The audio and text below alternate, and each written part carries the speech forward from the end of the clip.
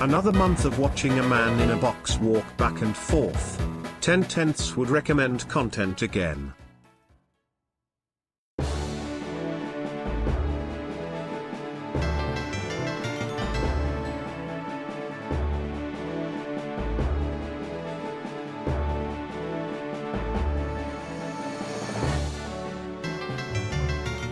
Status.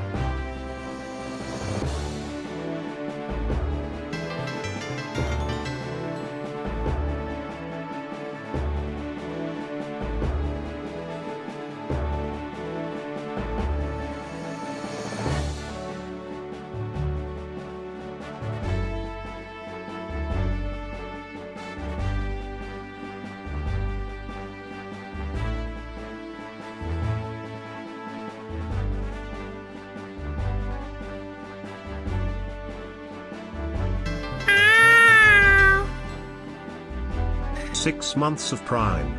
Hello, chat. Johnstone dummies, Pochandala. Hello, everybody. Welcome into stream. Oh, you look very nice today. Oh, the stinky ball.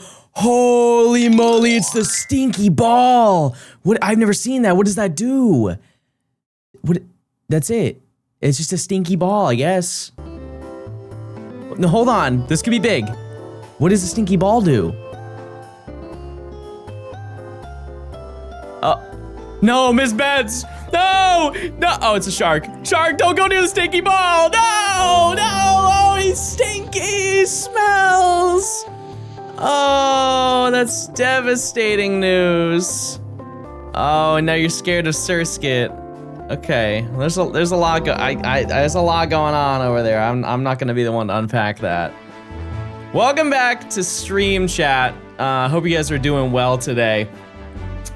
So a couple of updates. One, I updated stuff in my office, which is cool. Pretty For epic. hair loss prevention, 9 out of 10 doctors recommend. Oregon. That's very nice. Thank you. So here's the thing, chat.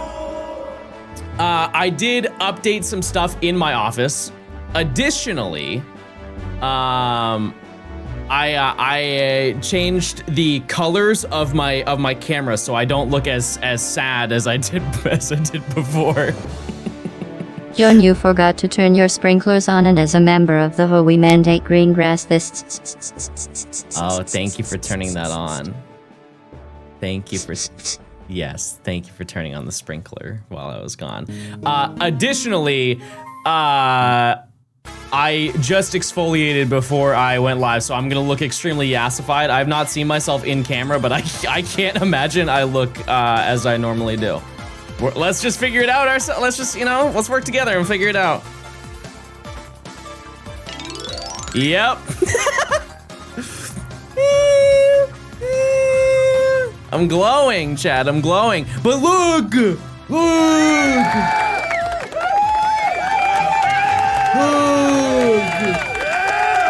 People.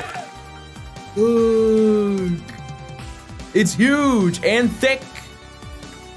Just like me. Huge, everybody, huge. Welcome to stream. I hope you guys are doing well today. We've got some big gaming plans, everybody. We've got some huge plans. How'd you get it home? Okay, I put it in a suitcase.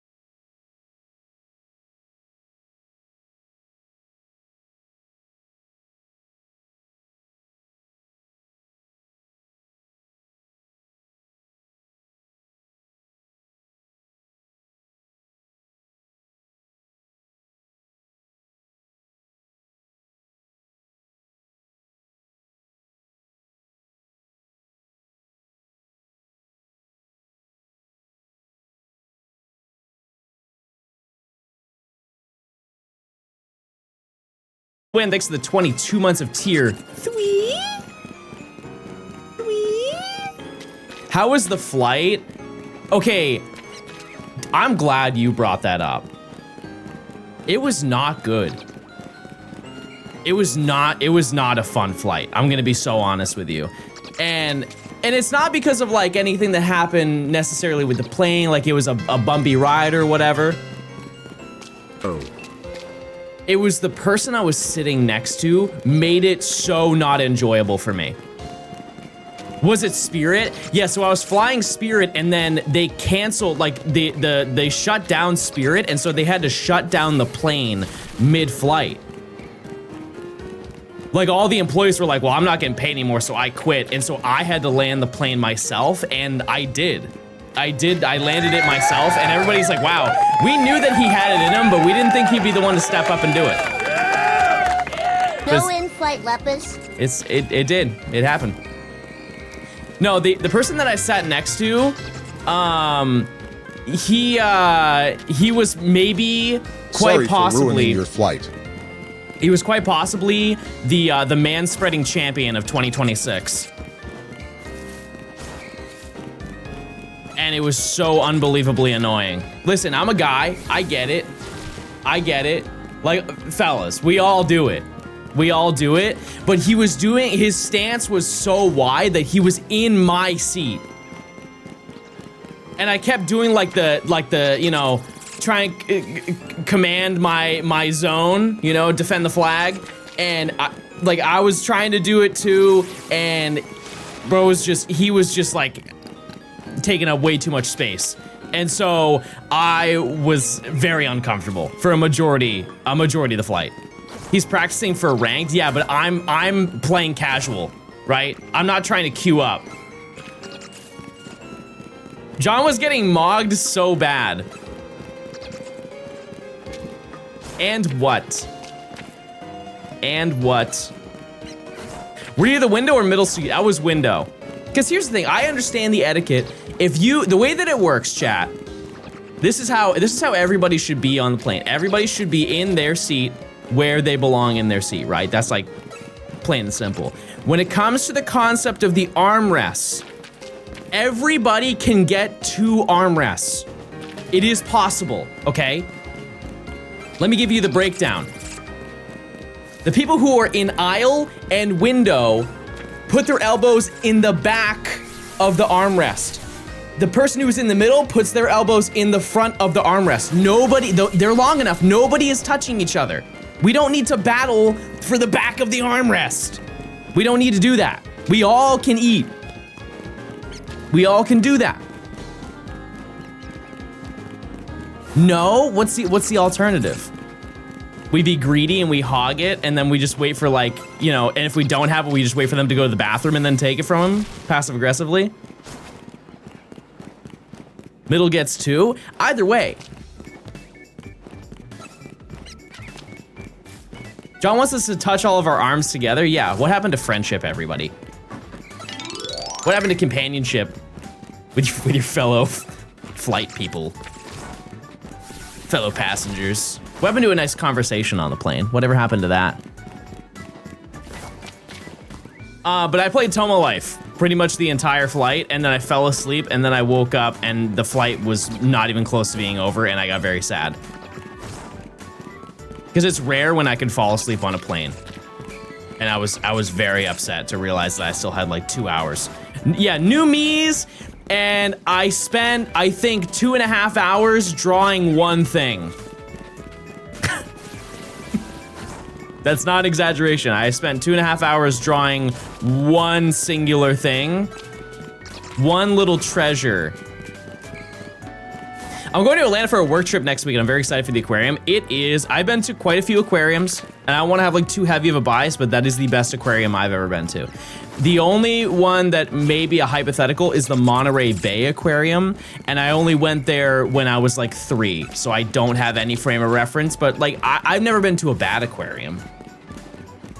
But they've got whale. They have whale at the Georgia Aquarium. Why is one of your tags high elo gameplay? Real recognize real, chat. Come on. You mean a fish zoo? No, they're called aquariums. I didn't miss a patch update on that one. Definitely watch the dolphin show at the Georgia Aquarium. Okay, let me put you on. Well, I can't really because I don't really understand what happened, but I went there one day. If you maybe go on like an off day, like a low population day to the aquarium, I went in one time, and there was a person at the entrance and he's like, hey, do you want tickets to a free dolphin show? In what realm would I say no to that? The new background, Pookie.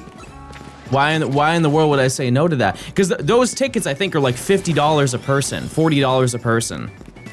I hate those shows. Bro is not going to the aquarium with me. Count me out. Count you out. Is it normal to be scared of the dark at 18? I think we need to normalize that the dark is scary.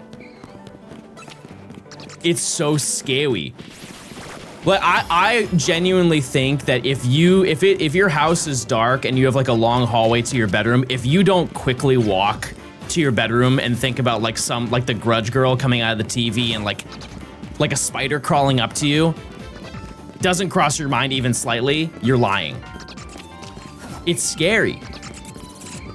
You know, what's that old saying? You're not afraid of the dark, you're afraid of what's in the dark. And I'm not trying to find out what's in there. I'm not trying to figure that out. Yeah, you don't sprint up the stairs. Chat, when you were younger, did you walk up the stairs on your tiptoes? Like you didn't do like flat foot. I crawled on all fours. Do I still do that? No, I don't think so. No.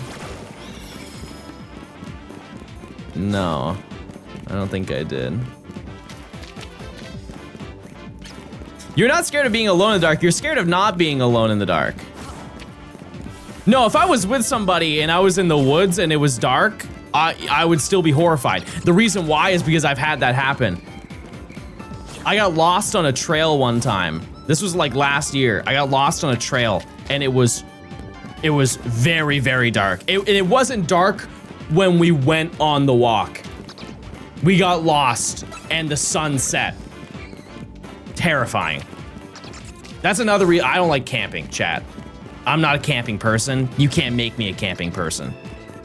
Just for that, obviously, but also just the concept of being really uncomfortable and laying on a tarp that's not padded at all. Sounds awful. It just sounds like a bad day and I don't want to participate in that, you know what I mean? And listen, I've done it. You know, I grew up in New England. They camp quite a lot out there. I spent a fair share of time. Those campfire marshmallows don't compensate for the bad sleep you get there. Who are we hunting? Good question. We are hunting for Noibat, which is like the least important one. We want Inkay, who is second least important. We then want Skrelp and Litwick. Skrelp and Litwick are the big ones. We honestly, more than anything, want Skrelp first. And the reasoning why is if we get Skrelp first, we can hunt Litwick faster. If we get Litwick first, I would like to think maybe we can hunt Skrelp faster. I just don't know how we're gonna do that. You're 100% a city guy? Why do you say that? What makes you feel that way? When did we get the keys? What, 3 days ago, chap? 2 days ago? I'm really enjoying your content. Got you a Prime sub. Thanks for making great family content for my daughter and I to watch. Yes, family content. Chat, we are a family-friendly stream. Thank you so much. Thank you so much for stopping by to the stream. Additionally, I am getting new lights. I ordered them and they're showing up tomorrow, which I would also like to note that I mentioned this already, but just if you weren't here when I mentioned it, I won't be live for like the next few days because I'm gonna go visit my mom for Mother's Day. Can you prove that you're live? What's the date today? I mean, I feel like that's enough proof that I I'm live right now because I answered your question live. But I also don't know what it is today. Is today the 5th? Is it the 6th? Yippee. Can you try to make the rings of Umbreon glow? Like what, fill them with glow sticks? Maybe. He was paid to chat at that exact moment. That means that you were also Hoping for paid. some shinies. Good luck. Oasis, thanks to the 73 months. I hope you're doing well. Long time sub. Longest, some might say.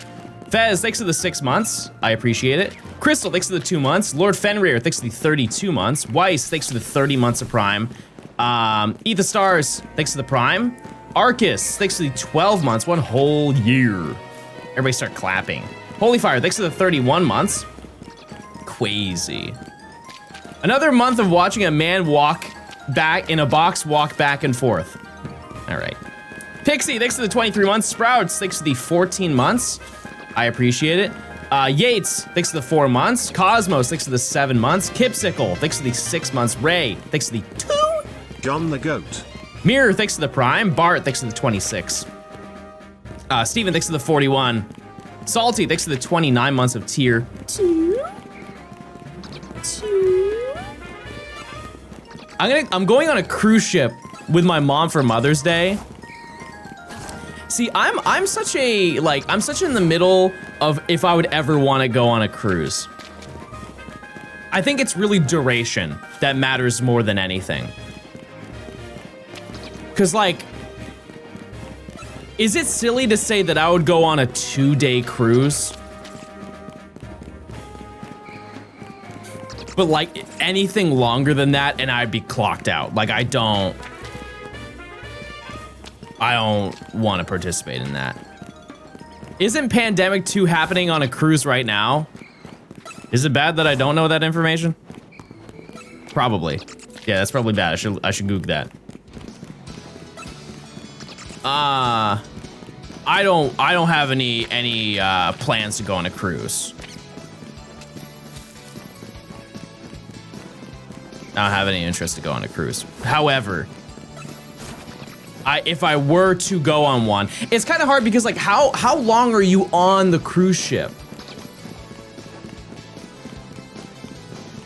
Because you know, like the point of going on a cruise ship is not to be on the boat the entire time for most of them, right? You usually go to a destination or you go to multiple destinations and you spend the day in that place and then get back on the cruise ship at the end of the day.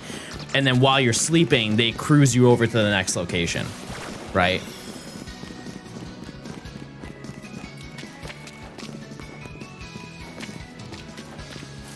But if I had to be on the cruise ship 2 days, that's all I would really want.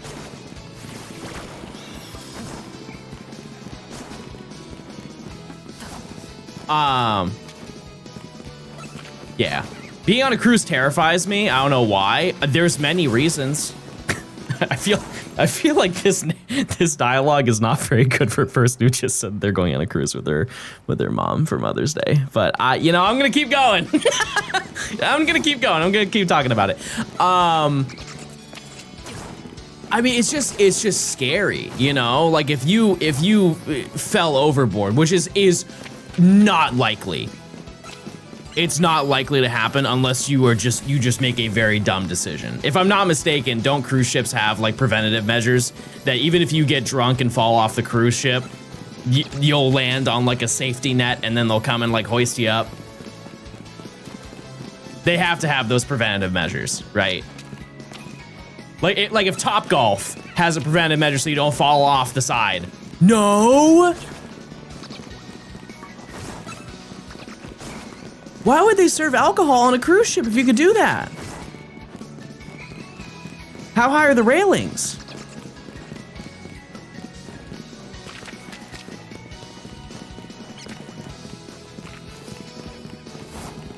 Going over the railing is banned?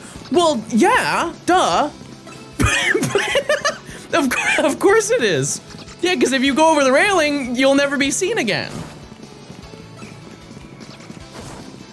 That's like saying jumping off a building is illegal.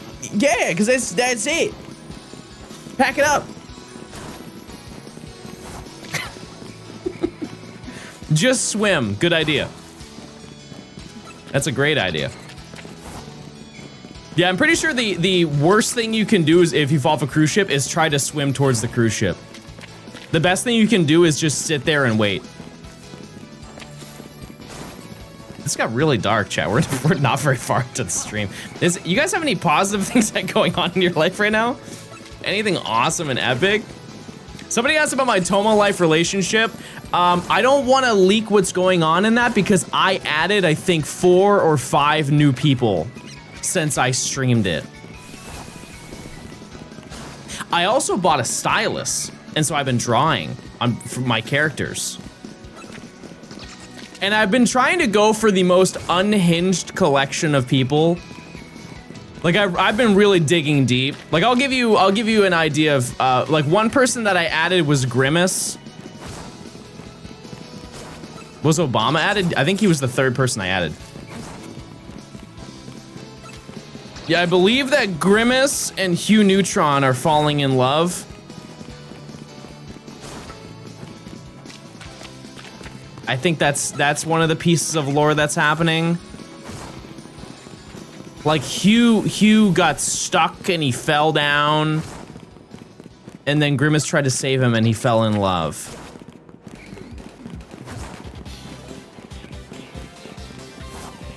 That or Grimace is in love with Sonique. I don't remember.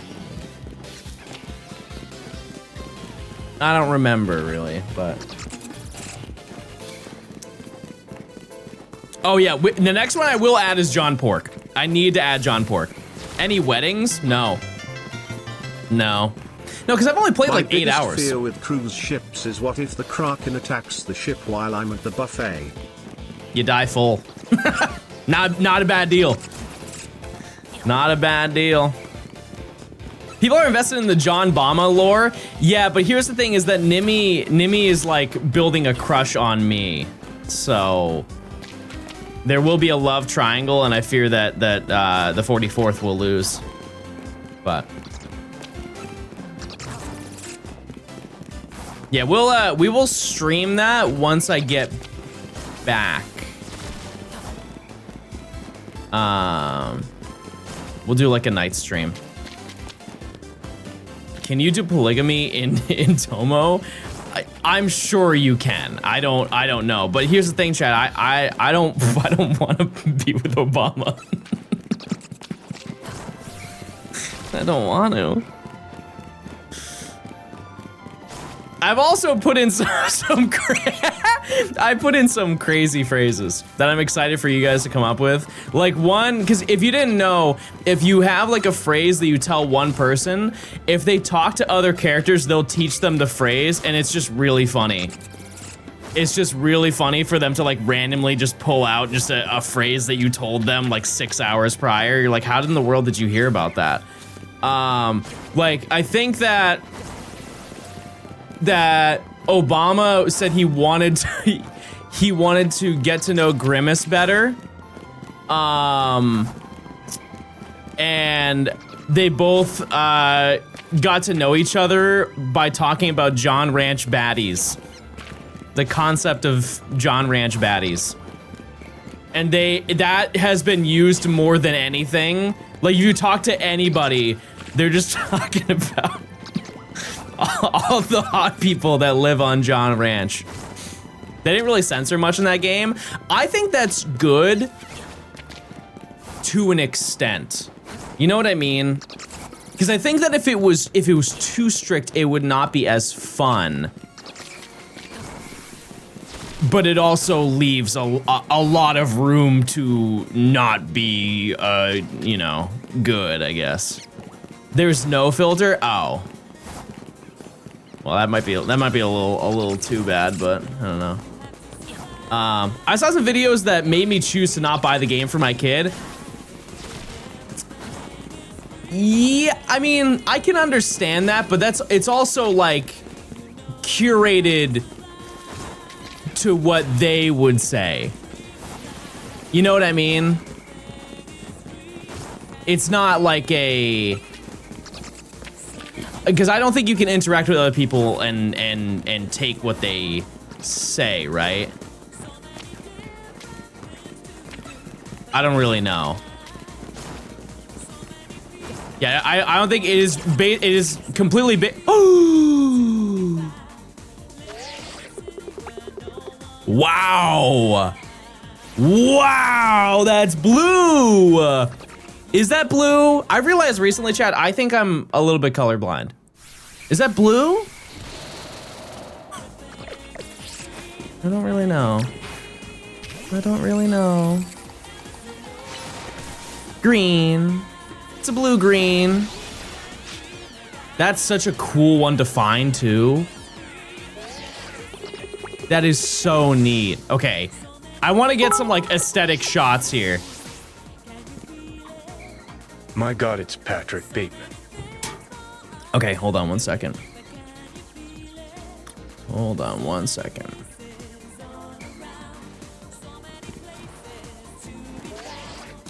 Can I get this, like...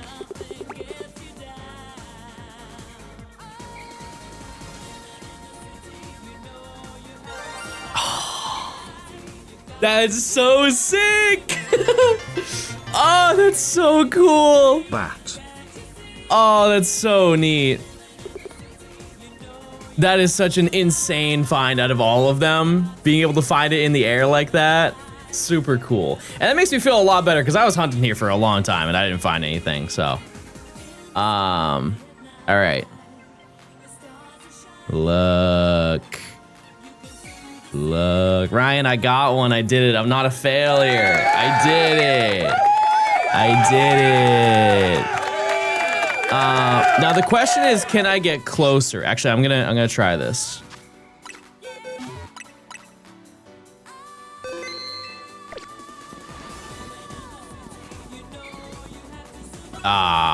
That's okay. Oh, look! Oh, look! Oh, that's a great shot. Oh, that's such a good shot. Did you just miss all of those moves? Hey! Cut it out. Naughty. Go back. Go back. Go back. Go back. Wait. Hold on.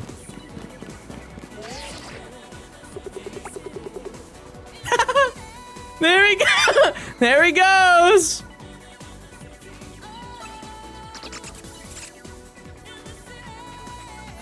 Wow.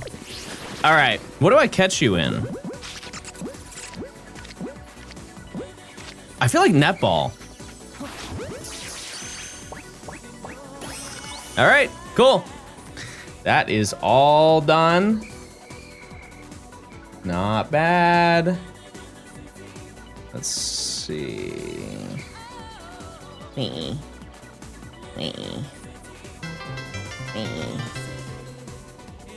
All right. So we only have 3 more left that we need to get in this, and then we're done. Did you re-up the prediction for 10:30? Or should I just check now?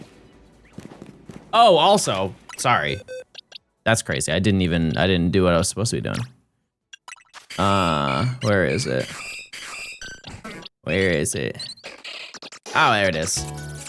No bat. Yeah, I found, look at a shiny bat. Shiny bat.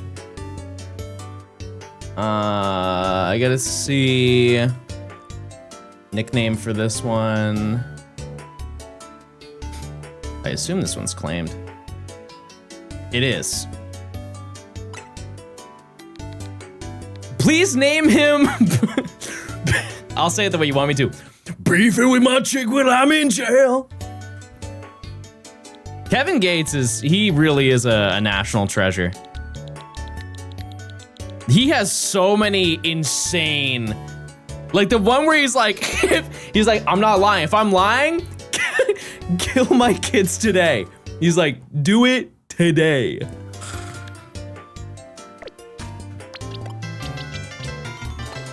And the one time where he said that he jump-started a car with his bare hands. I believe that Kevin Gates started that car with his own hands. That's what I'm saying!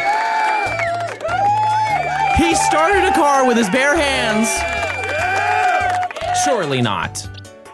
I'm gonna guess timid. Adamant. Oh wait, adamant's kind of good, isn't it?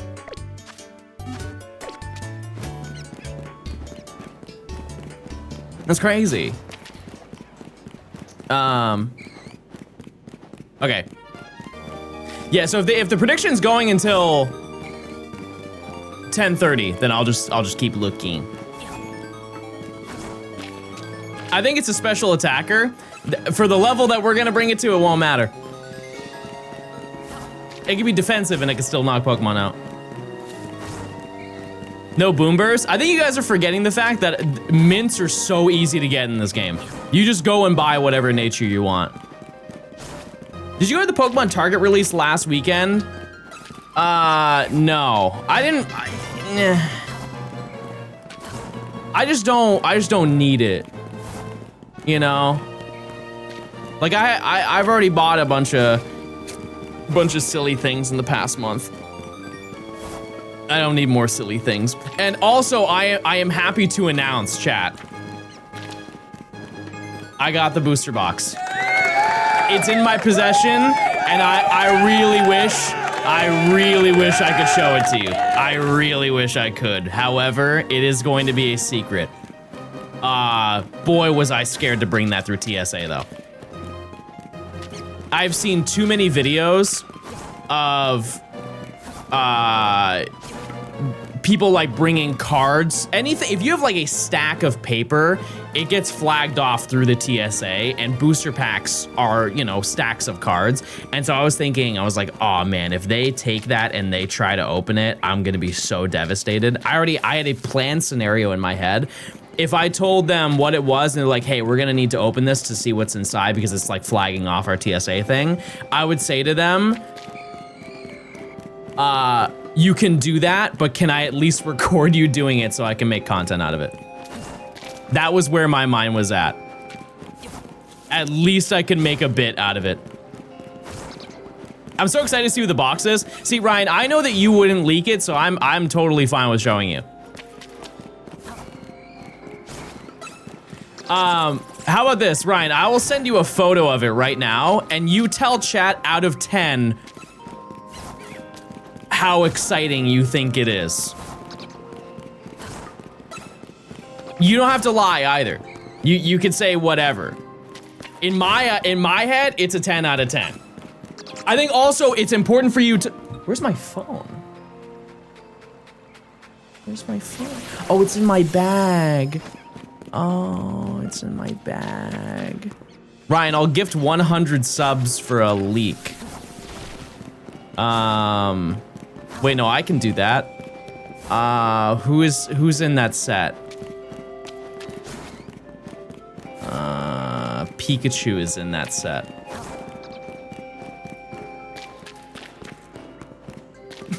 Pikachu is in that set. Hold on, let me...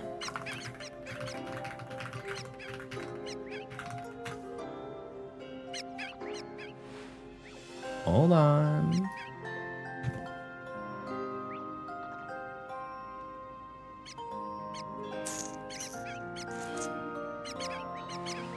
I'm just gonna send a photo from the web.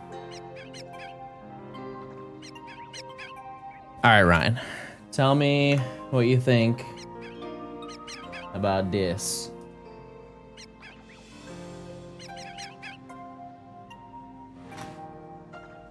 Go look at the set, like the list of cards that are in it.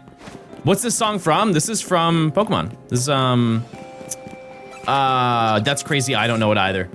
Seafolk Village, right? Yeah.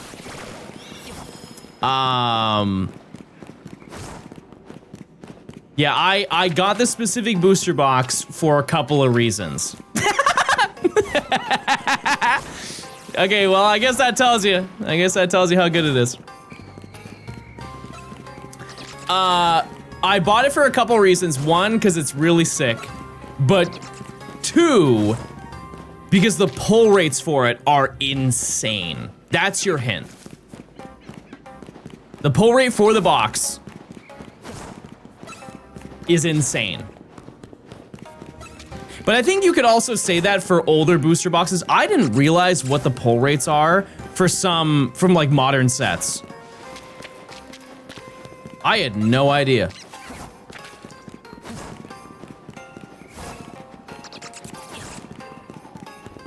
We know it's Gen 4 and not base Diamond and Pearl. Yeah, that's the only hint that I've given you guys. Just because if you've seen base Diamond and Pearl, it's not a good set. It's for how much that set costs. Holy moly, those cards not good. They are not good at all. Any approximate date that you will open it? Realistically, chat, within the next couple of months. I thought before you said it had something, you said something that it has Reggies in it. Whether that's true or not, I don't think I said anything about Reggies. Oh, no, we were talking about the Gold Star boxes last time. Gold Star is Gen 3. Gold Star is Gen 3. I can promise you, Chad, I will never open up a Gen 3 booster box. There's no realm, ever. And if you know enough about the TCG, you completely understand. Is there any booster box from Gen 3 that is under $40,000? 30,000? Like, is EX Sandstorm? How much is that? I would assume it's like 30. Chat, most of them are 70 grand or more. Those truly are the ultimate TCG gamble. Because what's the pull rate for a Gold Star? It's 1 in 3, right? I would love. Oh, if I had so much money I didn't know what to do with it, I would buy an EX Deoxys booster box, and that's if you could ever find one. That is my favorite TCG set of all time. My first marriage on Tomodachi Life was Tenna and Uzi. Retro, thanks for the 23 months. Thank you. I cast curse of Plink. Plink, or else you get cursed with poor shiny luck and no cheese for 10,000 years. That's bad. That's very bad.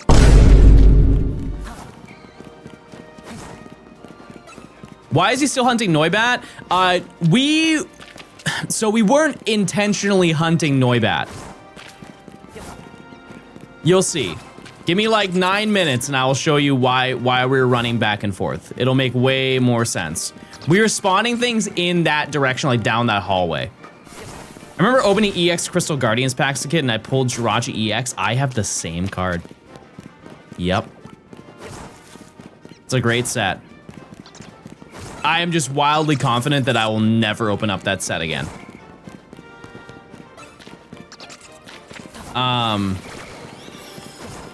Yeah, and I also would like to think that this video, because it is for a video. I'm not telling you what the video is, but it's a really good, it's such a good idea that everybody that I've told it to, they're like, wow.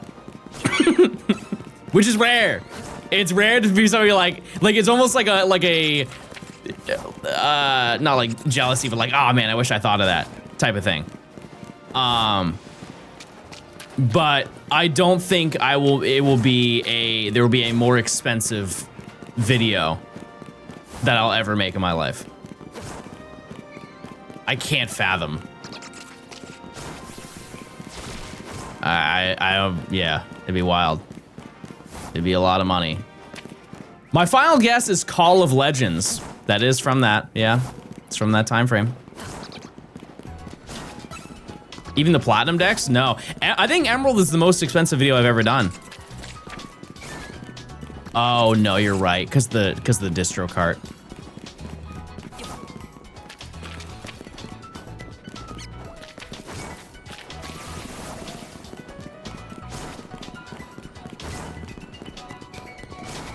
Can someone check? Which was more expensive? Oh, actually, yeah, because spent money. Because all the stuff that I had for Emerald, I don't think I bought anything new specifically for that video, but for Platinum, I definitely did. Never mind. Yeah. Yeah, because I think the price to make that video, it cost me like, I want to say in total, like 3 grand, 2,500, something like that. Yeah. Yeah. Shiny Pokedex in Champions. I just pull nonstop.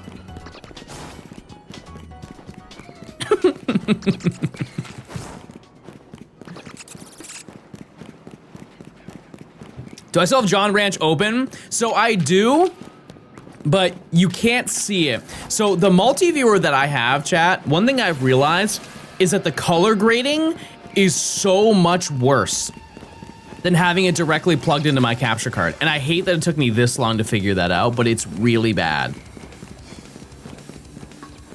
It's really bad how different it is. And so I don't wanna use it that way. So I can't really swap between them anymore. And so I do it off screen when you don't see it. So, yeah, it's just really washed out. Like everything, everything looks more full color-wise. So, you know. Hold on one second. Ooh, I gotta check something. Give me 1 second.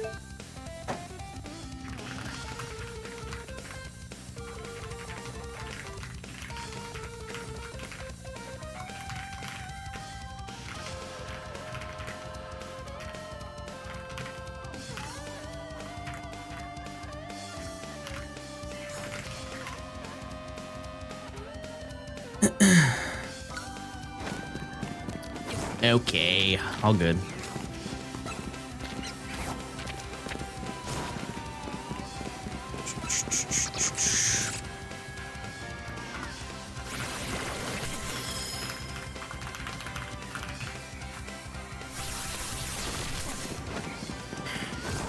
Drag Umbreon, who? Drag Umbreon over a little, like a foot, so we can see his face in the background. I can rotate it.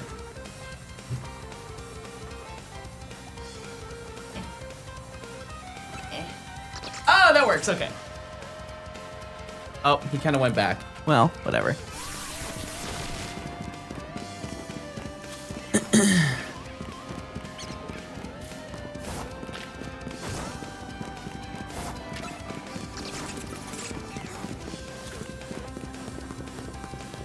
What's your favorite road trip snack? How far are we going?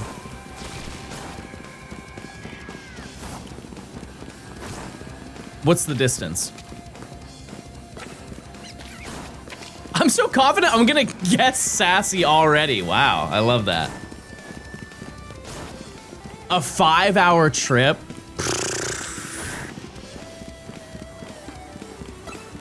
Mods, why are you deleting their comments? I'm confused. I think Emily misclicked on what they said, and then now nobody knows what's going on. They didn't say anything wrong. You guys are fine.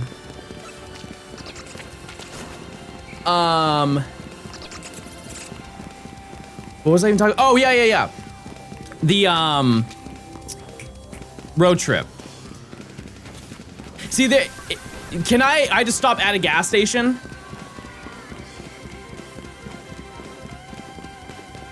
I would say... Quinn, where have you been? You have to get a little bit of everything. I think you can't go without getting an Arizona iced tea. You have to. What would you get, chat? Like, that's the essential. You gotta get like a regular Arizona iced tea, or like the Arnold Palmer one, or yeah, the regular Arizona is great.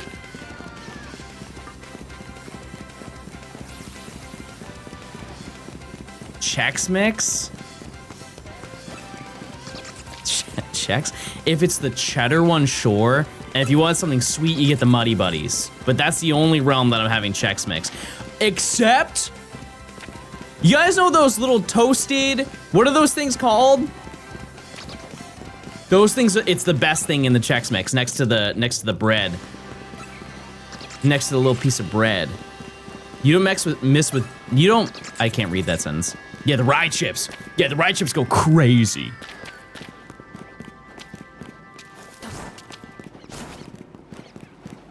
Yeah, those ones are so good. And even like the little bread one. The burnt areolas? That's not what that says. What does that say? No, that's what you said. That's what you said. I don't think that's what those are called. I also don't think that's how that's spelled. John after the beach.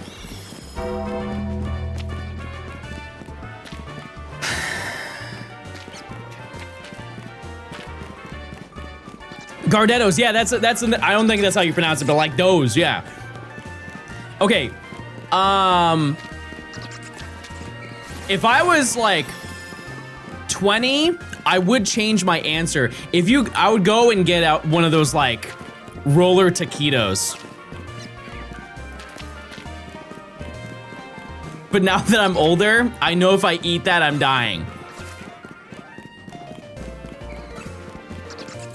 But the issue with American gas stations is there's not really a lot of sustenance. You're not 20?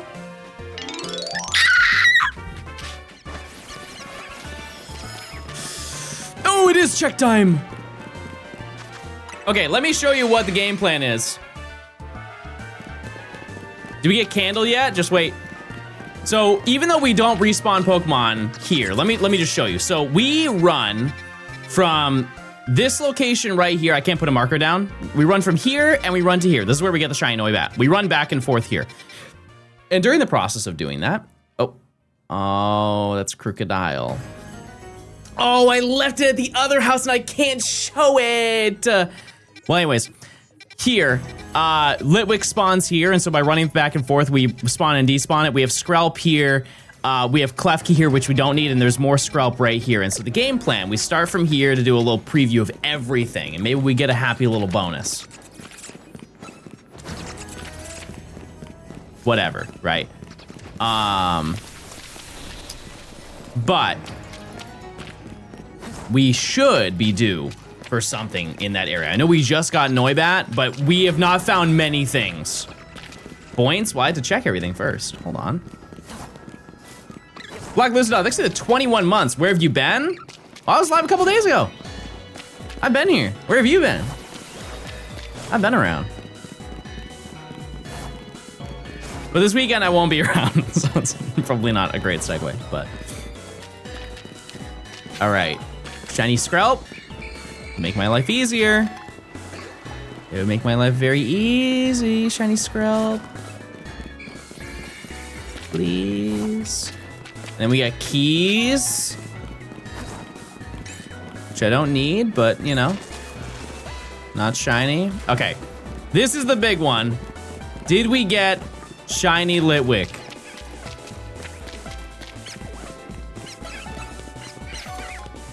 No. We did not. When did you get keys? Like 3 days ago, I think. All right, and then last check is all the way at the end. We check and see if we got Skrelp. Check there, Noibat, no Noibat.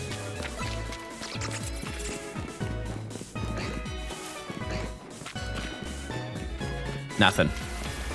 All right, well. I mean, we did get something technically in that time frame, so it's not nothing, but we didn't get it for the second prediction. So, you ever watch the show Gold Rush? No, is that like one of those AMC shows? I feel like I know what you're talking about though. No, I've never seen it. But yeah, the issue with American gas stations is there's not a lot of like protein. Like there is, but it's not like. Like, I want a good sandwich there. And they have the prepackaged ones, and if you're really hungry, those do the job. Those definitely do the job. Yeah, beef jerky is not, like, beef jerky's fine.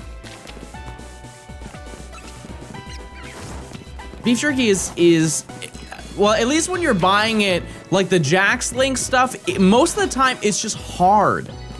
You guys ever had like real beef jerky? Not that that isn't real, but you know what I mean? Like from a mom and pop place, it's entirely different. It's entirely different. It tastes, it's like chewable. Mr. Chicken, thanks for the 22 months. Thank you. I'm a big fan of sunflower seeds. One thing that I used to do when I was younger is I would bring sunflower seeds to baseball games and I would just eat them whole. Horrible idea. Absolutely awful idea. But I did do it. What about egg and sausage sandwiches from the gas station? Yeah, I think that their gas stations are better for breakfast than they are for lunch or dinner. Go to sandwich order. Okay, I'm really basic. I'm really, really basic. If I were to go to Publix, right? Two options. If I want to make something myself, it's different. But if you go to Publix, they have the pre-made ones, or like it's like on a menu and then they make it. But they make a falafel wrap. The falafel wrap is so good from Publix. And then if I'm to make it myself, turkey provolone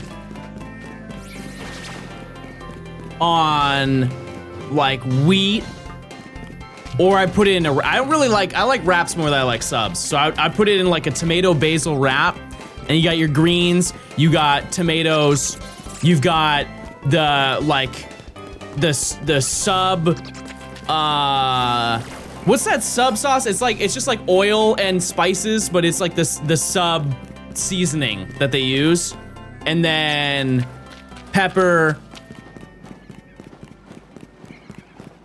I feel like that's it.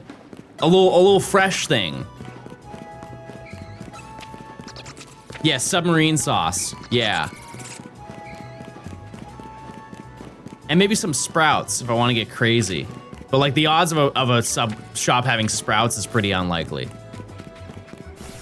But that adds a little bit of crunch. And hot pepper spread. Sorry, I forgot. Chipotle mayo. That was a dry sandwich. You saved it.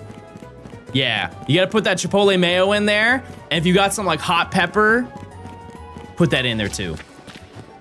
Which candy bar are you picking up at the gas station?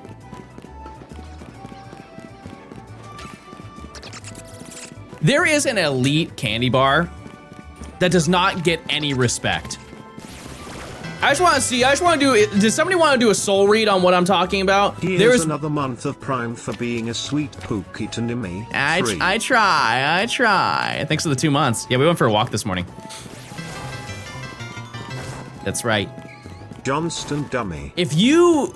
I assume this is only a US spawn, but if you live in the US and you've never had a Reese's Take 5, it is the best candy bar. There is genuinely no competition. It is so good. And it blows my mind that people don't talk about it enough. Because when you ask people about candy bars, what do they say? I like Milky Way. That's what I imagine people who like Milky Way sound like. I like Milky Way. Whatchamacallits? Okay, I've never had one of those. Is that in my server? What about Twix? Twix is good, but I had so much of it as a kid that I can't imagine having another one. I'm sure it's great though. Still hasn't changed. Small Tech, freeze it and it's even better. I'm kind of scared to think about eating a frozen pretzel. That's gotta hurt. I'm sure it's good though. Fast breaks are cool. Yeah. I don't think there's a bad Reese's thing. I think honestly the worst thing they make are the Reese's Pieces. And those are good. It's just that out of all the Reese's products, that's the thing. Actually, no. You know what? You know what's the worst Reese's product, at least that I know of, are the mini Reese's cups.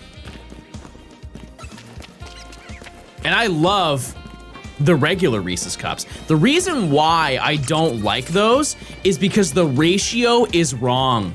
And it's been wrong since the day they made them. There is way too much chocolate because they have to keep the structural integrity of it, right? They have to make it thick so the peanut butter doesn't come out when they're like tempering the chocolate, right? And so they make it like really, really thick, and so there's so little peanut butter in comparison to the regular large ones that it doesn't taste as good. Like if I wanted to eat chocolate, I would have any of the other 7,000 Hershey's chocolate products that they have, right? No, I'm there for the peanut butter. And I will be, and that's never gonna change.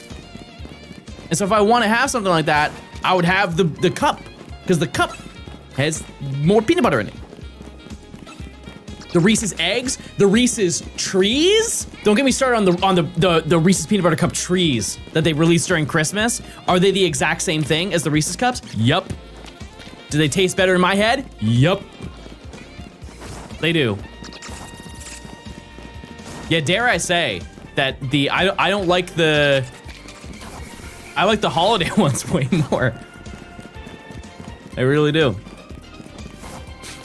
There's more peanut butter in the seasonal shapes. I guess maybe that's the, everything adds up now. Peanut butter M&Ms. Those are, I would say those are good. There are much better M&M flavors though that I could pick out. Like peanut M&Ms, I feel bad if you've got a nut allergy.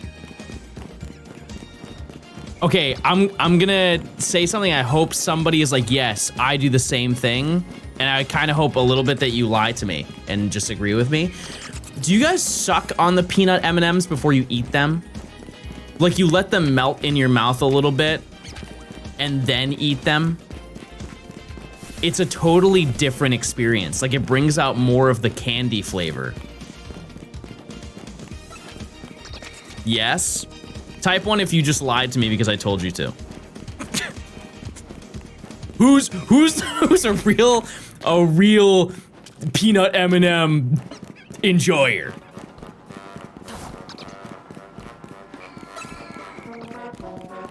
You guys are all lying to me, I know it. You're all lying to me. You're gonna go tell all your friends, you're gonna say, bro sucks M&Ms.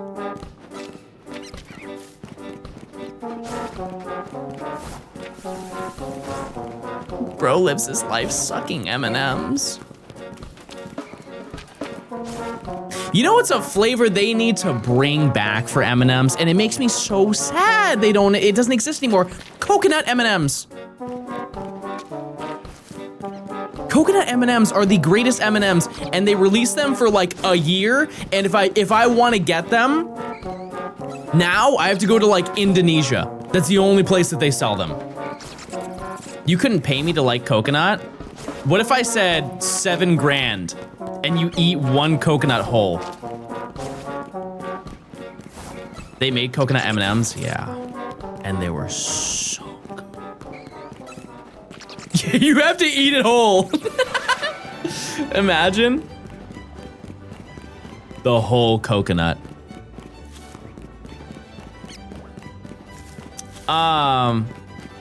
And then the crispy ones. I think out of what is currently available for M&Ms, I think that the crispy ones might be the #1. I'm sure that you could get coconut M&Ms from, they have those websites where you can buy imported candy. I think that's your only opportunity to ever get them, unless you actually go to the country that they're from. I believe it's Indonesia has them. Or some bordering country to Indonesia, maybe. Do you have Bounty in the US? We do. There's like an international food section of every US grocery store, and it has like that. It has Lion Bar. It has Arrow. It has like Tim Tams. It's always like a staple selection no matter what grocery store you go to. Japan has a lot of Kit Kat flavors. They do. They do. This is not, it's like tangentially related, but I have a take that I think is a hot take just because I understand the demographic. But there is an Oreo flavor or a type of Oreo that is superior to every other Oreo. And that is the Oreo Thin. The Oreo Thins are better than any other Oreo they have ever made. I cannot fathom eating a double stuffed Oreo. There's too much cream. I'm there for the cookie, not for the cream. And there is more cookie than there is cream in the Thins, therefore it's the better one. And you know who agrees with me? South Korea. They have so many flavors of Oreo Thins. They have an unbelievably large amount of Oreo Thin flavors. Same with Japan too, I believe. The mega stuff, I think there's too much cream in the regular Oreos.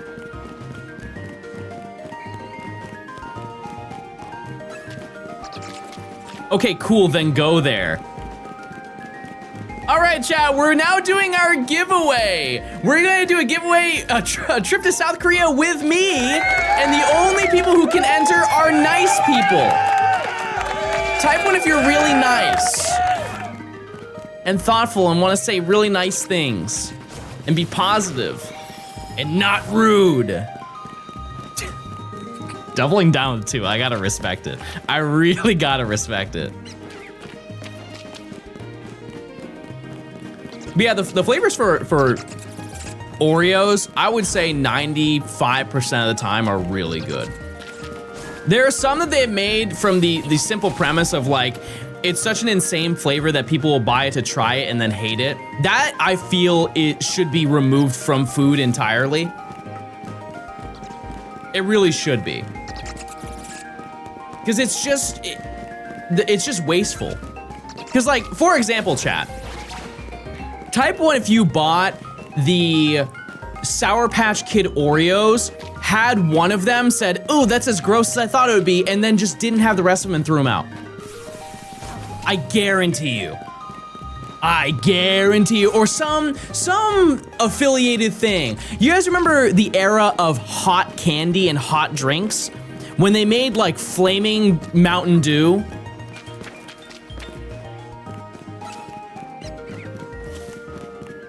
Or fiery Jolly Ranchers. It was like, what year was that, chat? 2015? Maybe 2016. They had like fire Sour Patch Kids. They have cookies and cream Oreos? Why? They were already there. What in the world could they possibly add it to cookies and cream Oreos to make them cookies and cream? Chili nut M&Ms. See, that's different. Spicy chocolate, those two things make sense to me. I'm talking about spicy fruit flavored things. That part does not, it's just unnecessary. And most of the time it's just yucky. Emma, thanks for the 24 months. 3 months. No, 3 months of tier 1 resubscribe, but it's 2 years, and that's math. Bro is not a Lucas candy enjoyer? Who dat? Quick math, I've been known.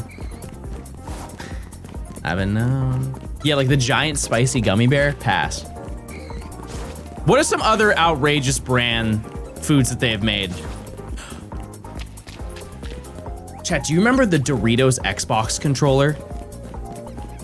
It was not something you could buy. It was a promotional thing. No, the Cheetos. It was the Cheetos Xbox controller. Chocolate and orange balls that were so good, but are now extinct in Australia. Check text. I actually don't have my phone. Hold on.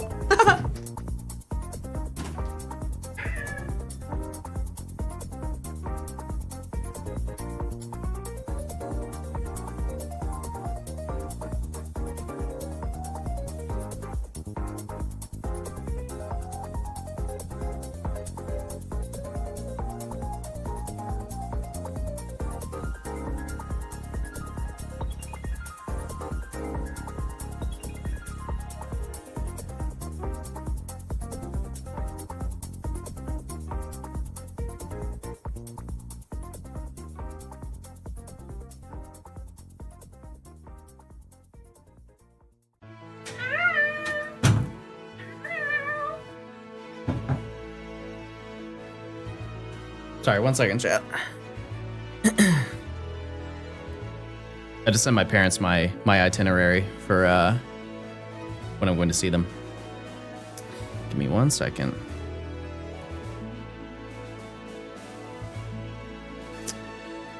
Does this music make you feel inspired?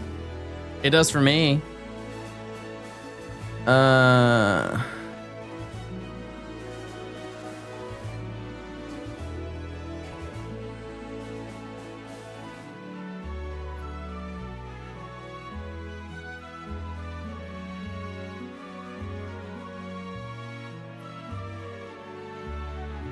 I'm just sending my flight info.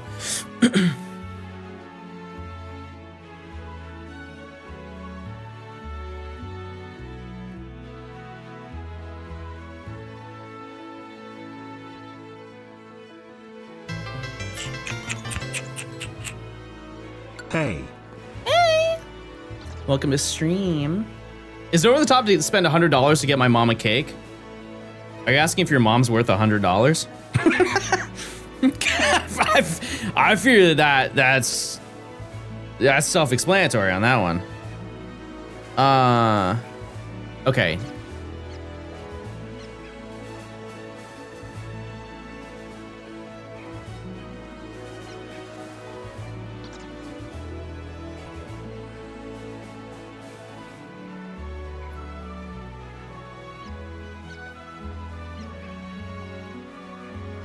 Okay, all good. Wonder what your travel miles is and the rewards. Probably A-class flyer. No. No, I actually was thinking about that. Like when I was at the airport last week. I don't understand how in the world, because I'm thinking like from the perspective of Delta, I don't know how you can be like a diamond member. How many flights do you have to take? It has to be every week. You have to be on the plane. 2 whole years of Johnstone already. That's crazy. Johnstone dummies. Also first class. Yeah, I mean, it's totally dependent on how much money you spend. But like you would need to be flying nonstop. Because it resets every single year. It's not like a permanent unlock. Like I have like the silver tier, which like I do fly more than the average person does, but not like a person who works in a business, you know, that has to be routinely flying. But yeah, no, I don't fly as much as I think people would imagine I do. Or you have the highest tier credit card to get the largest multiplier. Well, here's the thing is I think I do. The card I have is intentional. It is meant for Delta flights. And I'm still not even remotely close to that, so. Yeah. But also, one thing to consider, chat, is I would say half of the flights that I take are for my job. You got the purple Amex, yeah. Are you sad that Spirit is gone? I don't think no, I've flown Spirit once. Here's the thing, I don't think it really changes too much, because if you want a cheap flight, I think Frontier is just gonna take all of those. You know? And this is from a consumer standpoint. Obviously, people who work for Spirit, who no longer work for Spirit, that changes things for them. But for like the average person, are those not the same price? I would assume that Frontier flights are within $10, $20 of what a Spirit flight is. There's no reason to compete, so now they're just gonna go up. Yeah, well, I guess that's a good point. Yeah. When is check timer? Like, what intervals do you go at? Every 30 minutes. So 7 minutes from now, we will check. Just at the turn of the hour, and every 30. We're still in the sewers. To be honest with you, we've not been here for that long. I know it doesn't seem like that, but we have not been here as long as you think. You have a favorite airport? Hold on, let me answer an easier question before I answer that one. What are we hunting? We're looking for Skrelp, Inkay, and Litwick. Right now, the thing we want the most is Skrelp. We want that more than anything because it'll make getting Litwick easier. Do I have a favorite airport? I have a favorite airport, and I think a lot of people are gonna be like, there's no way. But genuinely, my favorite airport is the Atlanta airport. I can understand if your first time going through the Atlanta airport, you're like, I don't understand this. This is stupid, and none of it makes sense. And you know what? You are absolutely correct. You are. But once you understand where everything is, it's so easy to get through there.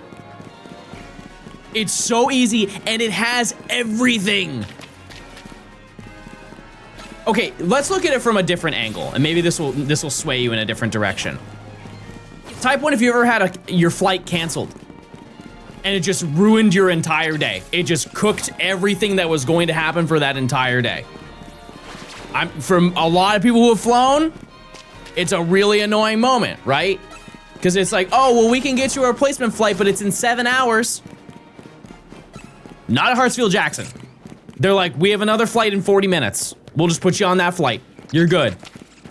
Your luggage is gonna get there a little bit early. Or maybe it's a little bit late, but either way, you're still getting there within the time frame that you wanted. There are not many airports that have the ability to do that because of the amount of flights that are just going out and in that airport. The worst airport I've ever been to, I think that's way easier, is probably Baltimore.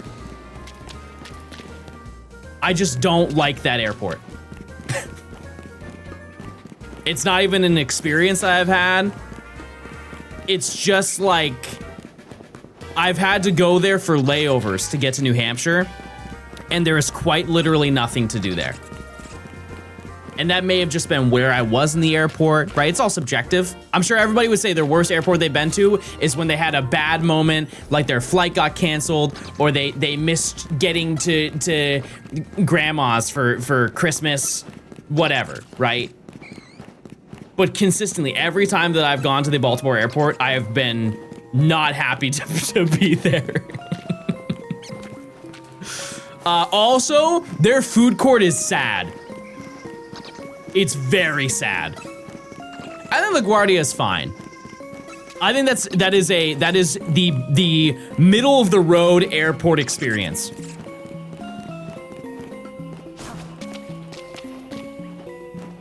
Their Chick-fil-A ran out of fries. Well, they only have 12 people there. They can only feed 10, you know? Thoughts on LAX? LAX is fine, except their rideshare pickup location makes no sense. Stupid location. If you've ever had to get like an Uber out of LAX, the first time Nimmy and I tried to find where the Uber location was, we were just mind blown how far away it was from the actual airport. The amount of walking, like you have to straight up leave the airport to go to the rideshare. Usually it's just the outside. Like the entrance, maybe they have different levels that you can enter. Weird. Super weird. Going hunting, Sprout, Litwick, Inkay. You flown out of SNA?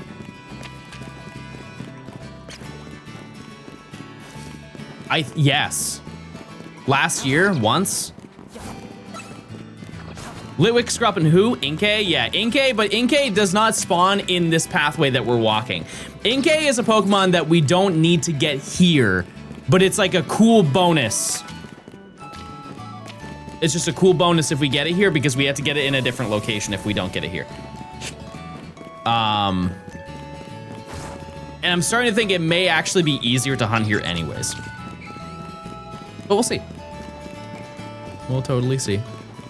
Is there anybody here who's never flown on a plane before? It's a lot more common than I think a lot of people would imagine. But like there's some people who just straight up have never gone further than like maybe a state from where they live.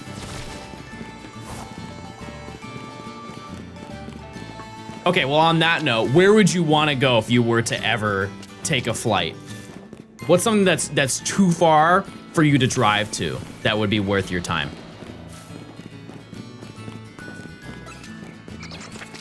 Japan. For the culture, I'm sure. Yeah. You guys are gamers. I'll give you that. I'll give you that. I want to see Miku. Fair enough. One thing I find so funny is that I feel like everybody has Miku on their Tomo Life Island, and I've not done it yet, but I feel like it's a rite of passage to play the game. You gotta have Miku on the island. Love the chill vibes here. Wait until we get crazy.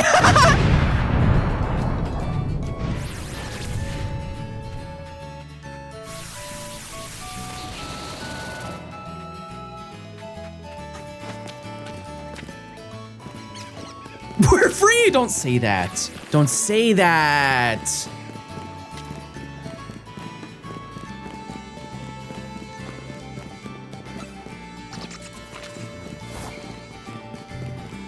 Don't say that. That's not nice.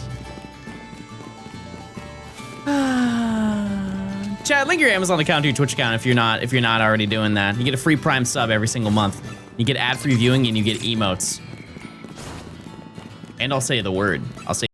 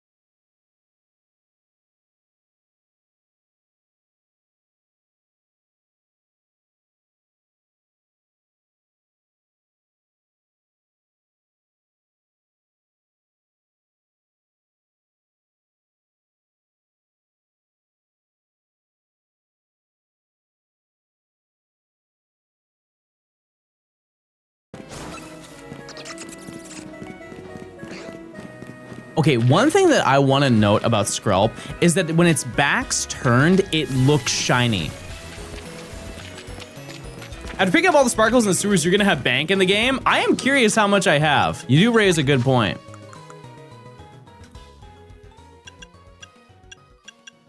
I mean, that's pretty much just from being here. Feathers, mints. No, please don't throw hammers. Oh, true. Also, once I catch everything, remind me that I need to find shards. We need to do that.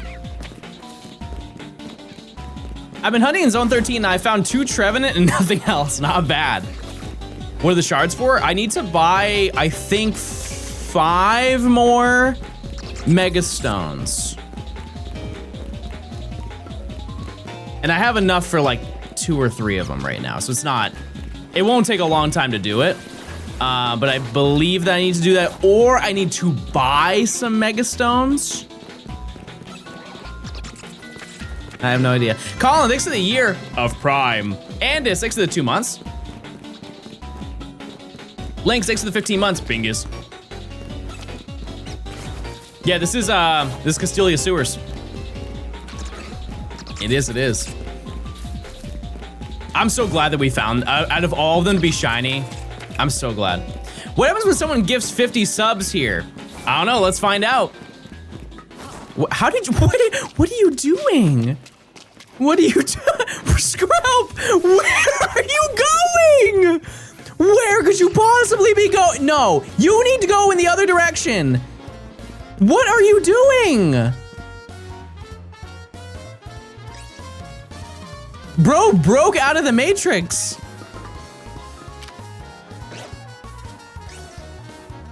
Okay. That doesn't make any sense, but I'm just gonna let it ride. You wanted to say hi to Klefki. Okay, well.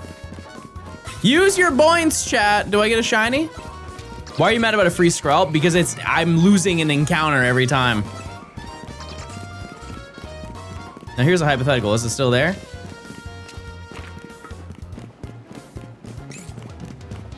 Nope. Blew him up. He's gone. He's gone and he's no more. Anyways, but yeah, we want to find Skrelp because then we can hunt Klefki a little bit faster than we're hunting it right now. Which would be ideal. We could get out of here a lot faster. But to be fair, for how long we've been here, oh no, I want Skrelp and then we can hunt Litwick faster. But it's the same path, so we actually would hunt Klefki faster. That's still kind of true. Just a little bit. Just a little bit.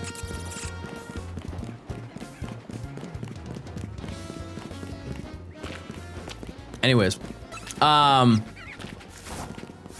what was I even talking about before? We were talking about airports, but I feel like there was something else we were talking about. I forgot. That's it. Is Shiny Virizion better to get in Sword or start from scratch from ZA? Neither. Are those the only 2 options you have? Ultra Sun and Moon will always be king.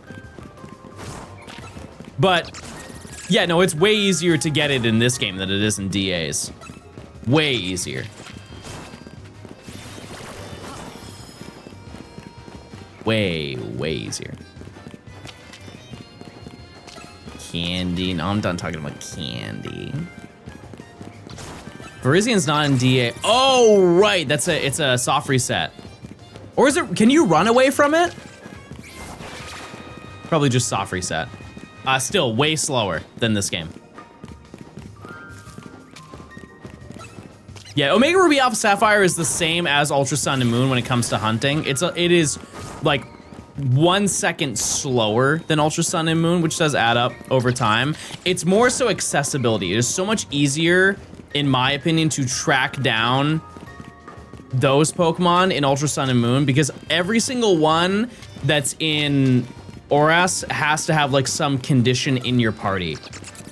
And I just don't know specifically what Verizion's is, so maybe it is easier, but I think it's just easier to like narrow it down by just going through the wormholes. But day of the week, see, I didn't even know that.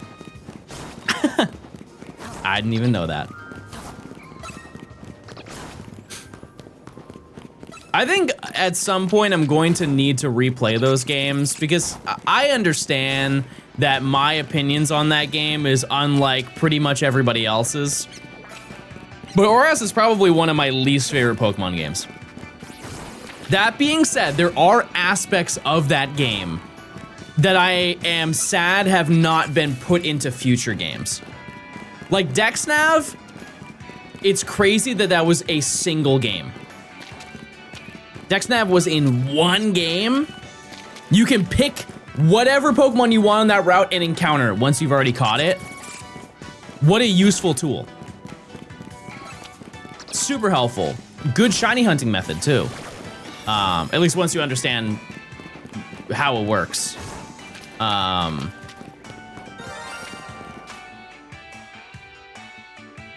Well, how do you do, everybody? I'm gonna be honest with you, that sounded a little bit too close.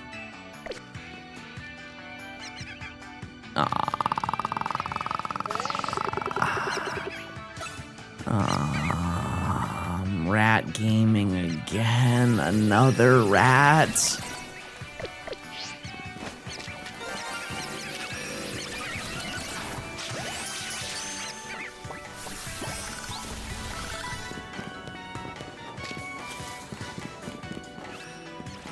It's time for a nature guess.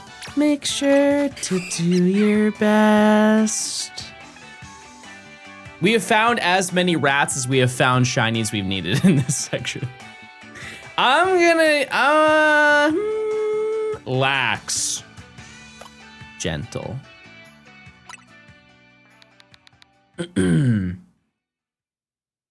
Rillera, name this Pokemon. Only Rillera can name this Pokemon. Nobody else in chat can. Even if you say the same thing that they say.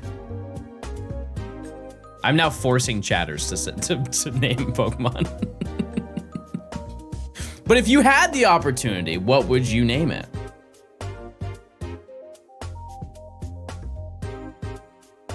And use your points.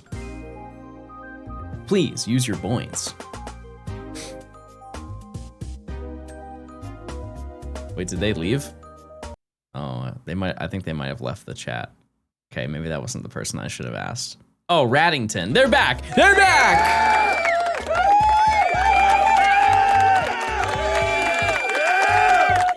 Raddington. Okay. Oh yeah, I'm gonna add you to the party because you're very important and we all want you.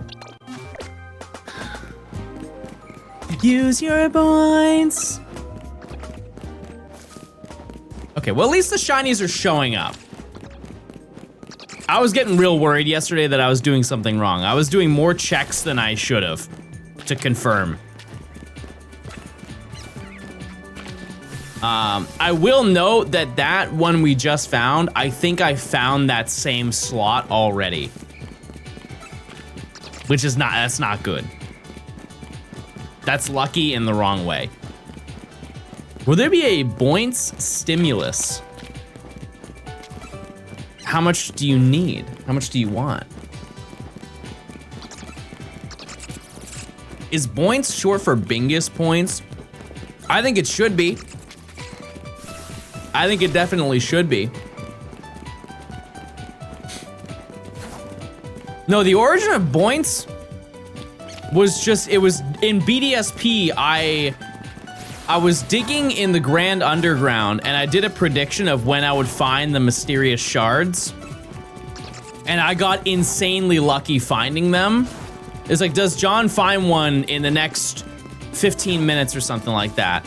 And it was just like, we kept routinely running that prediction and people kept doubting that I was going to get it because they're rare. And I kept finding them over and over. And after like the third or fourth time, somebody lost a ton of their channel points and they said my points instead of my points. 1.5 years already insane. And it made me laugh so hard that I have not forgotten it for probably the past 4.5 years. My points! My freaking points! Love, thanks for the 18 months of Prime. Yeah, so I always say use your points. Wait, are gift subs worth it? Yeah, for me. Yeah, no, they're really worth it. I think everyone should try. If everyone gifted a sub right now, we would have so many subs. That'd be a really cool prank. I'd be like, ah, you guys got me. It's a classic prank on Twitch, is everybody gifts a sub at the same time. I'm like, whoa, what? Whoa. It's crazy. Every sub adds a minute to stream. We have done that before. I don't think we have any reason to do that here, but. Also, my game plan is while I am gone, I'm gonna try and finish this section. I'm gonna try it.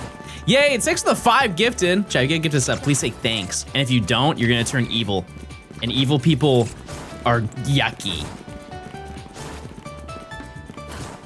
So don't do that.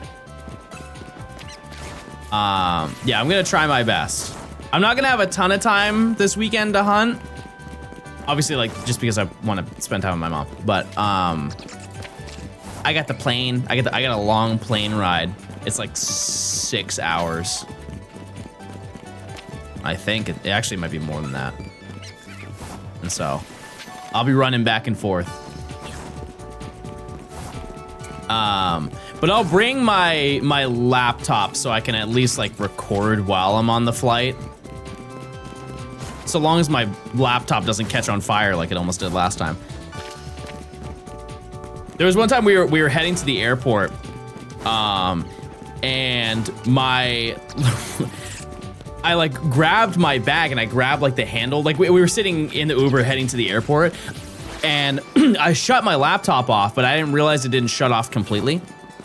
And so it was idling in my bag for like a 30-minute car ride. And it was, I went to grab it out of the Uber, and it like almost burned my hand. It was that hot because the heat was just trapping, and it was trying to like, the fans were spinning at max speed trying to compensate for the heat that it was trapping on itself. Yeah, and I haven't turned that laptop on since that's happened, and we're just gonna hope that nothing's wrong with it. We'll hope for the best. What do we need here? Skrelp, Litwick, Inkay. That is in the order of importance. And convenience. But there is honestly a realistic scenario that we get everything today. That would be a perfect situation. Ideal. Because I did say that I wanted to finish this section within the week. And I think we'll be close. I could absolutely see minimum getting one more shiny today, just with how many encounters we do. Because I did a calculation of it.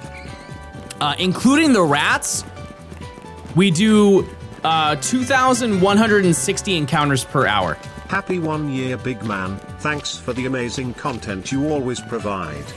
Niaro, thanks for the year. I appreciate it. Thanks for the kind words. Chat, we have a treasure train. This is actually the greatest thing to ever happen. Ever. It's true. Chat, you remember how we were just talking about gift subs? If we get to a higher treasure train, the gift subs are discounted. That's like the greatest thing to ever happen to everyone. Everyone's really excited now. That's such big news and changes a lot. But yeah, I'll be back to streaming on, I want to say Monday. Monday is when I come back. It might be Tuesday. So I will be gone for the weekend, I fear. But then after that, I don't have anything going on for like a month. So I'm gonna be locked in and we're gonna get this video done. Cass, thanks for the 3 months of Prime, because we are almost done with this video. I know it doesn't seem that way, but we are. We're almost done. Not many Pokemon left to get, because I think our number now is 17. Yep, there's 17 shinies left to get. End of the month where I gift 100 subs, done. And that's recording the challenge. That's recording the challenge, not actually getting the video out, because the last thing I'm going to do is spend 1,000 hours on a video and rush through the end of editing the video. No chance you're gonna catch me doing that. But Yeah, I think getting 17 more shinies is extremely feasible. I said it from the beginning of the month, you know? Cybernetic, thanks to the 5 months of Prime. Thank you. That's very nice. And then we can move on to another big gaming video. We'll see. We'll see what's going on. What if you kept John Ranch on live 24/7 to give the audience some background sound whenever? Also, you could run ads for days. Well, I fear that already exists.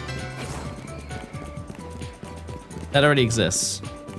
Phone underscoringing, phone underscoringing, phone underscoringing. Hello? Let me clear. John, you are going to get your shinies today, but also silence, you will be getting Remy Ratwater phone. Listen, everything was there. This is basically the equivalent of you drove a car with both your feet on both pedals.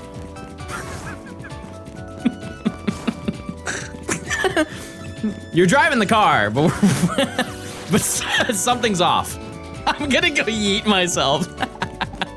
Thanks for the 8 months of Prime. Thank you so much. The humble parentheses. Since you can't shiny hunt him in this game, will legendaries like Xerneas, Yveltal, and Zygarde not count for this challenge, or will you hunt them elsewhere? That's an entirely different video. So the Professor Oak challenge, when you're doing a shiny one, you only go for the shinies that you can get. If it's not in the game, it's just not in the game. Because I think a lot of people will see this challenge as like me doing a shiny dex, and it's not that. That's an entirely different type of video I do. And I definitely don't do shiny dexes exclusively in one game. Do you need a living dex? No. If I did, the video would be about 3 times as long, and I don't think anybody, including myself, would want to participate in watching this 3 times as long. Yeah, because one thing I really love about doing the shiny dexes is that I show off as many different shiny hunts as I possibly can. Without making the video take 8 months. I think Gen 6 would be fun because obviously we have some hunts that we can do here, but there's also a ton of other really fun ones we can do. We've got Gen 6, and like all of Gen 6 has so many different methods. Are there any Gen 6 Pokemon in Friend Safari? There has to be, right? You have the starters. I know that. That's probably what we would do for the starters. Jazzy, thanks for gifting a sub. I appreciate it. Thank you. Fletchender. I don't think getting Fletchender is gonna be that much of a difficulty here, but that's a good call. Esper, yeah. Honedge?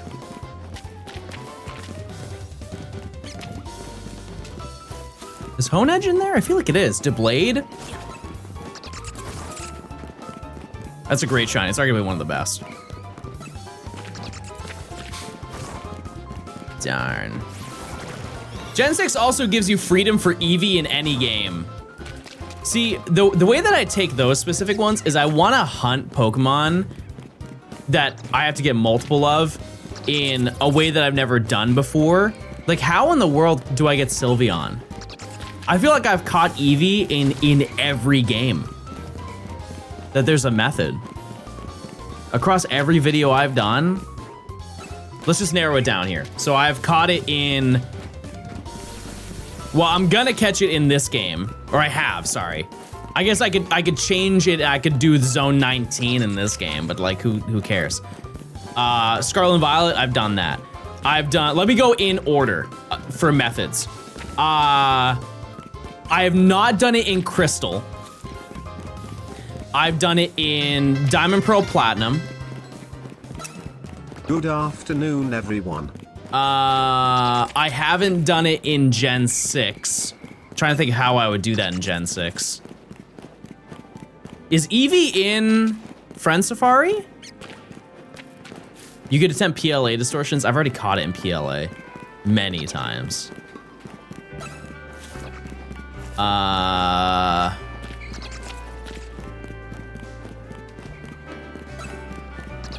Eevee's just in the wild in Gen 6. So I could... I think any recent game, every Switch game, I've hunted it. Gift from Bill in Heart Gold Soul Silver. That is enticing. Or, because I didn't even bring this up, but I did bring enough switches to 5 times hunt. I now have the ability to 5 times switch hunt, and I have a, we could do the Celadon City soft reset. We could do that one. I had to wait for a couple packages that show up, I think tomorrow, but I'll open them on Monday or Tuesday or whatever. But I can now set up all of that stuff, and it's I'm excited. I'm excited because I got my wave birds, I have my receivers. How do you capture 5 at once? This is a thing that it shocks me that a lot of like creators don't know it exists, but you can get a multi-viewer. So the way that it works is you basically have multiple inputs, and it's one output. It's just like a little box. I'm looking at it right now. It's on my desk. It's a box that inputs 4 and outputs it onto one screen. So you only need 1 capture card. Shiny Hunt in Gen 1 Virtual Console. Pass. Hard pass on that one. But yeah, it's super useful. Super useful. The only downside to it is that the color quality is worse than it is if it was just on one. I don't really know the details of it. And I'm sure with like with OBS filters, I can make it look the way that it does on here. But if I plugged it in right now, you would see a very drastic difference between the two of them color-wise. It's just the colors are a lot more deep when you're using the direct feed from the capture card. I think that's mostly just because of the box itself. How does the Wavebird controller stuff work? So you only need to control it with one. I can control 5 games. I can control 8 games for all I care with one singular controller. The way that it works is because the original Wavebird on the GameCube, it was like the wireless controller for the GameCube. It ran on a radio signal, and the receiver had to be on the same signal as the controller. And essentially, if every single console had a Wavebird receiver into it on the same channel, there's no like isolated thing. It just detects the radio signal once it passes through the air. And if it's the same, it's gonna be the same input. So, Wendy, thanks for the 17 months. I appreciate it, thank you. Thank you. And so I can hunt all of them at the same time. A great example of that is Matt. Matt's currently doing that, or he's at the tail end of it right now. And he's doing 5 times hunting in Fire Red Leaf Green on the Switch. But yeah, all of my, actually just to show you, all of my GameCube controller adapters came in yesterday. And so once I get my switches in, I can set it all up. And there's not really anything I'll do for it right now, but this year, I have some ideas planned. Multiple different videos where we can do that. And one can hope that we'll see Ruby and Sapphire this year. And if we see that, I got a banger video. Any Shine State? 2. We got Noibat and we got Rat. We got Rare Rat Gaming. When you did your first normal playthrough with Scarlet, what was your team? No Professor Oak or Shiny Living Dex? Well, I haven't done a Shiny Living Dex in that, but I have no idea. I don't even know my starter for that. Yeah, I bought the XYAB receiver because I would also like to know, because I'm sure some people are now Googling it and they're like, oh my God, that's a lot of money to do all that stuff. And regardless of how you do it, yes, it is a lot of money to multi-hunt on the Switch. But the receiver, just the receiver from a GameCube for the Wavebird, it's the most expensive part. I believe that they are like $60 a piece. they now make third-party ones. It took them long enough, but somebody made a third-party version of them, and you can get them for like 20 bucks a piece. Is it still expensive? Absolutely. Is it better than $70? For sure. And then you obviously need the GameCube adapters, and those are like $10 to $15 a piece for those as well. And then you need all of the Switches to do it as well. So it is a pretty penny. However, I think for content, especially I can, like write that stuff off, but it's gonna make, it gives me more opportunities to do specific videos.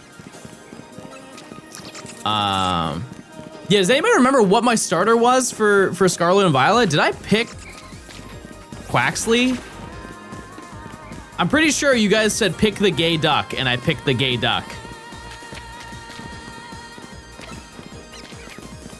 I don't remember.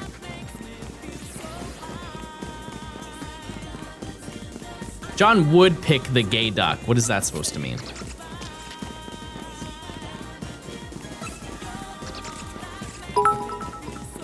Static with 300 bits.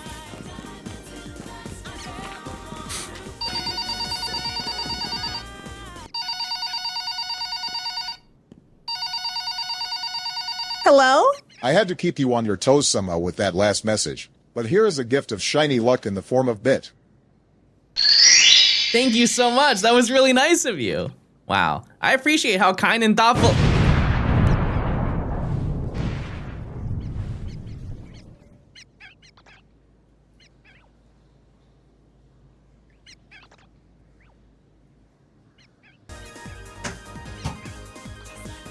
Bro blew me up. Jeez. Oh, it's check time. It's check time.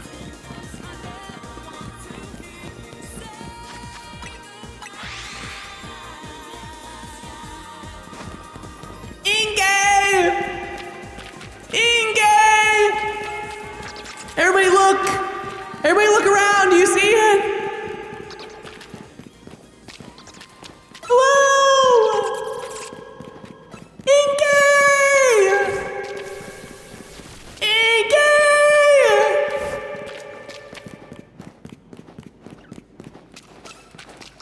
Inge! Look under there? Under where? I'm in a cave right now, okay?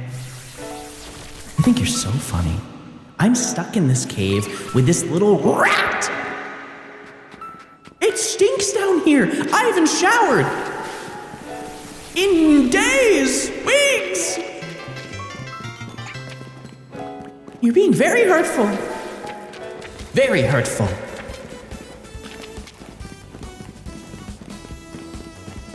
Does this count as a cave? Yes. Now just watch me get a shiny. Don't judge me.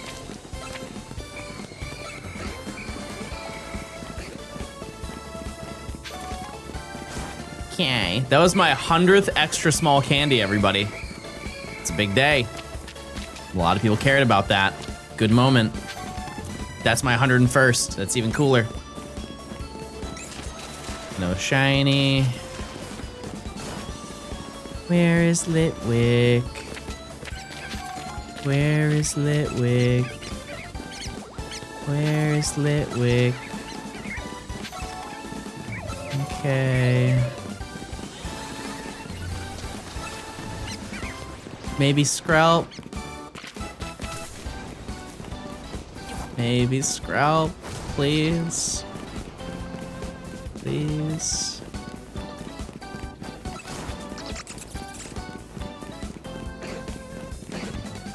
You guys see what I mean? Like, it does the animation, it makes it look like it's shiny. All right, well, that's a no. That's a no on the prediction. And for that sad gaming moment, I'm gonna eat a dumpling.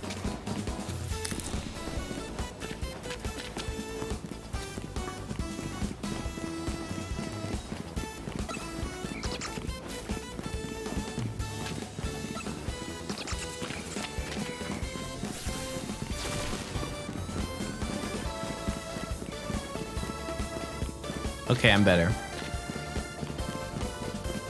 Oh, are you yumping? That's very nice. Luna, thanks for the prime if I didn't say that.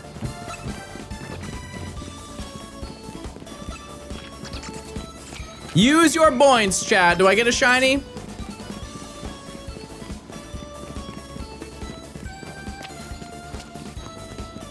Use your freaking points.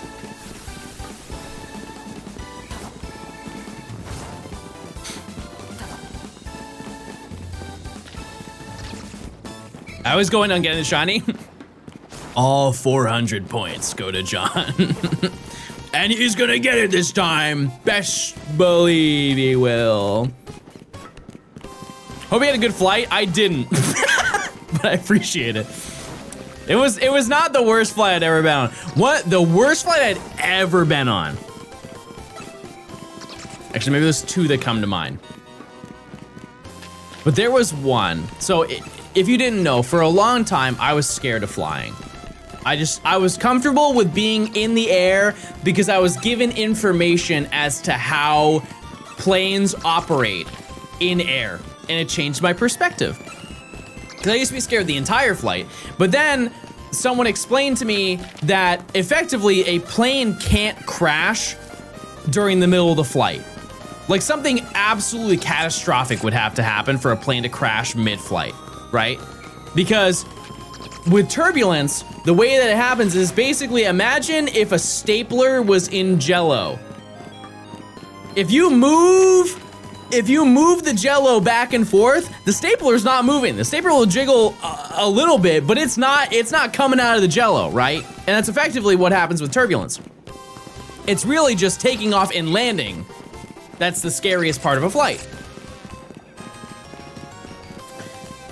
And so I would get nervous with that stuff. And so we're on the flight, and I'm sitting in an aisle seat. I'm next to like this, she's probably like in her 50s, early 50s. So we take off on the plane, we're going up, and I'm like, this is like, I feel like I now know a bunch of information about the flight, and I feel comfortable, and I've taken some flights recently this year, and so I'm starting to feel a lot better. And the plane starts going up, and then the plane starts going like this. Very early into the flight. Like we're still on like the takeoff, and the plane is leveling out. I'm like, oh, that's kind of weird, but like, you know, that's fine. And then the plane starts going like this. The plane starts going down. Keep in mind, we're on takeoff, not landing. And the plane is starting to tip down. And I start getting a little bit nervous. I'm like, no, we'll just keep it together. We'll just keep it together. And all of a sudden, the plane starts to drop.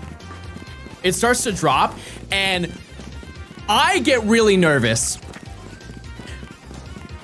But what made it so much worse is the mom, I knew she was a mom, because what ended up happening as the plane starts going down, she goes like this. She braces me like a mom protecting her child in the passenger seat when they're about to crash. And immediately my brain goes, and my neurons activate. I'm like, oh my God, she has the motherly instinct. We're dying today.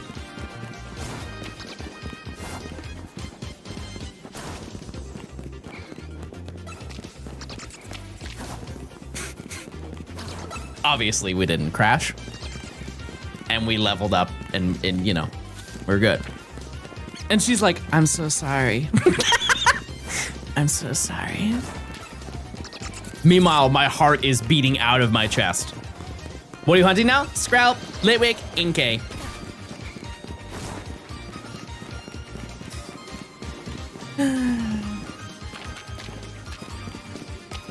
Will you get a shiny living dex, but not for a video?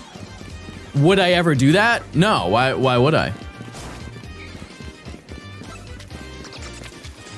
Gotta make a video out of it.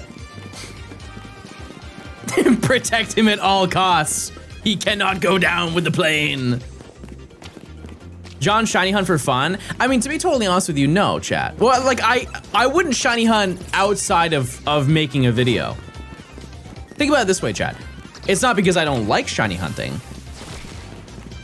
But the comparison I always give is like, imagine you worked at McDonald's and you go and hang out with your friends that evening after working a shift at McDonald's. And you guys are like, oh, I'm so hungry. Where do you guys want to eat? And one of your friends is like, hey, why don't we go to McDonald's? What is the likelihood you'd want to go back to work that same day? I can't imagine you would want to. Like, I've had scenarios where I worked at a video game store and I hung out with friends and they're like, oh yeah, let's go like check out the video game store. I'm like, no, bro, I just worked 8 hours there. In what realm would I want to be in the same vicinity? Because they're gonna be like, oh, well, now that you're back in, you wanna get in a couple extra hours? Pass. I already do my 9 to 5 of shiny hunting. I don't need to do more. This is one thing that happens to a lot of video game content creators, is that they don't like playing video games outside of making content. And it's for a multitude of reasons. One, burnt out from just gaming all day. And second, it can sometimes feel like a waste of time because they could just be working if they're gonna be gaming. Which is bad. Like, it's a bad mindset to have, but I know many people who feel that way. Why pay solo when you can get paid to stream? See, here's the thing. There is some truth to that, but there's also, you have to consider that sometimes, like even for this challenge, there's sometimes I just want to hunt in peace. Sometimes I want to hunt and watch a YouTube video, and I don't want to have to hear, hey, John, you're bald for 45 minutes. You know what I mean? Sometimes it's good to have a little quiet environment to just lock in and game. Chat, you don't make it easy? I think it depends on the day. I think it depends on the day. I can definitely tell there are some longtime viewers that I've just had to time out because I can just tell that they're really bored that day. It happens. I think last stream, there was a stream that I had, it was just very clear, like they were a sub for probably like 3 years, and it was just very clear that they would just really wanted attention from me, and they were really bored. And I just wasn't having it that day. See you on the next stream, you know? That's just how it goes. It happens once in a while. Yeah, my favorite one is when people say I'm bored, and then I just time them out for like an hour.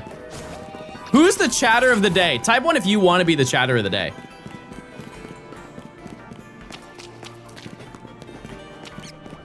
What? Why don't you want to? Oh, I guess the context of me previously saying I was gonna time somebody out. No, the chatter of the day is special, and everybody says hey to you, and you're really famous. Sorry. You don't get timed out. Still 2. You don't want to be perceived. I respect that.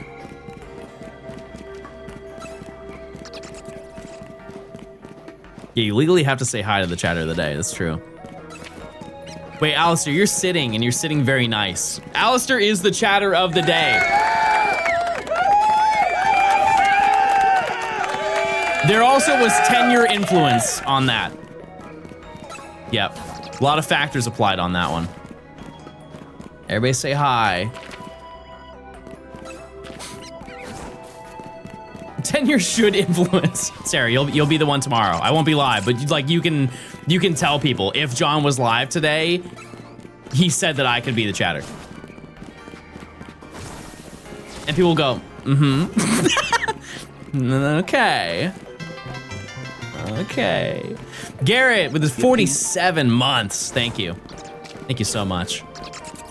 Hi, I'm new here. Everybody say hi to that person too. Wow, we're being so friendly and nice and thoughtful and kind and not rude. And not rude. Type 1 if you're also new and watching the stream. Who knows? Somebody might have just stopped by. We don't know. This music chat is like brain cleaning music.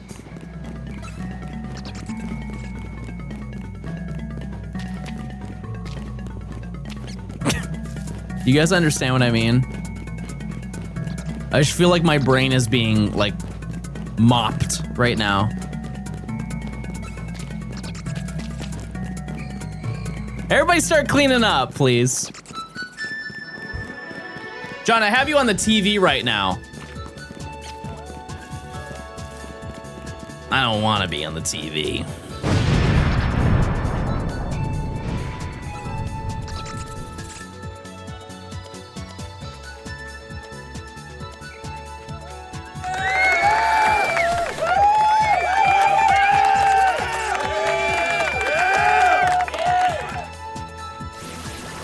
I don't want to do that.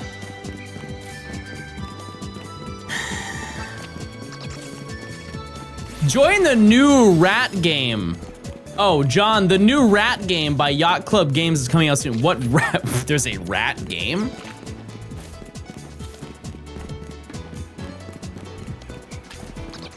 John, you're on the floor while I do chores. What do you mean on the floor? Oh, it's a bird game spinoff? Did they actually ever make Bird Game? I saw so many, you know, like there's the meme of Bird Game, and then there were like 5 different people who were like, I'm gonna make Bird Game, and then they just didn't ever make it. Is it just because the meme died and so did their drive to make it? Because I feel like if they just made it, what's Bird Game? It's Bird Game. It's Bird Game 3 specifically. Hey John, I'm about to go to college for music education later this year. I was wondering how you started to learn music theory. I watched one video.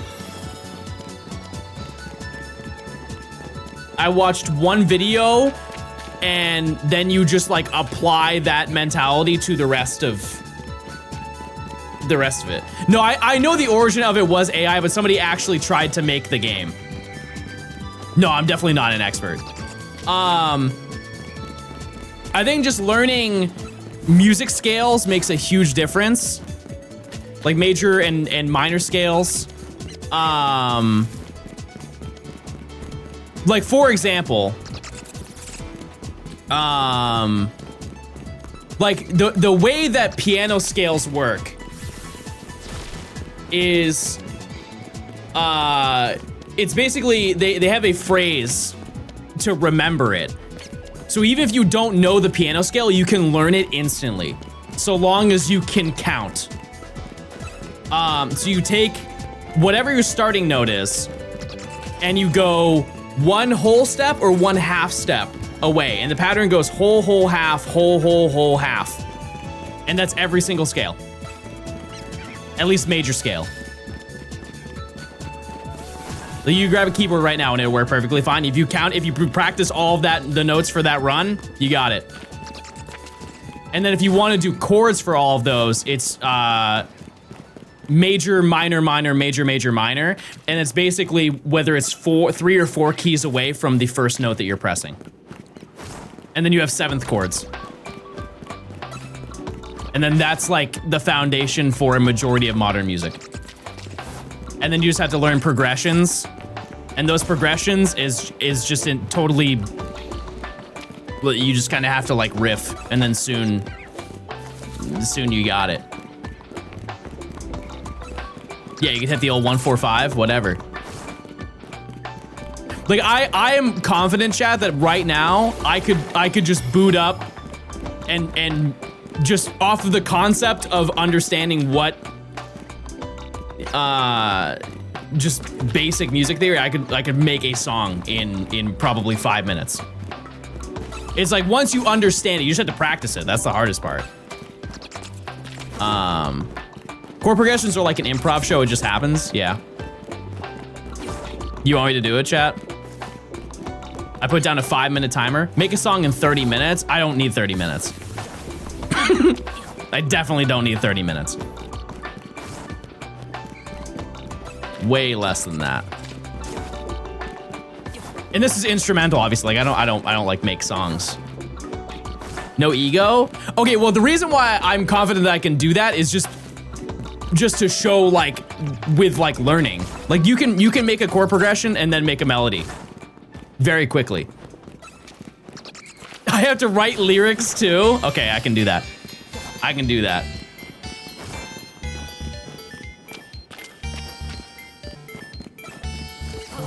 And I want to stress too, like I'm not good at it. I'm saying that like once you understand the mechanics of it, you can just do it.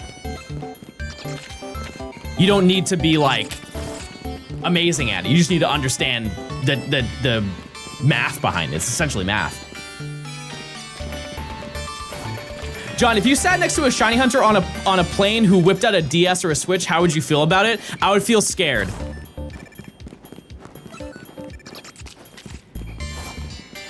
I would feel scared, and this is not from an ego perspective. This is just like, I'm just being realistic. There is a solid chance that they know who I am. And I don't want to spend 5 hours on a flight answering questions. John Gaming just wants to take a nap on the plane. And I don't want them to hit me with one of these. Oh no, I was just checking. I don't want to do that. I don't want to. That's always an interesting scenario because that's absolutely happened to me before. Not on a plane, but it's happened. Like people who want to film me without knowing that that I'm being filmed. Every single time I know they're doing it. Hey John. It's nice to meet you. Hey John. I like your video. This? No. I was just checking the time on my phone. I was just checking the time on my phone. John, should I start shiny hunting Ultra Sun and Moon Latios again? Yes, that's a great shiny. I'm excited to hunt it someday.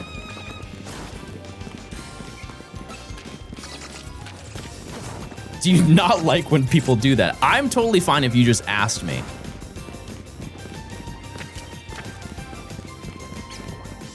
I don't care at all. You just don't have to do it in a weird way.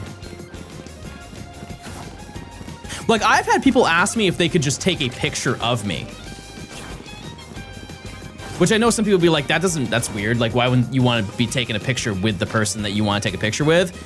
It's because they don't want to be perceived. That's fine. That's totally fine. Like sometimes they just want to say, hey, I saw him and this is where I saw him type of thing. So I get that. But being sneaky is weird. Because I feel like I'm an approachable person. Do you guys feel that way? Like if you saw me in real life, would you come say hi? Oh, hi Gian. Oh, Gian is here. No, why? Why? Speaking of experience, yeah, see?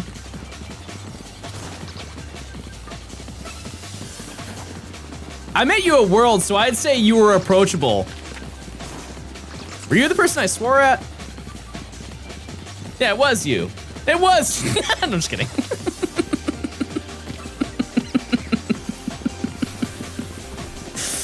Nah, I didn't do that. I didn't do that. We talked about New Hampshire. Epic. Yes, and I would shake your hand. All right, we got 7 minutes until our check. Did you know that in Pokemon Yellow, walking up and down inside a Pokemon Center while Pikachu is following you in the overworld, the game breaks for no real reason? Mods, look into that. We need to figure that one out.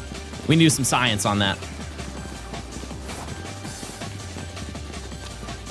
Breaking the lurk to say you're as short as I expected you to be. Okay, here's the thing is I had a meet and greet and I had somebody come up to me and they said, they were like, I want to say that you're short, but you're taller than me. And I think about that to this day. Like, I really want to say that you're short. And he was like 5'3". And I feel like that was you.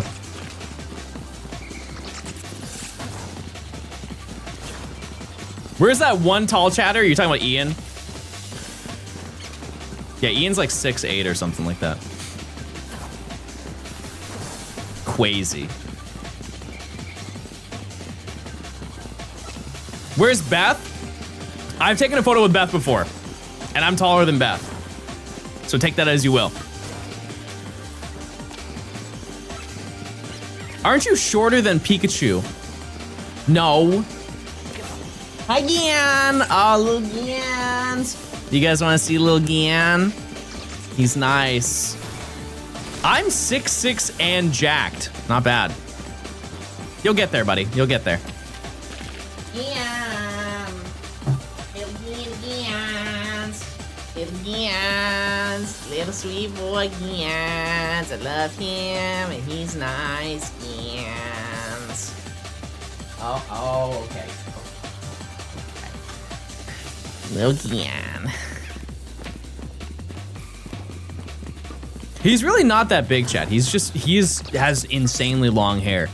He has side skirts. You ever seen side skirts on a car? That's him. How's other baby? He's fine. Is he the one getting the teeth removal? Yeah, he is. He is. The surgery is gonna be next week, Chad. Because we thought about it. So we realized that we booked the surgery the same week that we're leaving to go see my mom for Mother's Day, and that would be wildly irresponsible to go into surgery because it would have been yesterday. And then we're here for like 2 days and then gone for like 4. And he's just alone with nobody to care for him. Like, we'll have some people come by to feed them, obviously, but that would be not very nice. And so we want undivided attention with him. And as I said before, the surgery is something that can be put off. It's not like needs immediate attention. It just needs urgent attention. Because he just needs to get 2 teeth removed, potentially 2. They're gonna try and clean his front tooth. If they can't do it, they have to take it out. But yeah. What's wrong with his teeth? It's just cats can have like a genetic gum disease. There's really not any reasoning behind it. It just, does he need a change in diet? I mean, we've already integrated that, and he has more wet food now. So. My cat's literally at the vet now for her teeth, yeah. It's apparently it's common.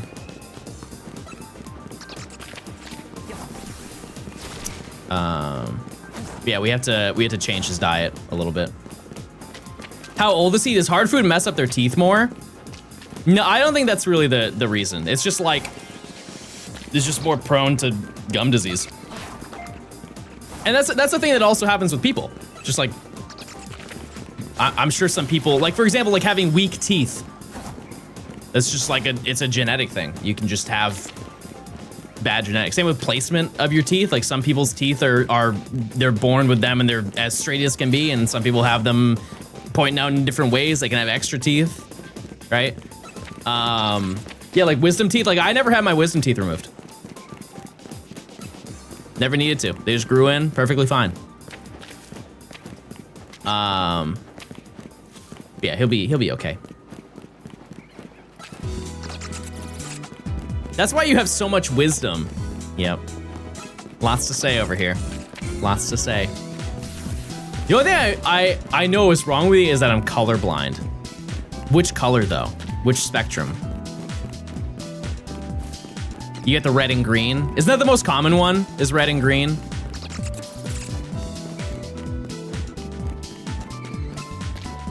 I don't know the other ones, to be honest with you. Bro would hate to play red light, green light. Red light. I got you. No, you said green. You said green light. I heard it. There are a lot of things wrong with me. My teeth are fine. We take those. Don't tell them it's Home Life. I played it. I played it.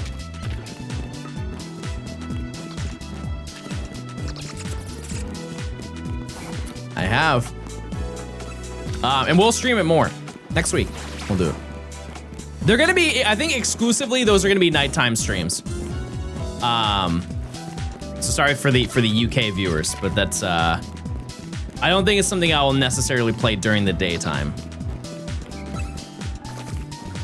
But it's very fun. It'd be fun every stream to make 2 characters. Obviously I'll do some off stream, but. We're talking about debuffs again? No, we're not. We can though.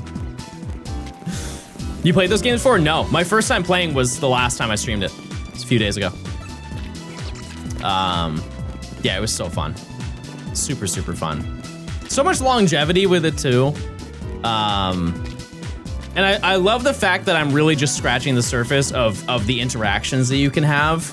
Because the more that you level it up, the more things you can get, which means the more interactions. It's almost like you're trying to farm as many cutscenes as you possibly can. It's check time!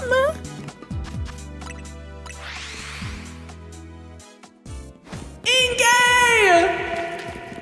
Inge! Where are you? Everybody look around. You see it?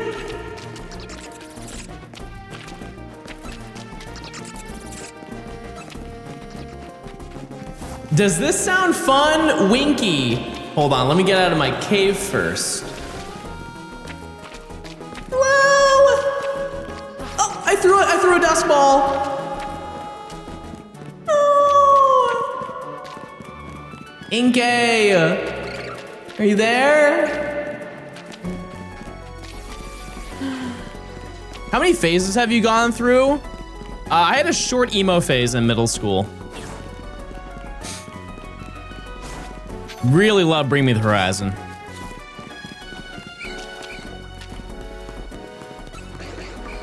Any Pop Goes Punk enjoyers? I had Volume 3 and Volume 5.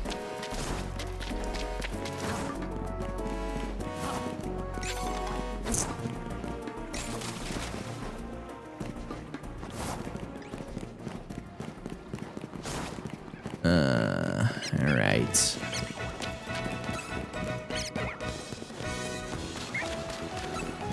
I fear we're very over odds for Litwig. There was one that had, I'm sure there was multiple that had them, but there was one that had a Lady Gaga song. Was that 3? They even reset that far? Yes. Bad Romance. That one. Yes. Yeah. Okay, what is this?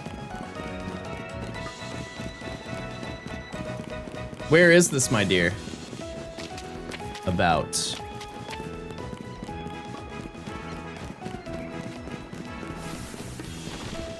It doesn't say anything. When is it?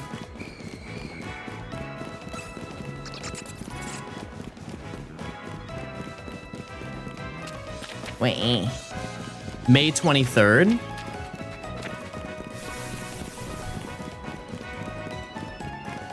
Yeah, sure.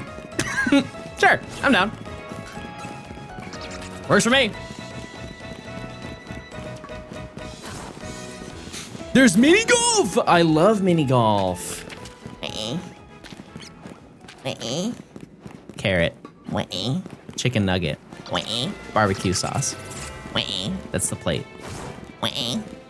That's another chicken nugget. For John, it's just normal golf. Quick question for you. What's it like not being able to chat anymore?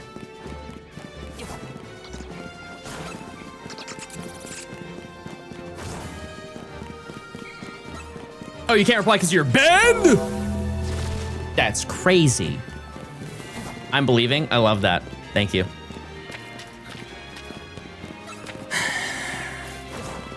Link your Amazon account to your Twitch account for a free Prime sub for app reviewing and emotes.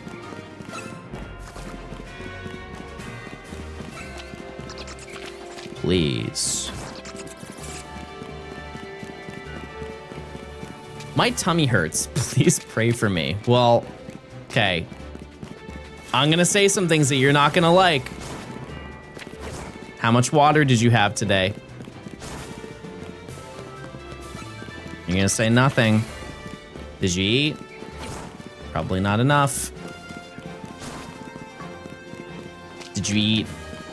Did you eat a bowl full of nails? That would hurt. That's probably why your tummy hurt. There's water in Dr. Pepper. I would give you a little bit more grace if it was like a diet or a zero, because there's more water in those, I believe, but I don't think that counts. And listen, I have my fair share. I was so devastated, like actually devastated. I was going through TSA at the airport, and you know, the attendant on the other side was like asking questions, you know, like laptops out of the bag. Anything larger than a phone needs to be taken out of the sir, shoes on. No longer, you don't have to take them off anymore, sir. Is that a good impression? I feel like that was pretty solid.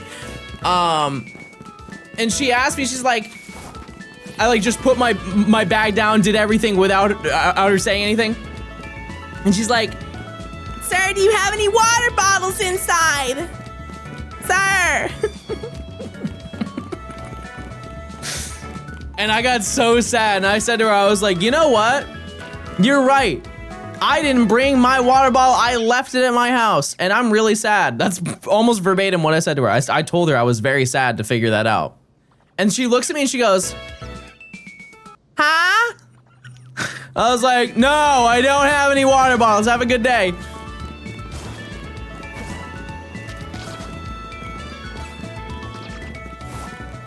She only knew the standard dialogue. I took everything out. I did.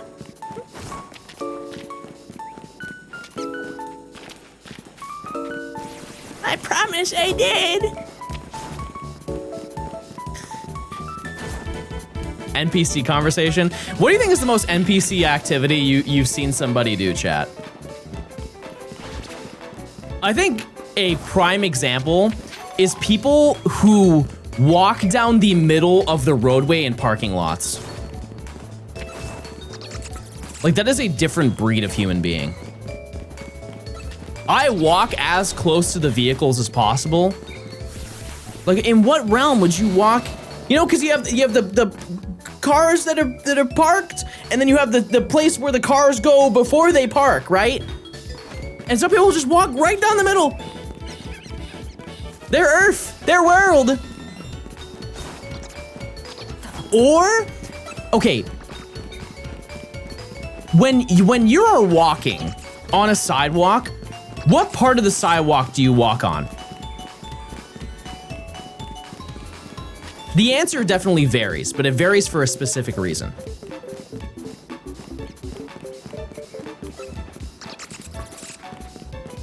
I feel like the side you walk on is the side of whatever, the way that you drive.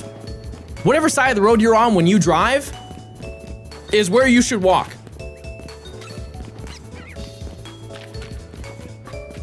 Like, I should never have to be walking both. I'm walking on the right side because I always walk on the right side.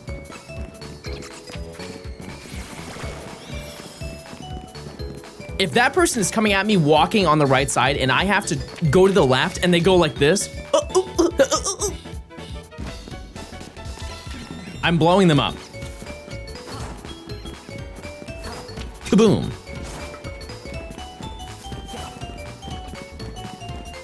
And the only time that I will walk on the left side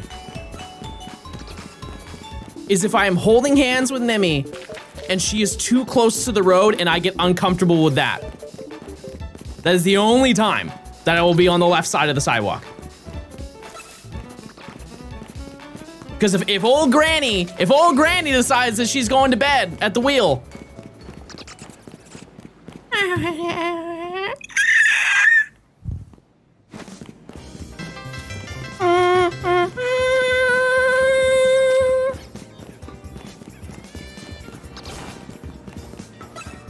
I'm throwing Gian as sacrifice. I'm pushing us both out of the way and I'm taking Gian and I'm throwing him right at the car. Somebody's gotta go, it's gonna be Gian.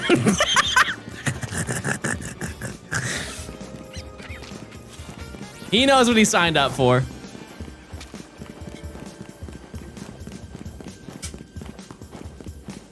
It's what he wanted. Part-time, thanks for the 11 months of Prime. Thank you. Who are we hunting for? We need Skrelp, we need Litwick, we need Inkay. In that order.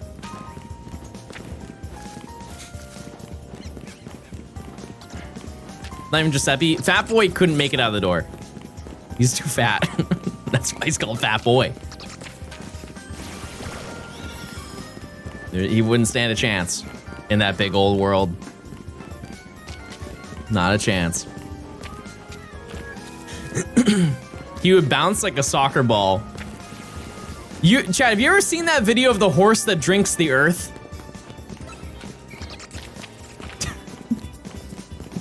I really hope you have. God, I have to find that video. I have to find it.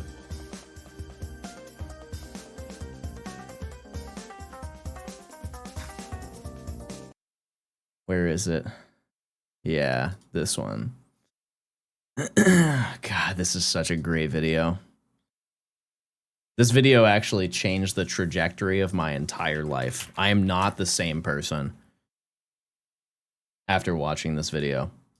And I hope that you will also, you know, resonate with this. Okay, hold on.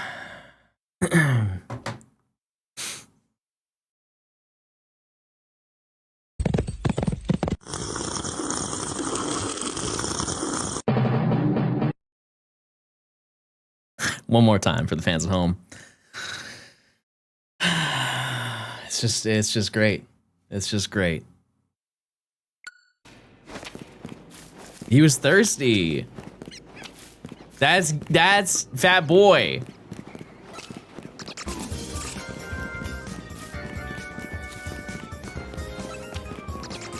That's Fat Boy right there. And he's nice.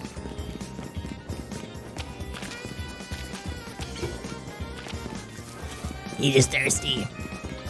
Boy, TikTok is a crazy place. I actually don't use TikTok anymore. I just use it to upload videos. But you're absolutely right. That is from Boy TikTok. You're also live on YouTube? No, I stream on Twitch. No multi-stream over here.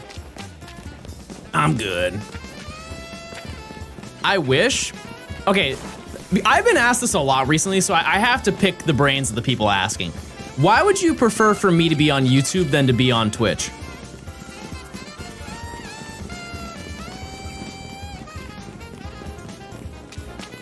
What would the advantage be? Can't you be on both? Yeah, but I wouldn't be paying attention to a certain group of people.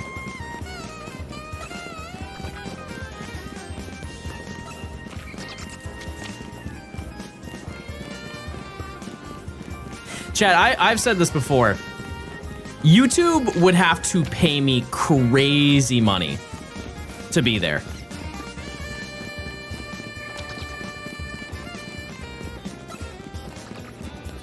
They would have to pay me so much money.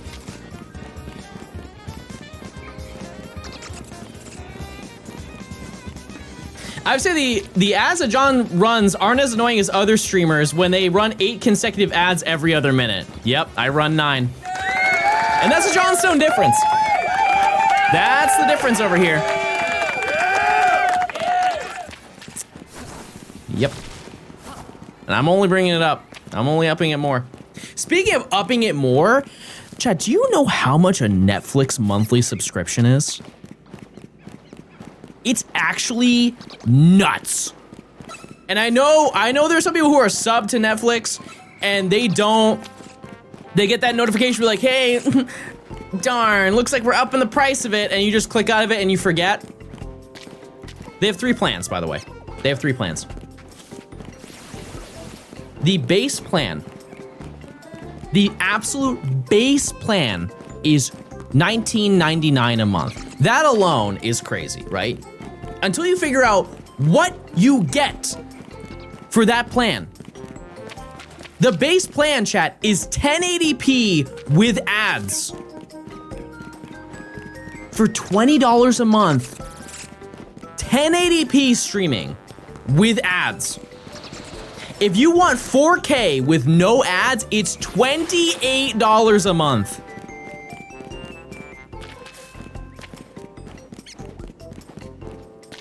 For what? What show do you want to see that badly? Like, I will re-up it for Concierge.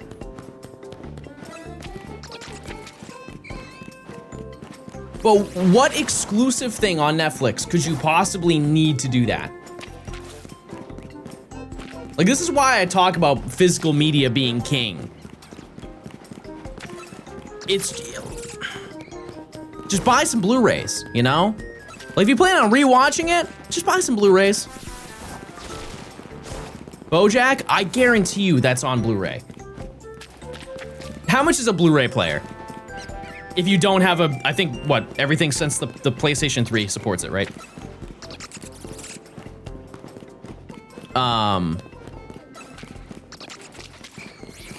Like, it can't be that much. Yeah, so many people have a PS4 or any of the PlayStation consoles within the past 15 years that it's, you know. But that's also, that was the framework of every single Sony console since the PS2, was just being able to play media on it. Yeah, I was gonna say it's like $100 for a Blu-ray player, probably.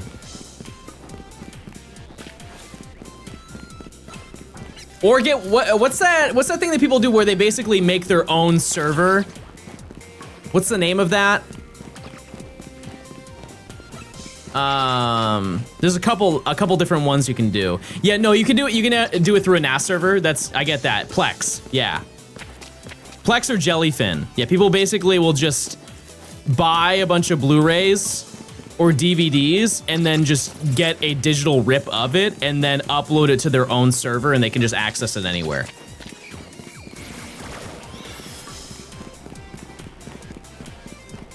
It just seems so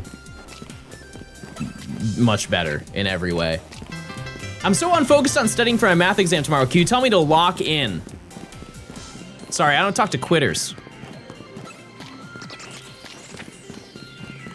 Come back when you're prepared to have this conversation.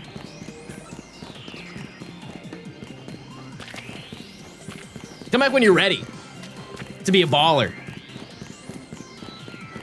Mira, thanks for the 34 months. I appreciate it. Do you think that worked on them? Or I can hit with this. I'm sorry, I don't speak to stinky little babies who don't do their work. I'm also a stinky baby. But you could be like, no, I'll prove him wrong. And then you come back and be like, I did it. And then everybody starts clapping. Munir, thanks for the 2 months of Prime. Thank you. Also, chat, my Xbox is gonna show up by next week.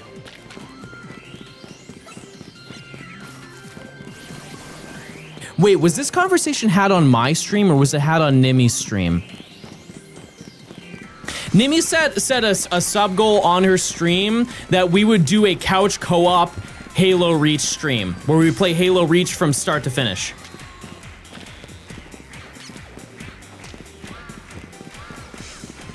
Couch co-op, and we just game our little hearts out and play the entire Halo Reach campaign from start to finish. We have to do Pokopia tomorrow? How? We won't be here tomorrow. Unless we're playing Pokopia on the plane. I don't. In the early day? No. We can't. How would we do that? Yeah, because we get to my mom's at like 10 a.m. I don't know how we would swing that. We would need to go live in about 5 hours. And I'm hunting. On Friday?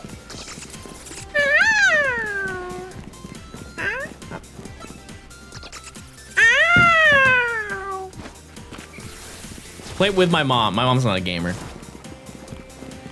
She's not. She did find a shiny once, though. She did. And it was an epic moment. Hey, if you fail high school, you can start doing streaming. Are you implying that's what happened to me? Are you saying that I dropped out of high school to be a streamer? It's close. It's close. I graduated high school, and honestly, I graduated pretty high in high school. You know what? I don't do that. You know what I mean. I graduated in the upper section of my class. I think I was 24th. I was 24th in my class. I just didn't have enough money to continue going to college, and so out of 25, that's not true. It was a small class, but it was not that small.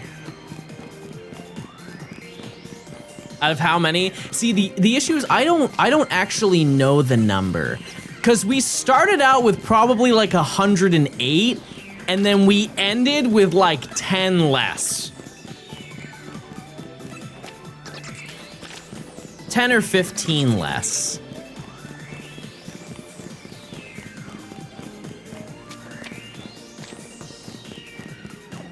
So I think it was like 98, 99.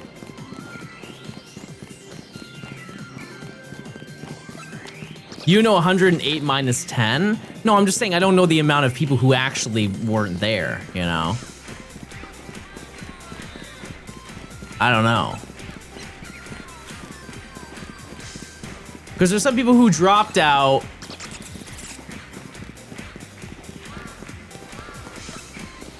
I feel like one person went to jail.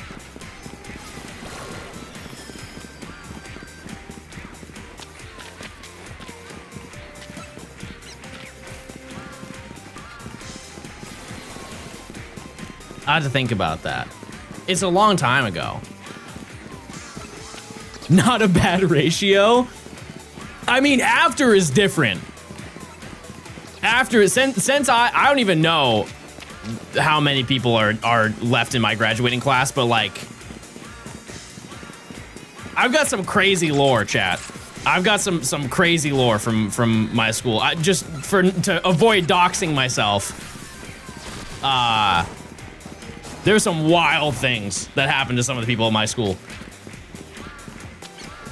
I don't think this person was in my class, but there was a person in the grade below me who... Somebody.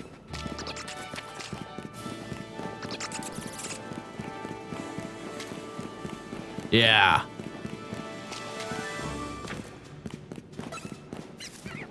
Yeah, I think he... Somebody. 7 months, brother, and we're in the sewers. Ambulance We are. Sound. Critical, thanks for the 7 months. Thank you. Thank you. Thank you. Thank you. Yeah, I don't have an ambulance sound. This is the closest thing I have. Go crazy. Go crazy. Go crazy. Go crazy. Go crazy. Go crazy. Go crazy. That's the wrong sound, but you know what? I'm not mad at that. What's this one?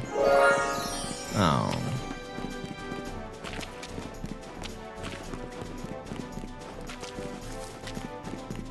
Wait, what's this one? Oh yeah. Hey, cut it out.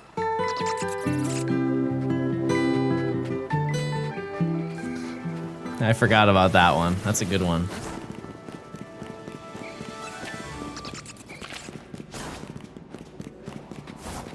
Yeah, I don't really know any passenger songs aside from that one. Why does he sound like that? I'm sorry. Listen, I know that I sound quirky, but only when you stop when you start to know. Only when you want to when you won't.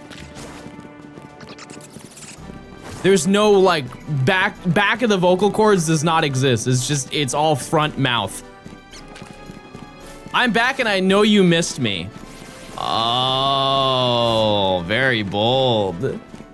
Sing the whole song? I don't know it.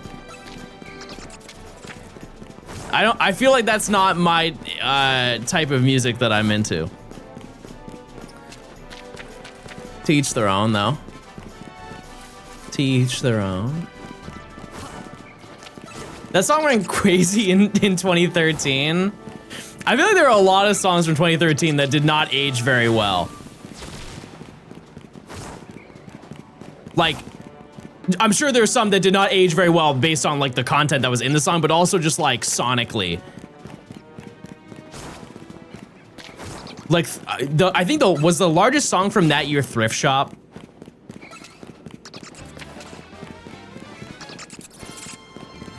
That one's not moving anybody in 2026, I'm gonna be honest with you. Oh, Royals. Yeah, that song's okay. That song's okay. If I heard it, I'd like nod my head.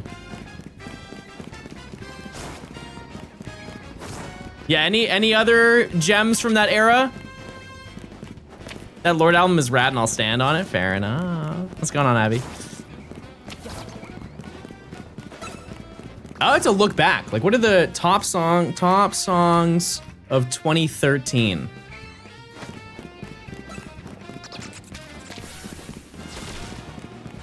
Billboard year-end Hot 100. Yeah, Thrift Shop was the number. Oh my God, there's so many. Oh boy, honestly, chat, I think 2013 was pretty bad. Okay, let me list off. These are the Billboard Hot 100 top songs of the year. Number 1 is Thrift Shop.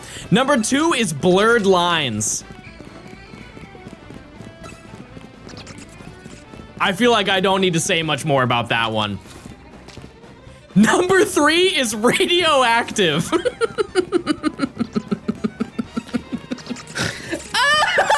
Number 4 is the Harlem Shake.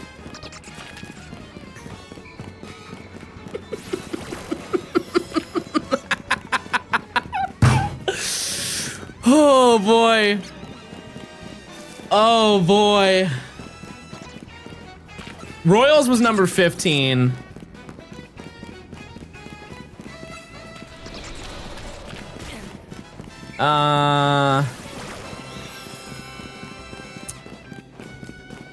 Yeah.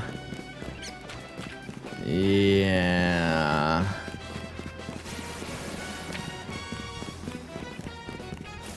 That's when Love Me came out. It's a good song.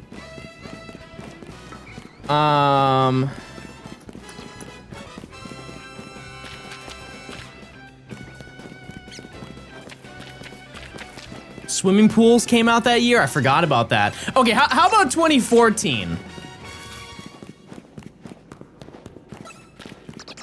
Okay, number 1 song of that year was Happy by Pharrell. I think that song is definitely a mixed bag. It really is. Because like, I think there's just a lot better that can be pulled. You know what I mean? And then you got Dark Horse. And that song bothered me so much because that was the era when radio was too good for rap music. What a stupid time, by the way. Because that song, that Juicy J feature is good. And I remember listening to it on the radio when that song came out, and they would just end the song when Juicy J came on. That was the radio version, was just removing him entirely from the song. And to be honest with you, that was consistent for like most, unless there was a rap radio station. But like where I live, that just didn't exist. But I genuinely think that the one song that changed the narrative of like rap music and hip hop music on mainstream radio stations was Bad and Bougie. That song, you could not escape. California Girls was another example. Snoop Dogg was not like, I think that they removed in some versions, they just removed him entirely from that song. But you could not escape Bad and Bougie. That song was everywhere, everywhere. Understandably so. Same with Stir Fry. Like, I feel like every human on earth knows the song Stir Fry. And if you don't know it by name, you know it by sound. You hear it, you know it. Dance with my dogs in the nighttime. Never heard of it? Missing out. You're missing out. That whole album. Okay, what else? If I do 2015, I know who's running 2015.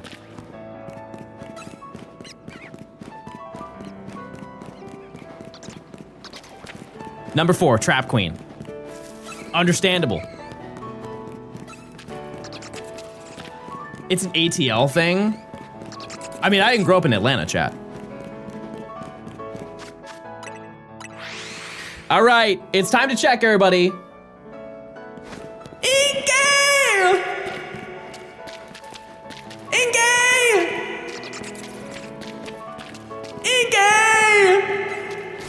Where are you? Come on.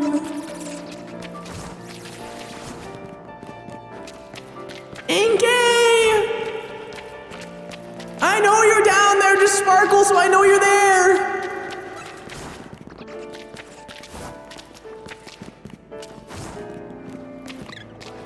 Please.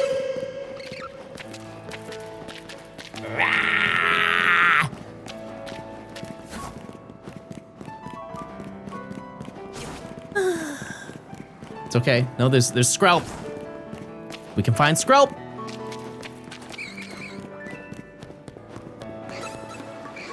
There's still another location where Skrelp is. Yeah, Fetty Wap went on a generational run in 2015.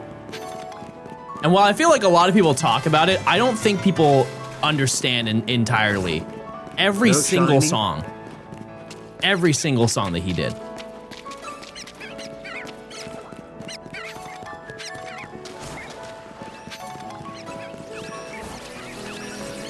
Nothing. Crazy how many spawns and no shiny in like 2 hours? 2 hours is odds.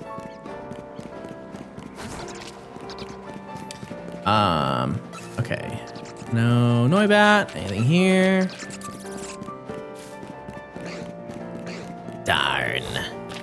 All right, well, there you go. Okay, let's go to the next song.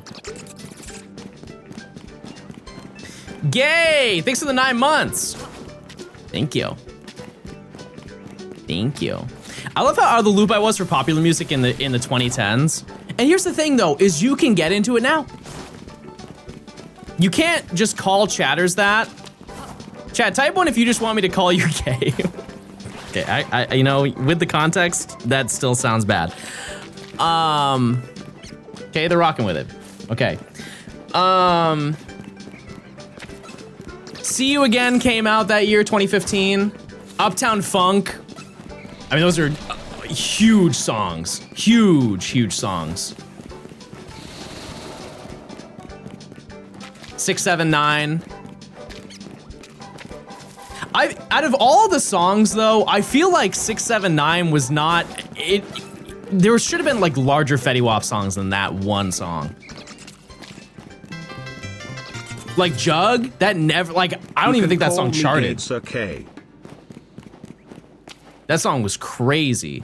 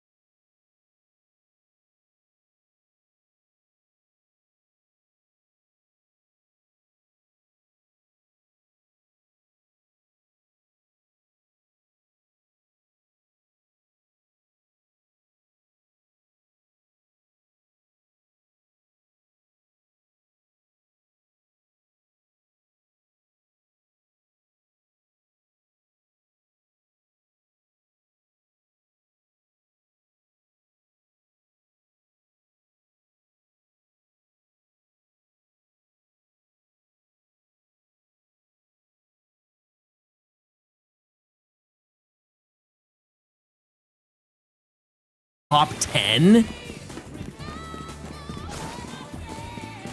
Hold on, I don't believe that at all.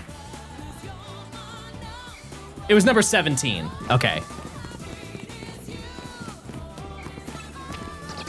Okay, that's so, you guys are just gonna laugh when I tell you what it was. The #1 song of 1996 was the Macarena. I feel like that doesn't count. I understand that's a song, but deep down, that doesn't feel right.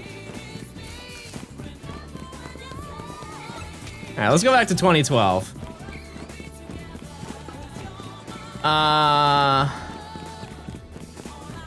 Drank in My Cup by Kurt Bangs. What do you know about that song? Number 78. I'm shocked it's that high up, to be honest with you.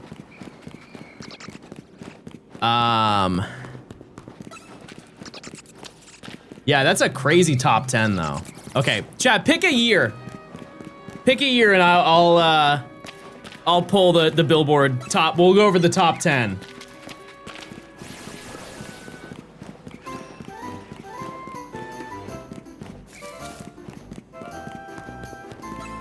Someone said 2008. Oh, okay, I'm sorry. 2012 just got washed. #1 song was Low. Flo Rida and T-Pain. #2. This song got me in my feels, and I was in middle school. Bleeding Love by Leona Lewis. Keep bleeding love. Oh my goodness, I was crying for no reason when I heard that song. No One by Alicia Keys. Lollipop by Lil Wayne. Apologize by One Republic. No Air by Jordan Sparks. Love Song. Love in This Club. There's some Chris Brown songs, but we'll dodge those. Take a Bow by Rihanna. Viva La Vida by Coldplay. Disturbia. Closer by Neo. Okay, you have to like this list because Finger 11, Paralyzer is there. OG YouTube chat. Have we forgotten our roots? The tree of Twitch would not be built without the foundation of Paralyzer by Finger 11 and 009 Sound System. Shake It by Metro Station. This is gonna be hard to beat, chat. This is gonna be Dangerous by Cardinal Official. Ah! Notice you, notice me.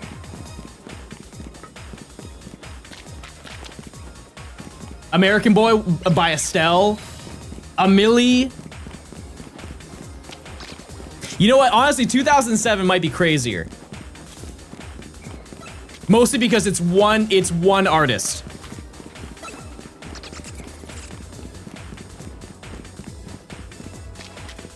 Or maybe I'm thinking 2006? I'm thinking T-Pain.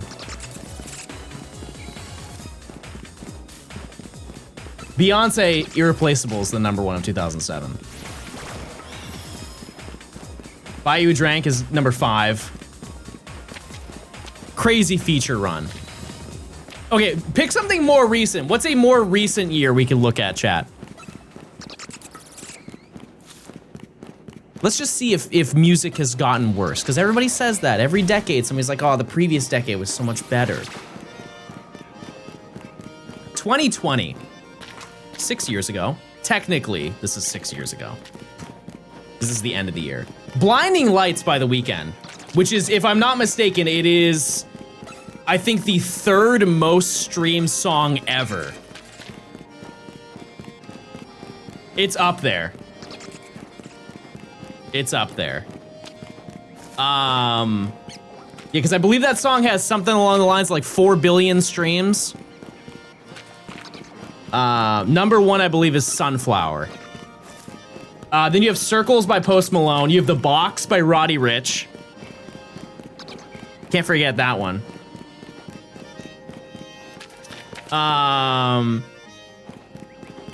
You have... okay, never mind. Sorry. Number 14 is Dance Monkey, chat. Let's pick another year. You guys have a different year that you'd like? They lose instantly. 2018. Okay. 2018. God's Plan. Hard to argue that one. That one is far and like away from everybody else, like number wise. That song also has like 4 or 5 billion streams. Havana, Rockstar and Psycho by Post Malone. Nice for What? Lucid Dreams came out that year. I forgot about that. Sad.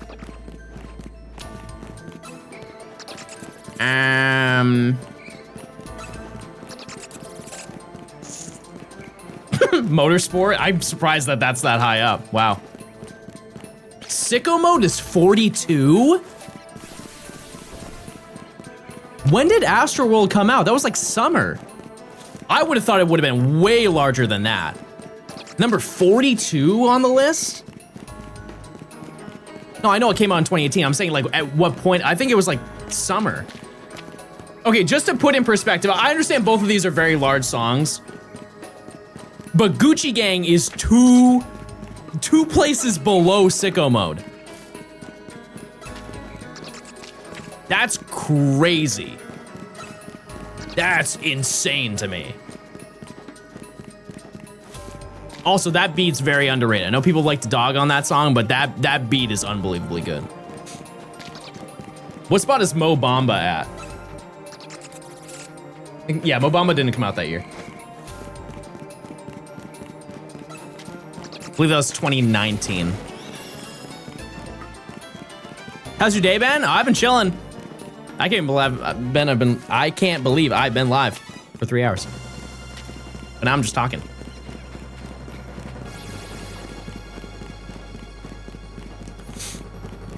Why hasn't Nimi joined our Pokemon Go group? She doesn't like doing research. That's the only reason. It's gotta be. Yeah, this is crazy. I guess 2018 was a pretty loaded year for music, but like All the Stars is 47.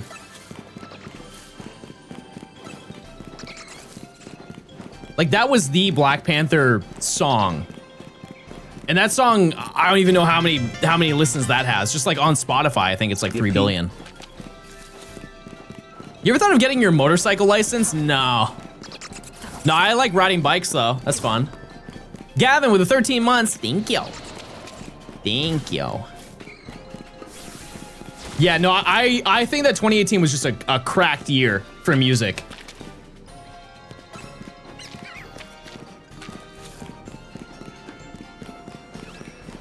Yeah, like Moonlight is 88. Like most X songs have like 1 billion plays or close. You got your learners for it today? Not bad. How different is that than a car one?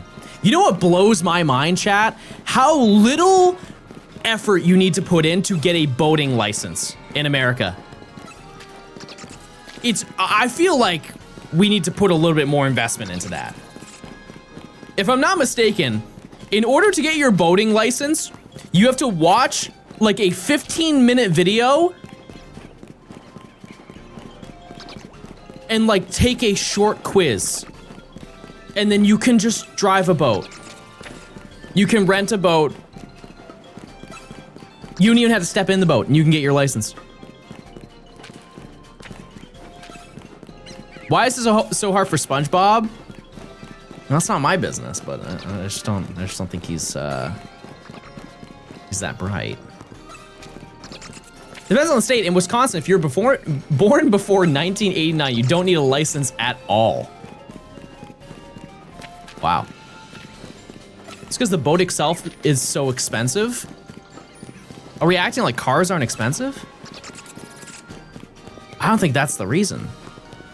I think it's just because there are less people on a boat on a lake. but like a boat crashing into another boat is bad. And I feel like there's not enough regulation for that. Wow, I forgot about the song Skywalker. Wow, that's a great song. Yeah, 2018 was crazy. All right, let's see. What were the hit songs of 2027? Okay, they don't have any songs yet because it hasn't happened. Well, that was fun.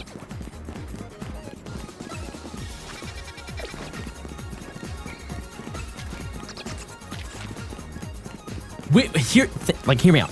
We could make the first song of 2027, so we would be the number one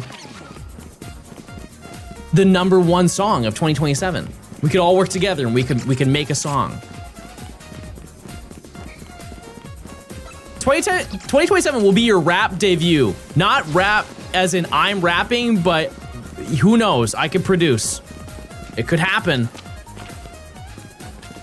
It could definitely happen.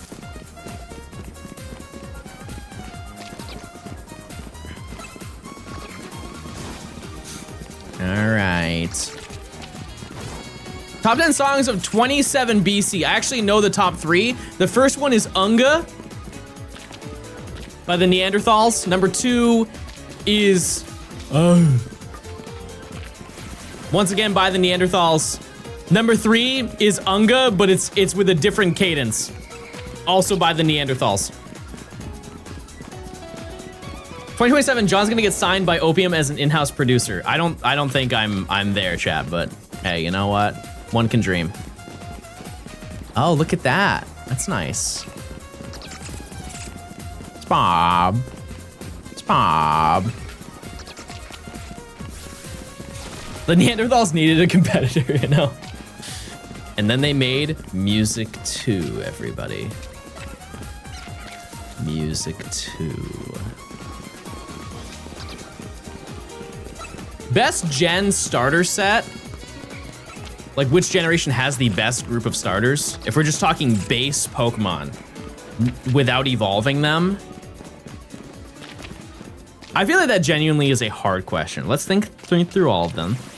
You have Bulbasaur, Charmander, Squirtle. It is, you know, for people like us who play this game every single waking hour, that is a really basic choice. They are all very solid starters, right? Gen 2. Gen 2, if we're counting all 3 of them combined, I don't think it's better than Gen 1. Gen 3, still really don't think it's better than Gen 1.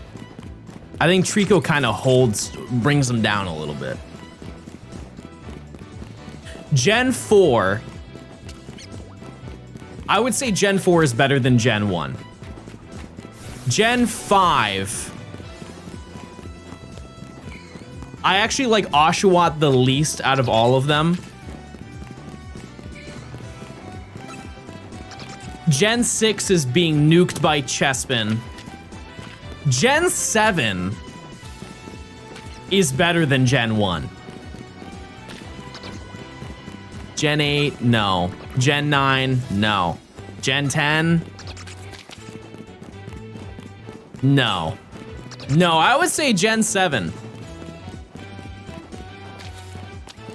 Yeah, that combination of Rowlet, Lit, and Popplio. Like, Popplio gets so much hate.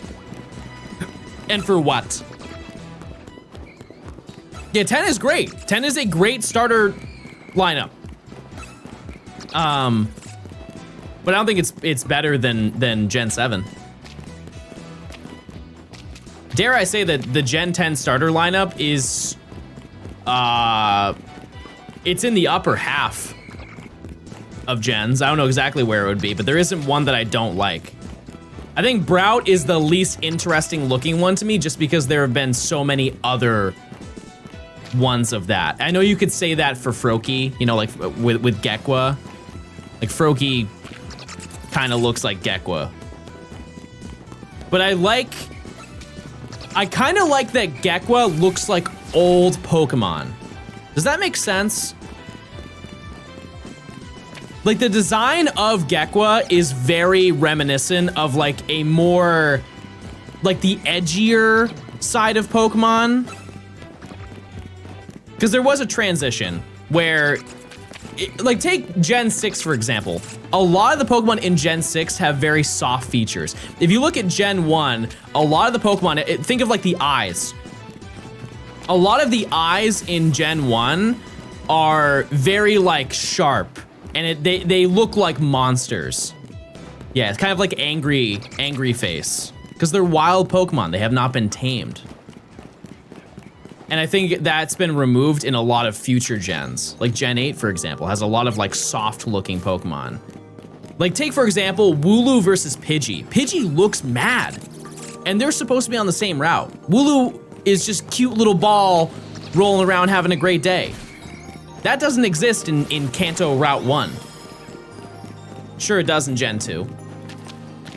You get Sentret. Sentret's cute and kind and thoughtful. But I just kind of like that visually Gekwa looks not cute. It looks standoffish. And I feel like that's a lot of people really like starter Pokemon because they're cute and then they turn into a cool creature. But I like when they kind of step away from that for a second. They've got marketable plushie proportions, yeah. Yeah. Yeah, I don't think he's angry. I think Gekwa's just a little bit sassy. I can get behind that. We've all been there.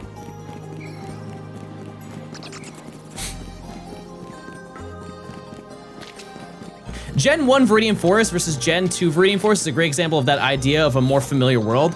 There wasn't a Gen 2 Viridian Forest. They didn't do that. John, you should look at my Weewop predictions. Oh. They cut it down, yep. They did, that's true. I mean, technically there was. You just kinda, you didn't go inside. Is Route 47 the best route music? I would be open to somebody contesting it, but I don't think that there's a better one. It's too adventurous. Route 10 is very good. I think it's actually easier to be like, what is a bad route music? What is a bad route theme? Play your favorite, it's definitely Route 47. Yeah, without a doubt. Not a route, but Gen 2 Dragon Den. That, I saw a video recently where it was ranked as one of the worst video game songs of all time. And it is a very harsh theme. I don't think it's that bad though. Maybe it's Pokemon bias. I just don't think it's that bad that it's the worst song ever.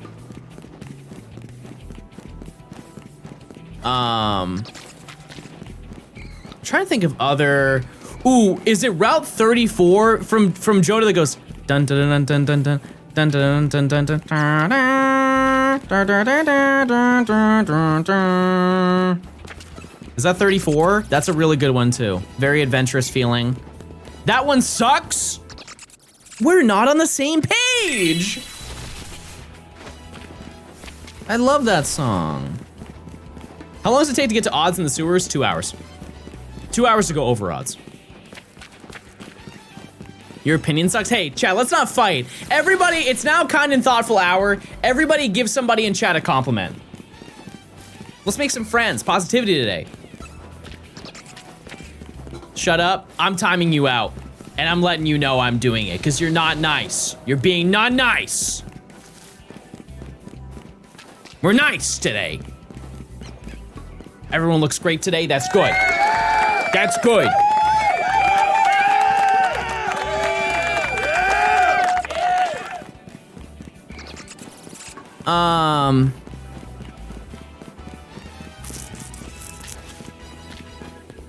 As I've said before, when it comes to Pokemon music or just video game music in general, sounding good is only one piece of the pie. Is only one part. Hair today. The other part is, does it fit the theme of the scenario? Because like Cynthia's theme is unbelievable, But if Cynthia's theme was Route 1, it would be objectively bad. Not sonically, but placement-wise, not a great place to put that song, right? I don't think Bidoof and Starly are really evoking those emotions.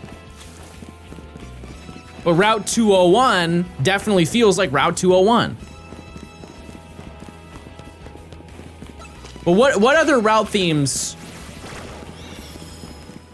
do you think are really good? I want to say, is it Route 7 from X and Y?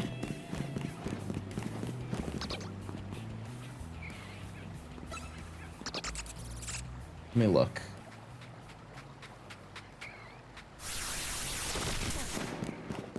Let me see. Oh, that's Route 2. Route 8?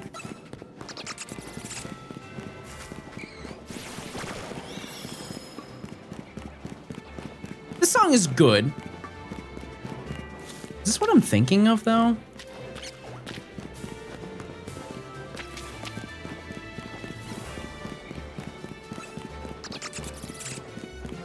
Route 4? I think the song is very middle of the road. It's a very middle of the road song. Let me just look. I'll just type in route in this playlist. And we'll just go through. Yeah, that is effectively Kalos. That's what this song is. This song, okay, it's Route 47 and then it's this song.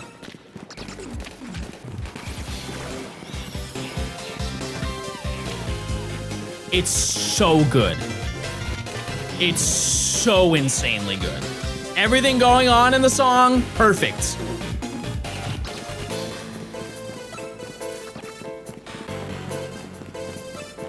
Stardust, thanks for the 8 months. Banana, thanks for the 7 months.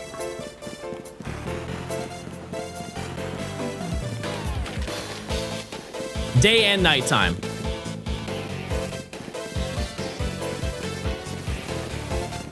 So good. One song I don't have on here. Oh, I have the BDSP version because it's also very good. But the other side of the post-game island of Sinnoh, Route 228, this song is very good too. This one is very, very good. Both versions are very, very good. The only thing I will say is that it doesn't really fit the theme of running through a desert.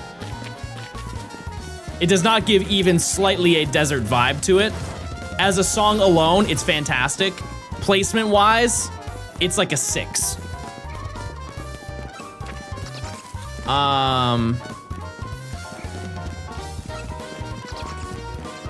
Ooh. These two are so good.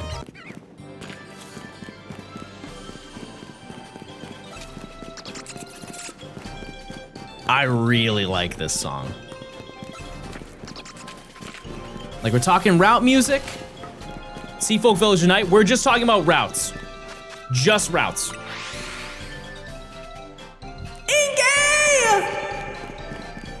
Inkay, are you here? Hello?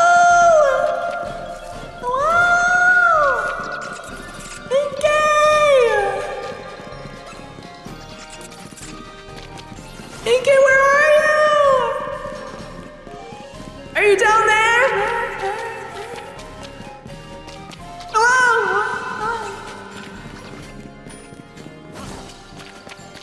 Inkay!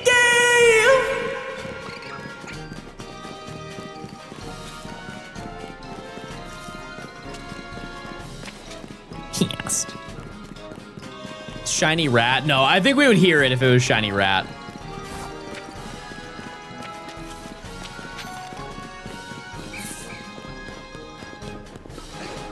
That's crazy.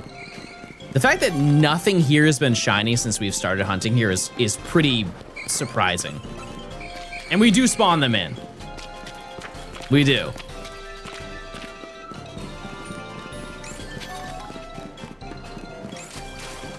Because you can hear Ghastly on the other side of the wall when you're walking by. Litwick. Wait! Yes! Yes! We did it! Oh, we got it! Oh my goodness. Okay. That makes me feel a whole lot better. All right, I'm gonna destroy every one of these rats here. Goodbye, every rat.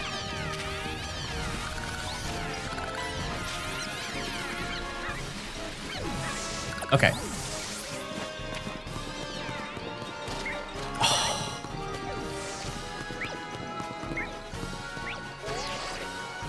All right. Look. Oh, you wish you could get to me. Oh, you so wish you could be next to me right now, but you can't. You can't. Oh, that was very nice. Yeah, oh, you're still moving. Okay, let me go this way. Go back to what you're doing. Come on. Jeez, all right.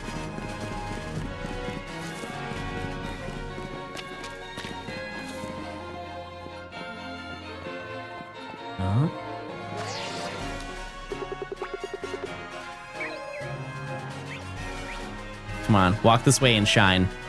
Please. Please. I don't want to get any closer. This would be peak B-roll if you just walked up and shined. You're very rude, Litwick. You're very rude. Patience is key, chat. Patience is key. It'll work. It just needs to come this way. Wait! Wait! Come on! Come on! I know if I take one step closer.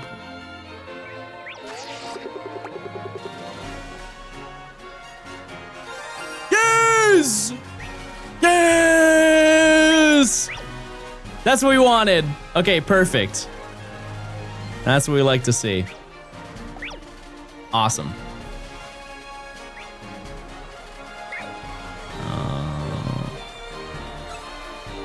Oh, you see me. Come on over. Don't be shy. Oh, whoa, you move. Hello?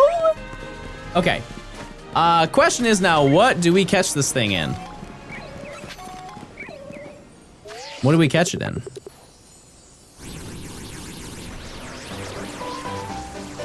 Oh, that's nice. Thank you for doing that. Dust ball. Keep in mind that its shiny is a little bit misleading. Chandelure is red.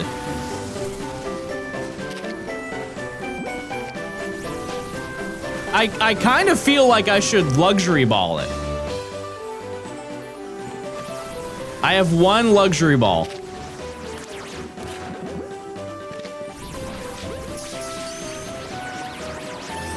There we go. All right. Cool.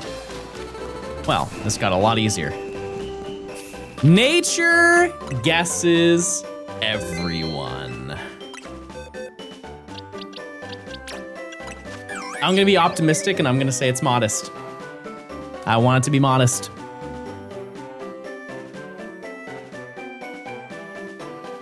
Survey says, it's bashful. All right. And this one's definitely claimed. Oh. Meow. Meow. Okay, well, let me replace, I guess we'll replace Snow-Rat, why not? All right, so, that's really good. That's very, very, very good. Now, we're going to have to do a little bit of research here. And I think I'm going to make the sewer thing that I made before. So you're gonna have to give me a second because I want to see when does it spawn in. Hold on. Here, I think, or like around here is where. Okay, so Let me take a screenshot of this. We're gonna do some Photoshop movie magic, okay? Was Limerick the one that was the most troublesome? It definitely was. Technically, it was Klefki if we had a bad scenario with it, and we did, and then we solved it. Now what we're going to do...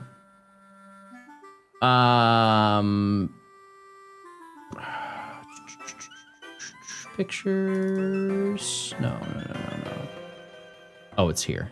Okay. What I'm doing right now, chat, is I'm going to basically make a spawn radius so we can all see where things spawn.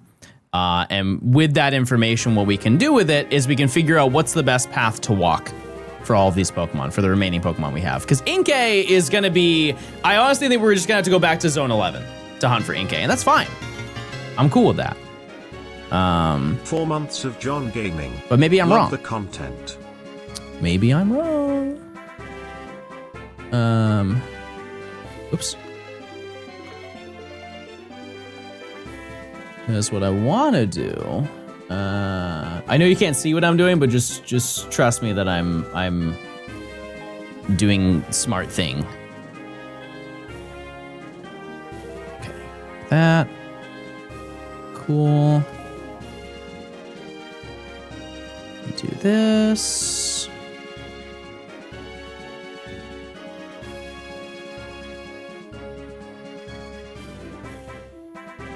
Then I grab this. Make sure it's centered.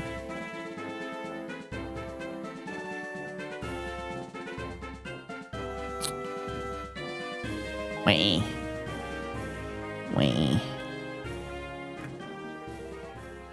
Oh, there we go. Okay. And then take this. And do that. Okay. And then I need to find the despawn for it. So let me just go this way until it disappears. Okay, right about there.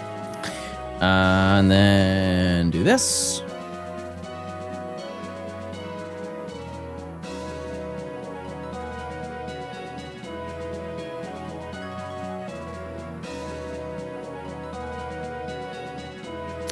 So this is like that.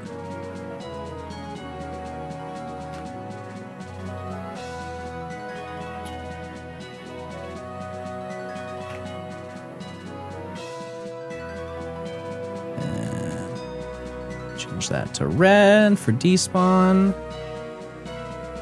Okay.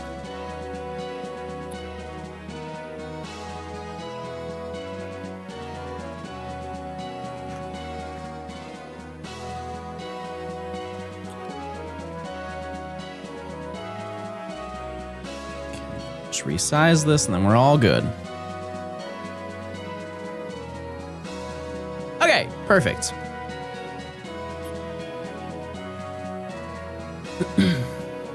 This.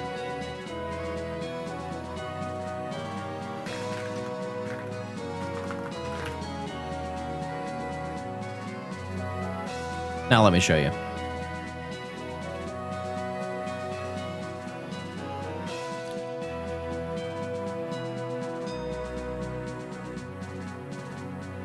Oh, I gotta change the size of it. Okay.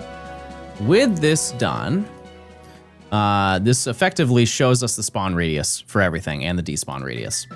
The reason why we're doing this is because we can't set markers down here. And so we have to actually visually see when things spawn in and out. And this is like pretty accurate to where it would be. So as you can see, we're at the spawn radius and it will spawn that Noibat that we got that was shiny spawns right there. Right in the middle of that crosshair, right? And so by this logic, if we walk all the way up here, and we just walk until it spawns in, there it is, right? Press start, there it is, perfectly in line. Green is where it spawns, red is where it despawns. So by this logic, what we can do is a couple of things.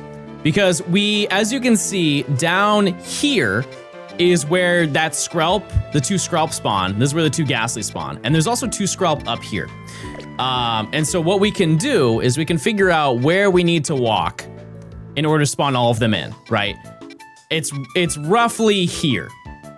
So basically at the corner of the wall, like once we walk all the way up here, we spawn in everything that we need to spawn in, and then we run backwards.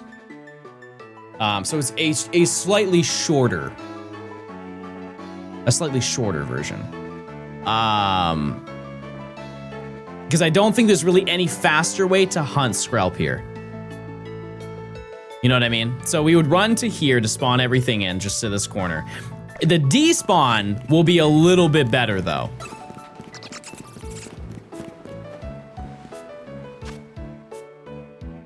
Maybe it won't be. Maybe it won't be at all. Maybe it won't be. Yeah. It's not very good. It's not, it is shorter. Do you not despawn when you walk around to that room? I guess what we could do, I wonder if we go here. If we run back and forth here, is that enough? No, it doesn't despawn it. What we could do is, so if we walked all the way down here, we'd obviously spawn everything in the center. And then if we walked all the way up here, still would not despawn everything. Yeah. No, the fastest way is just to do what we've been doing. I don't think there's any other way around it. We are doing everything we can and have been doing correctly. So that's, I guess, good news and bad news. So I've been doing it the most optimized way. Because if we found Skrelp, the reason why it would have been faster if we found Skrelp before Inkay is we would have just been able to hunt Litwick this way. Because as you can see, down here, it doesn't spawn all the way up at the top because they spawn right here where my crosshair is. And so we would have ran back and forth. Knockout resets, it takes way longer. Way longer. So yeah, no, we've already been doing it the fastest way we possibly can. We just turn at the door instead. And we don't have to hook a left or a right anymore.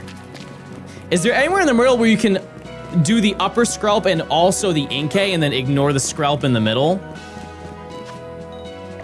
Did you check Skrelp? That's actually a great point. No. They're not shiny. But good call. Isn't there a Skrelp in the upper part of the sewers? There is if you've completed this section, but we have not. Yeah, so it's Inkay spawns here.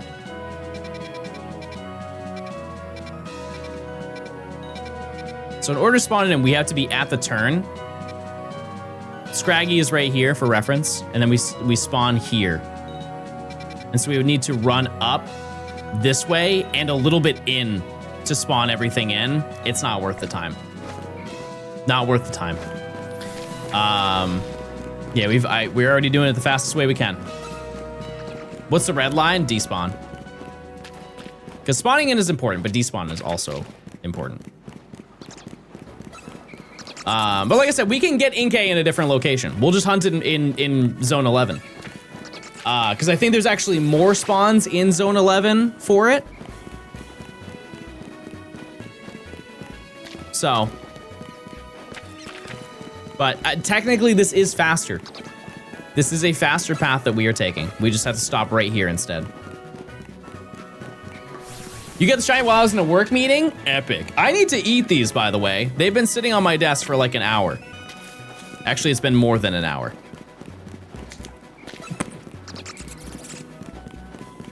They're a little hard now.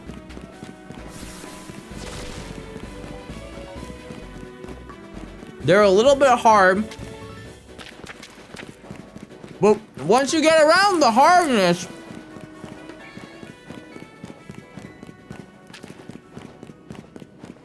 it's okay.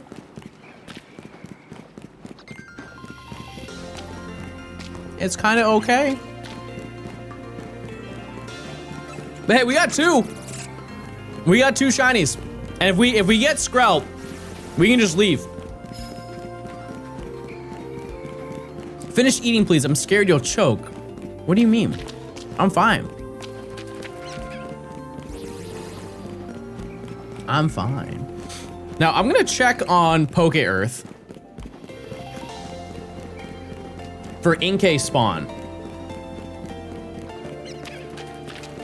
Inkay.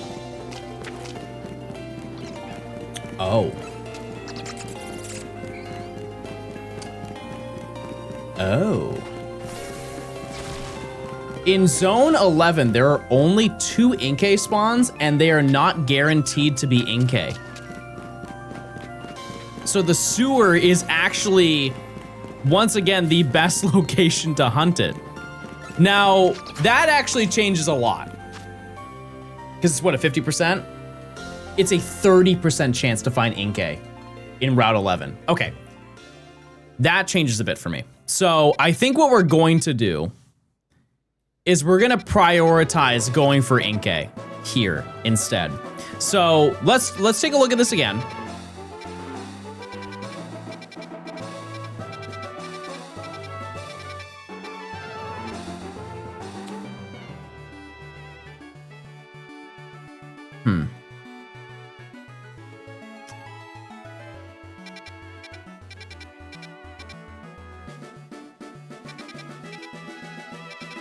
Yep, that's what we're gonna do.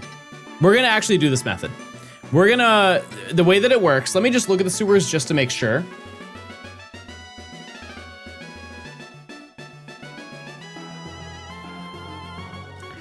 Standard spawns in the sewer. Okay, so to give you perspective without switching around too much, there is one that spawns here, right at the corner, where that line is, and there's another one that spawns slightly before that, right about here. And so by that logic, we would just need to be about here on the turn for both of them to spawn in. The 2 Skrelp are not labeled correctly, but they are essentially right here. Wouldn't the zone have faster resets? No, because the Inkay spawn on the opposite side of the zone. We would have to walk all the way to the end of the zone every single time. So by doing this, we walk up here. We're already despawning both of the Inkay by the time that we reach here on the water. And then we walk up and hook a little bit, and we spawn both of the Skrelp in, and we just do this over and over. It's gonna be a little bit weird to do it, but for how uncertain it is to get Inkay, it would be better to prioritize that because there are more Skrelp that we can get. So we essentially just run right here. Just to show you. Yeah, those spawn in perfectly fine once we hit the corner. That doesn't despawn the Skrelp. What do you mean? Okay, so this is just like where we start, hypothetical. We start here. We go all the way to the bottom right here.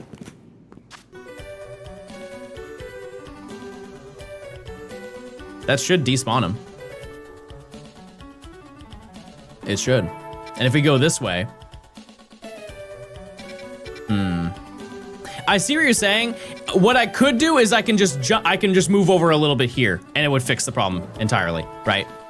So I can just do this. Problem solved. And then we go here, stand right here. As you can see, spawns both of them in. That works for me. That works for me. So we just have to touch that stone right there. Walk over here. Stand here. Do one of these numbers. Walk here. Then turn around. A lot of turning. It's a lot more physical movement that needs to be done, but I mean, we are spawning both of them in and pretty quickly. Trying to think of how many would we do per hour.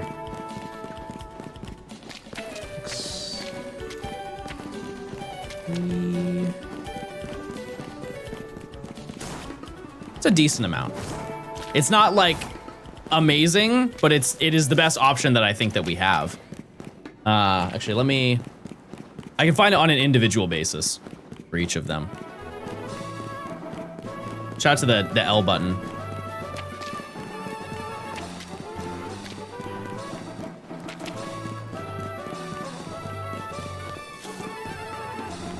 Okay, let me set up a stopwatch.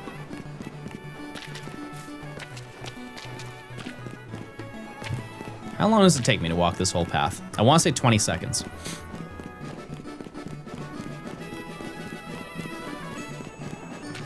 A little bit longer than 20 seconds from the looks of it.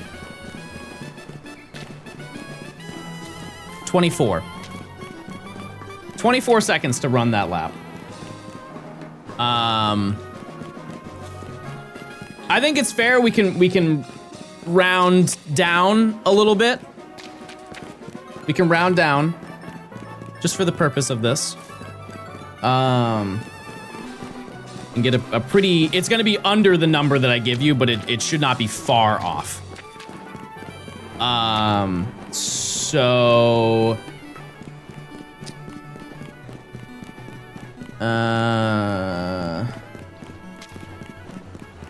Between both of them, I would say we average about 650 of them per hour.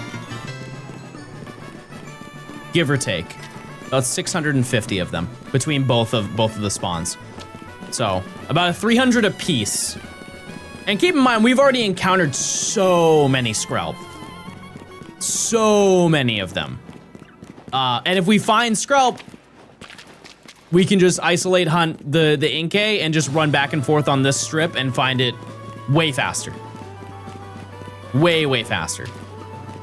It's just one of these Pokemon just has to show up first for us to be able to be put in that scenario. But I think that's pretty good. Western, thanks for the 23 months of Prime. Cool Bro, 6 of the 4 months. And I think what we're going to do for the checks for this chat is I think we're just gonna walk into the area. I think starting from the beginning isn't really worth it anymore because there's nothing else that we need. So many Hoenn songs. Yeah, it is just looping through a bunch of route music. I realize that. We'll go back to the playlist after this.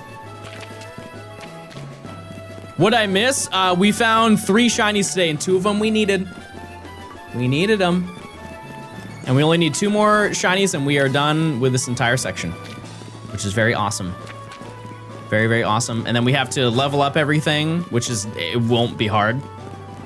It really won't. Most of the Pokemon are just, they're already ready to evolve. They're high enough level. Litwick is what, 41, I think? Noibat's gonna probably take a little bit. Emily, could you update the title? Because we should be 16 out of 18 now. Because we were missing 4 at the beginning of the day and we got 2 of them. Yeah, so we only have 2 left. That's great progress. I think I'd be a little bit greedy to expect another one today, but you know what? All we are hunting right now are these Pokemon, because I don't think we really spawn in anything else. We might spawn in Klefki, but I'm not gonna look. You missing Skrelp? Yeah. This route spawns in Inkay over here, and on the other side, it spawns in Skrelp. And because Skrelp is easier to get than Inkay, we're kind of hunting for both right now. There's 2 Skrelp spawn over there. Yeah, we'll just do the same routine. We'll check in 5 minutes. Colleen with a 53. Shiny Gaming Smile, good luck. I appreciate Colleen. Hope you're doing well. Yeah, we found some good gamers today. John, you think I can start a car with my own hands? I think we're well past the Kevin Gates talk, but yeah. It's your world. We're just living in it. One more option is to fast travel to the bottom and then walk to the top of this route and repeat. You absolutely could do that. It would take way longer than what I'm doing right now. Way longer. Yeah, because the path to walk from here to here to here to here to here, it would just take twice as long, and so we would just be cutting our encounters. So no point in that one. I was a little bit excited to hunt for Noibat if I had the ability to, but you know what? I'll take a shiny over doing a different hunt. No complaints there. It would have been cool though to do a little fast travel hunt down here, because I think there's 5 Noibat that spawn when you fast travel. That would have been a fast one for sure. Inkay is probably easier from the zone. We just looked. There are only 2 Inkay spawns. There are 2 Inkay spawns here. The difference is that the Inkay that spawn here are guaranteed, and it's only 30% in zone 11. And it's on the opposite end of the fast travel. So there's not really like a great reason to be there. Should I get Legends EA for the Switch or the Switch 2? I mean, if you care about frame rate, which I feel like most people do, it's way better here than it is on the Switch, the original Switch. Other than that, it's effectively the same game. It's really like, do you want 60 FPS or you want 30 FPS? Is the $10 worth the frame upgrade? And I feel like it is. But like, maybe you want to put those $10 to something else. John, will you be my friend? No. No, unless you have 1 million channel points.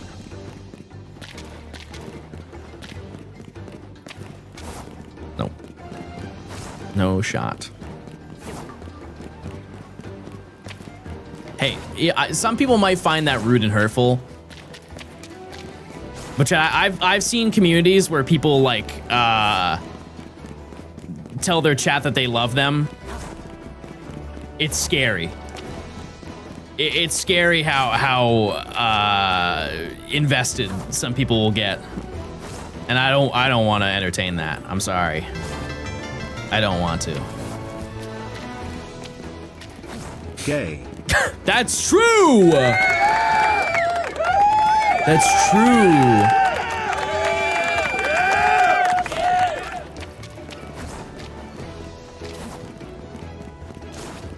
Yeah, because I mean, I've seen people who have dealt with that IRL, and it's really uncomfortable. It's really uncomfortable.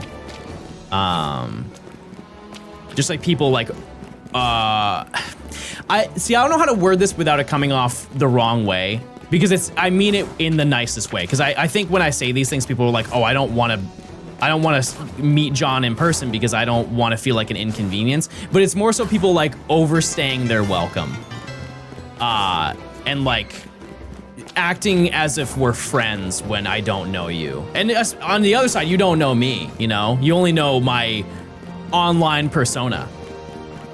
And I would like to feel that I am very authentic to the person that I actually am on stream as I am in person.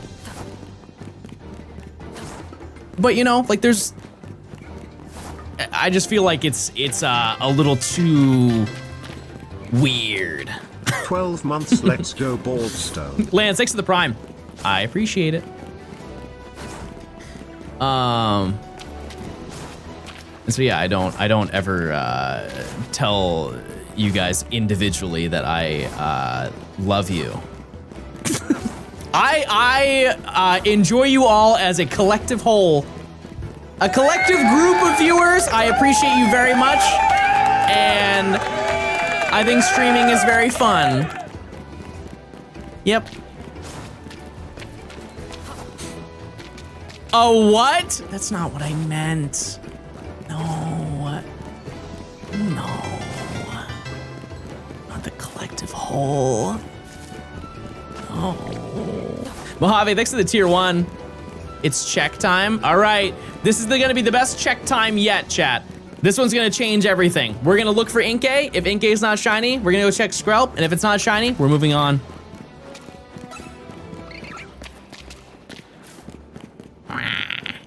Okay, hold on. Hold on. The quick luck. The quick luck could happen. Ink gay. That's true. I never thought of it that way. All right. Oh, that was every song in the playlist. Not bad. Okay, what we're going to do to test to make sure that I'm making the right decisions here. Let's check these. 35 female, 34 female, okay? Couple of ladies. To ensure that I'm actually despawning them. Take a little loop here. We run back. Let's just see. 35 female, 34 female. This might be a little skewed because they were in the water, but it already looks like they respawned. 36, okay. That's good enough for me. All right. You gonna check the other two scrub for check time? No, because we don't spawn them in. We don't spawn them in. No point. Use your points. If they change the location, they've respawned. And while I do normally trust that, I get a little nervous. And I want to make sure. What do we still have to get? Scalp Inkay. That's it. And then we are done with this section, and then we have 14 shiny hunts left to do. Use those points. Yeah, we're reaching the tail end of this video. It's looking good. And I know this is gonna be obvious for people who have watched a lot of my videos, especially the ones that I've streamed, which is pretty much all of them. I will probably take a break from streaming to work on editing this video. And like I said, I fully intend on going all out for this and making it as best as I can possibly make it. Because, you know, like investing this much time into a video and making a sloppy video is just a waste of time for me. It feels like it would be a huge waste of time to put in all this time, all this effort, and not put in the same amount of effort at the post challenge aspect. But as I've said before, the video is already partially put together. So, like the framework of it is. How much have you edited so far?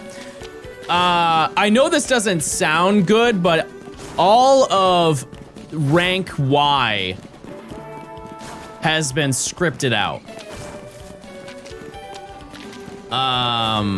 Which that is more recent than you would think it would be. Because rank Y was the end of February. It was before Fire Red Leaf Green came out. Yeah. How long is the video right now?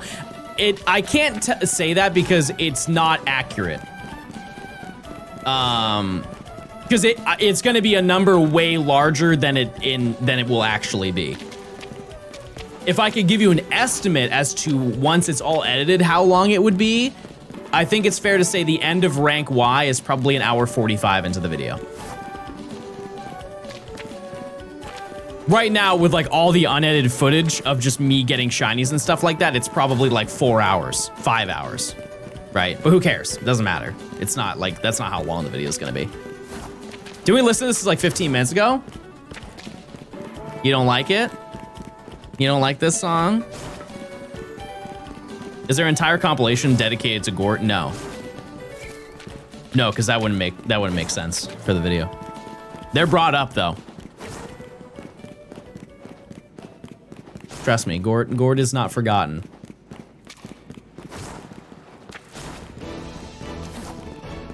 Yeah, no, for editing wise, doing a compilation of every Gort that I found, the moment I find the first Gort would just not, it wouldn't make sense, you know?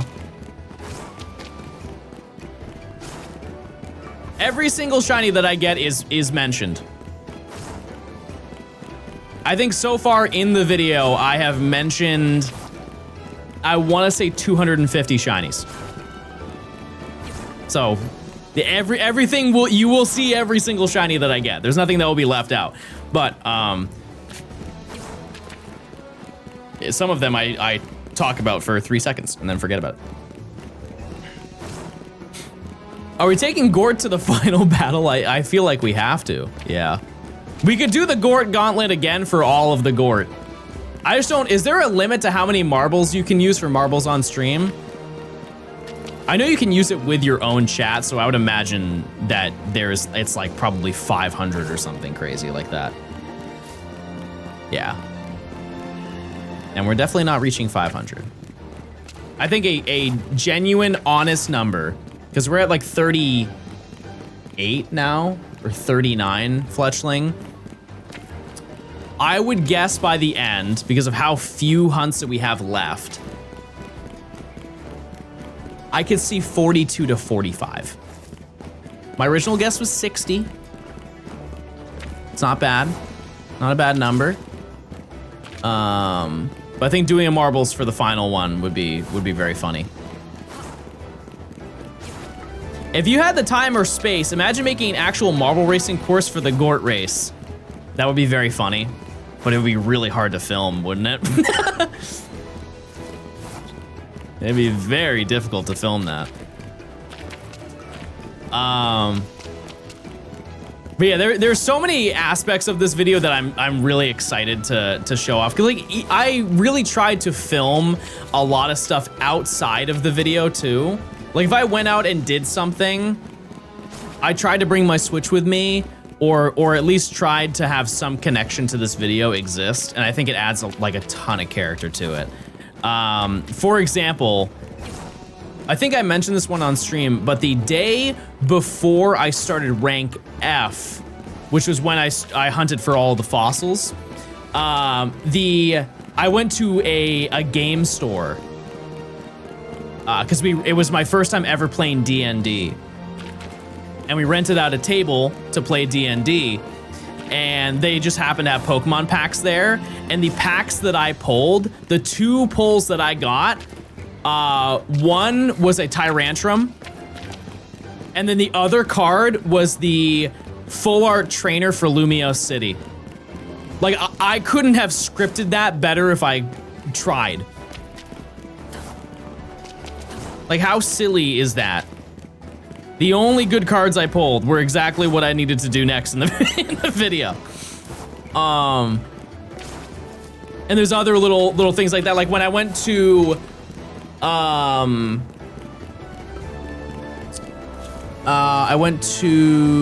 the Giants games and found shinies at both of those games. That was really fun.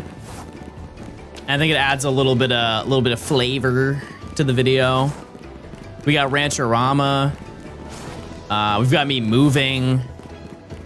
Praying you find a shiny during Mother's Day. I don't think I'm really gonna be gaming. I'd rather invest that time into hanging out with my mom. But the flight, absolutely. Absolutely, I will. John, no offense, but you seem like you'd be a bad dungeon master. I honestly think that I would be an unbelievably good one.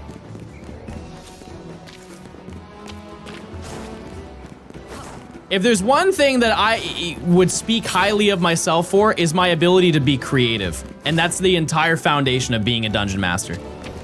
You have to know all the mechanics. I mean, like starting from the beginning, yeah, I would be bad at it because I'd be new at it. But I think that I'm creative mentally.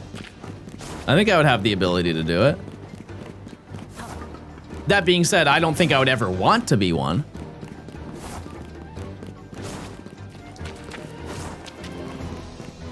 I enjoy just like kind of playing, but half the role is script writing. Yeah, and that's all I do.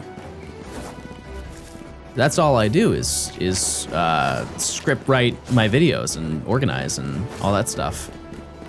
I've said it before. I'm a fiend for a spreadsheet.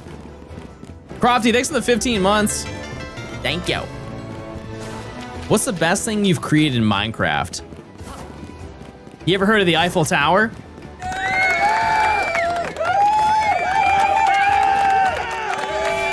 I saw a video of somebody making one of those.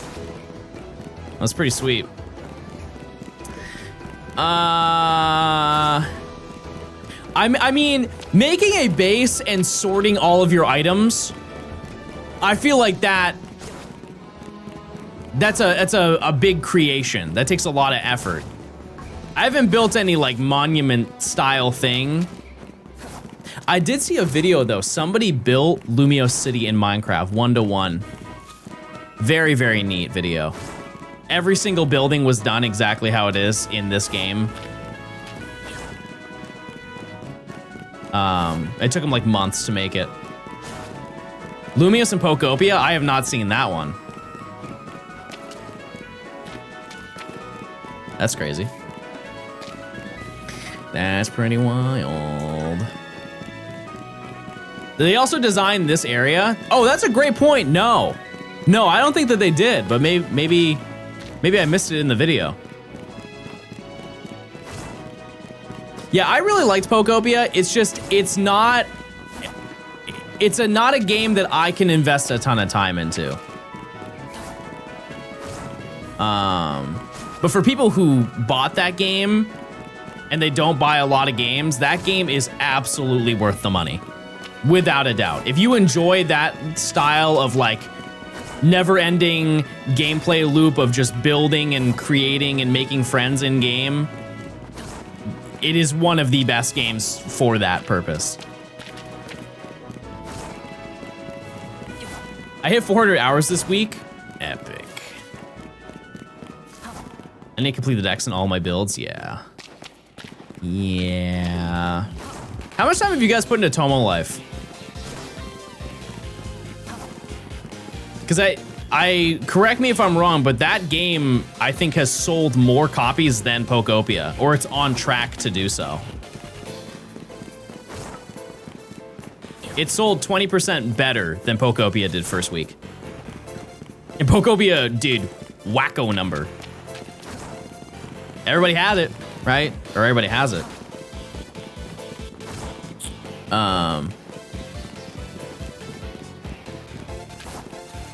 I think both of those games have, in a weird way, an equal amount of longevity. Didn't Pokopia sell 2 mil in 4 days? I don't really know. All I know is that Tomo Life did better. They both did amazing though. My friend is getting a Switch just for Tomo Life, yeah. I think it's important to know the difference though between both of those games. Technically, Pokopia is doing better because it's one console. Yeah. Yeah, Tomodachi Life runs on both of them. The fact that Pokopia is essentially a console seller. And that's the best type of games that you want to make as a company. What would you say is your favorite console seller? There's a lot of options. I think mine is I think it would have to be a Pokemon game. Yeah, it's Halo 3 or it's a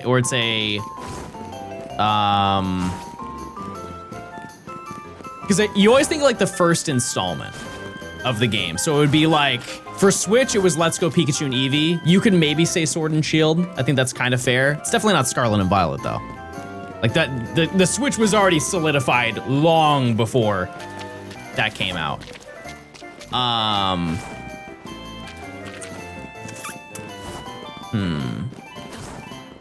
You also have like New Super Mario Bros. Wii. I think it's fair to say that was a console seller, or maybe Mario Kart Wii. Mario Kart 8 is, yeah, I don't know if that one counts as much because that was the only game that was on the Wii U. I think that was just an expectation game. Like you just had something to play on your Wii U. Wii Sports, that's pack-in though. You couldn't buy that alone.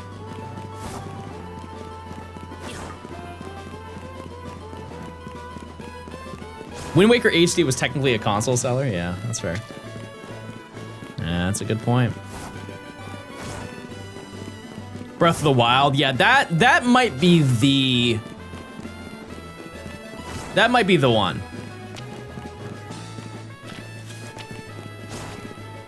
What was the game? Oh, you know what? I think it's either Breath of the Wild or it's New Super Mario Bros. DS. Is that not the most sold DS game? I think it beat Mario Kart.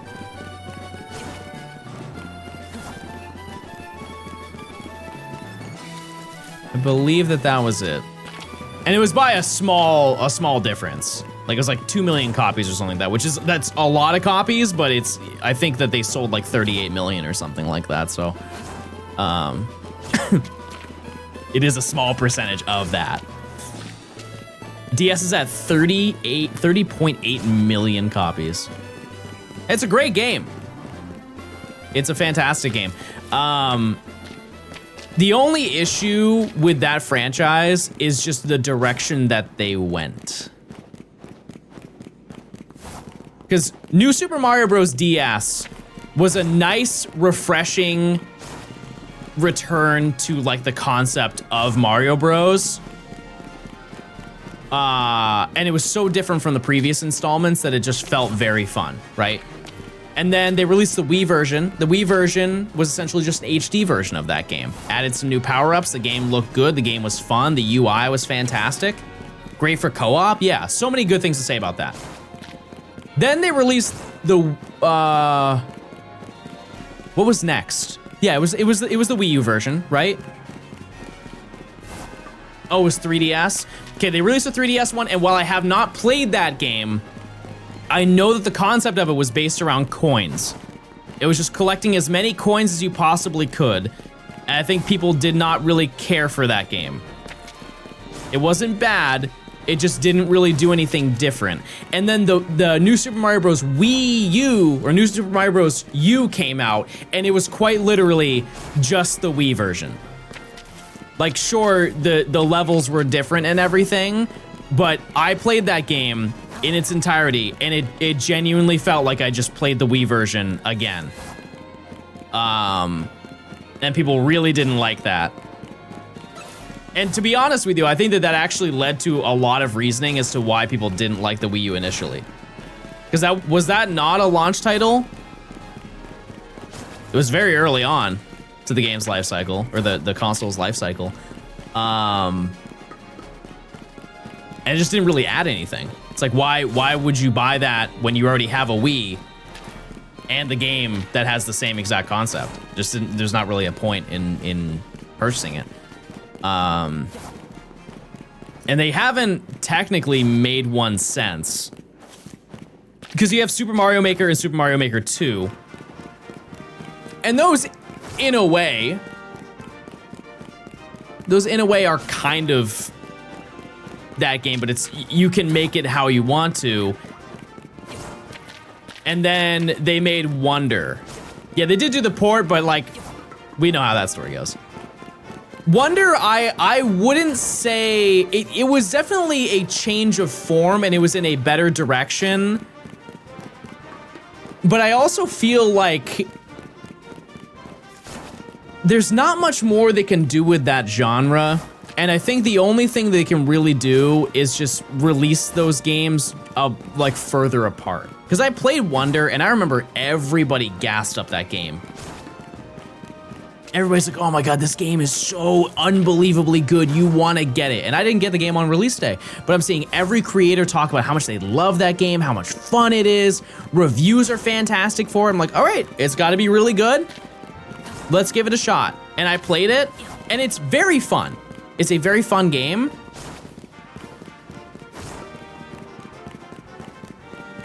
But it just kind of felt like all the other games. Which there is obviously some truth to that. But I just feel like there isn't much more they can do with that genre. I think, honestly, I would have way more preferred they invested those resources into a 3D Mario game. I think if you asked a majority of the population, or if you asked the population what they would prefer, a 3D Mario game or a 2D Mario game, I would say a solid 85% would say 3D. Like, if there's a 3D Mario game that was released every 5 years, people would be all over that. The team that does 2D Mario doesn't do 3D. No, I get that. I understand that. I'm just saying, like, I feel like they should do a different 2D game. They just invest the 3D people to do the 3D game, 3D Mario, and they invest the 2D people to do a 2D game that's not that one. Like, Chibi Robo. Imagine if we had another Chibi Robo and they made it 2D. The people have been asking for that. Or what are some other, for, you know, intents and purposes, dead Nintendo franchises? Starfy? I'd be down for a Starfy game. F-Zero. No, they had F-Zero 99. That was its own new game and fresh. That was good. Earthbound, yeah. Harvest Moon, that's not a Nintendo IP though. I didn't realize the amount of effort that goes into playing Harvest Moon. I bought it for the GameCube and I was very surprised. Like, they really just throw the entire world at you and play. It's called Story of Seasons. Oh, yeah. Yeah, no, I got that for Nimmy for Christmas. I got the collector's edition of that. Earthbound. There's got to be some reason as to why they have not done anything with that IP. Like, the fact that you can buy Earthbound merch. And when was the last Earthbound game? Like decades ago was the last one.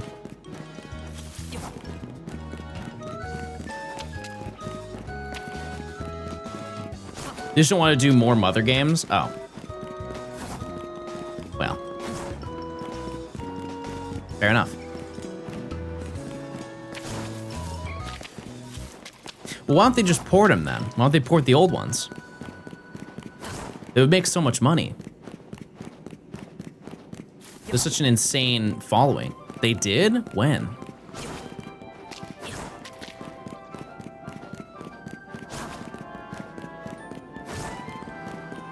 They're all on NSO? Oh! Okay, I'm behind then. I'm ill-informed. I didn't know that. I forgot about the mini consoles. Wow, that was like, I wouldn't say that's the first time I ever experienced scalping, but it is crazy how hard it was to get the NES and SNES minis. For how like silly those things really were. They were just like essentially like the plug and play toys from the 90s or from the 2000s. It was insane how low production those were. I never ended up getting one.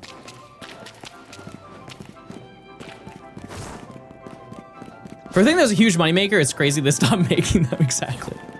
Yeah, and didn't they release it at like the best time to release things? It was around Black Friday. It was like a month prior. Because I know it was like a hot thing to buy on Black Friday. It was, you know, this is like a decade ago, so it's hard to remember the time frame. And it's weird that they stopped, because there was never an N64 one. And I think that's really where the limitation, like, there's no way they could have made, like, at the time, like a GameCube one or a Wii one. It's just, you can't make something that small and be that powerful at that time.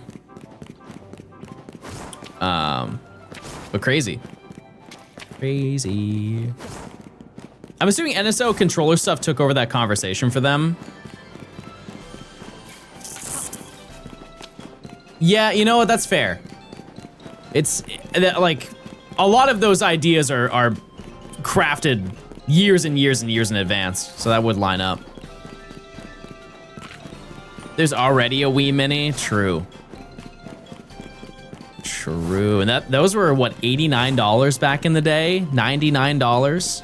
Imagine buying a modern console for $99. Even though it didn't have the GameCube ports, like that's kind of crazy. We're never getting that again. I'm sorry to say it, but it's not happening. The PS6, no realm that would ever cost $99.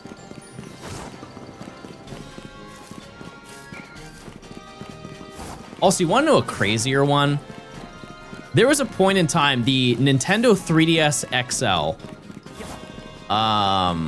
the new Nintendo 3DS, so the one with the back and front plates on them, there was a Black Friday where they released a special edition Mario and Luigi one, where it had like stars. It was just a Mario one, sorry. And it had stars and Bomb and Mario on it. They released it for that Black Friday. I don't think they ever released it again after that. It was just like for that holiday season. $99. You wanna know how much that thing costs now? It's not $99, I'll tell you that. It's maybe $300 if you're really, really, really lucky.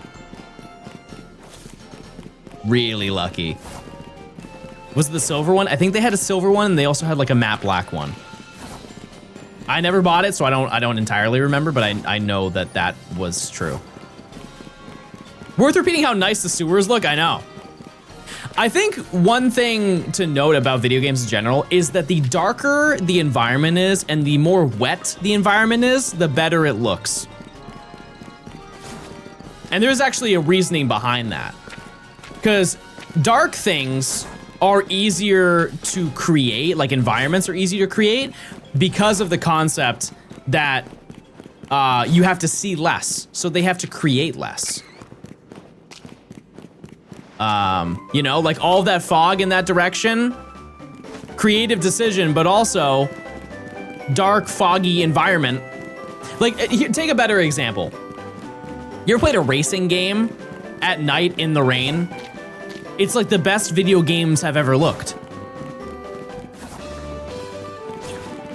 And it's because they can invest all that time into making sure the ground and the water and the car look really good. You don't have to worry about everything else because you're zooming by it. And not only are you zooming by it, you're zooming by it at night. And so you can barely see the buildings anyways. So they don't have to invest a bunch of resources into making the buildings look good.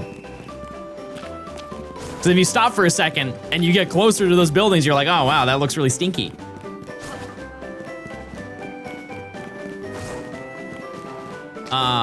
But I think one thing that video games have nailed is water physics. Like here's a great example. You guys ever played the intro to BioShock? The first BioShock? They went insane on the water physics on that game. It is check time. Let me just show you what I'm talking about if you've never seen the introduction to BioShock.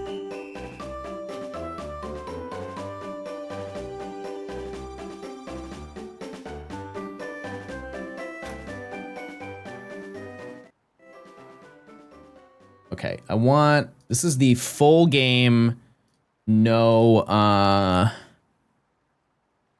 commentary on this. Okay. This is the beginning of the game, chat. So there's a plane crash and you get off of the plane. But keep in mind, chat, this game is from 2008, and this gameplay, I believe, is from 2008. It's at least on the Xbox 360, PS3 era. Right, ship sinking into the water. You can tell just from a distance, it's looking kind of like 2008. But then look at the water. Like, chat, that's insane. It's insane. Like, they spent billions on the water physics for this game.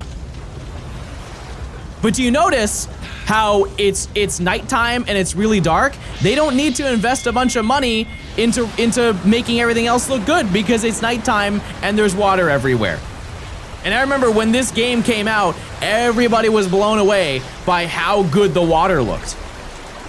Because then you go to the rest of the game and the game looks like a game from 2008, right? Yeah.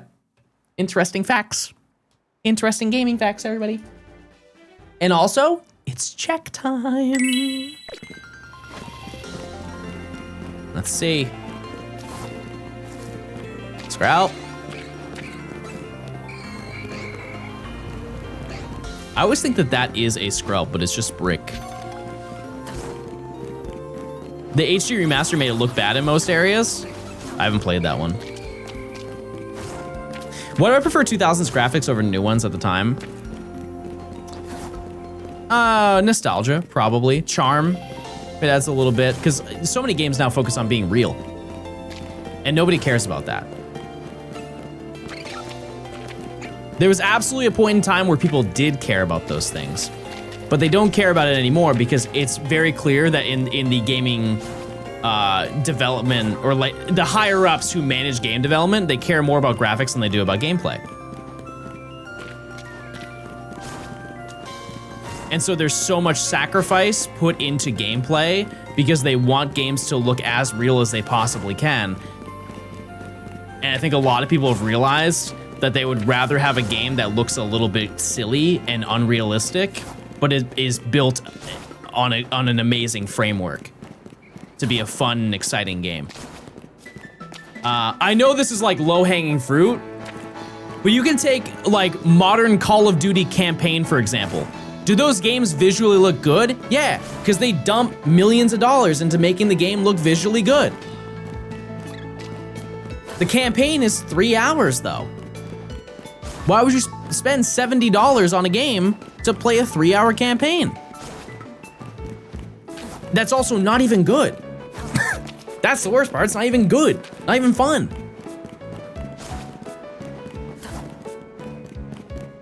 And that's why whenever somebody comes to my chat, when this happens every new Pokemon game, they're like, wow, this game looks kind of bad. I don't care. Sure, this game could look better, yeah. But I care more about having fun playing the video game than I care about it being graphically good at any point. So if I could have one or the other, I'd pick gameplay every single time.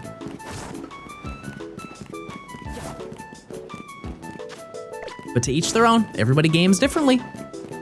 Everyone does. Also, Mods, because you grab the prediction, I had to use the restroom. I'll be right back. I'll be right back.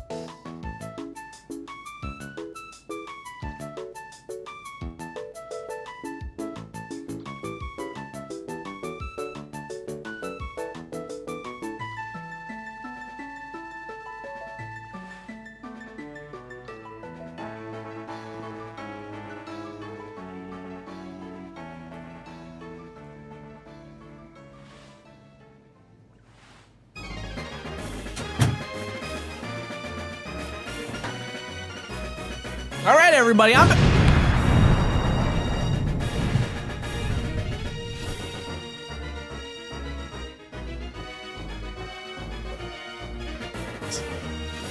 That was scary. That was crazy. That was insane what happened back there. Use your points, please. Please use your points. You guys having a good day today? You guys having a nice day, a fun day, a good day? Are you okay? No, my leg fell off. No more leg. Thanks to you. Okay.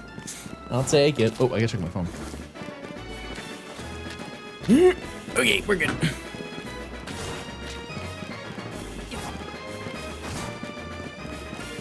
All right.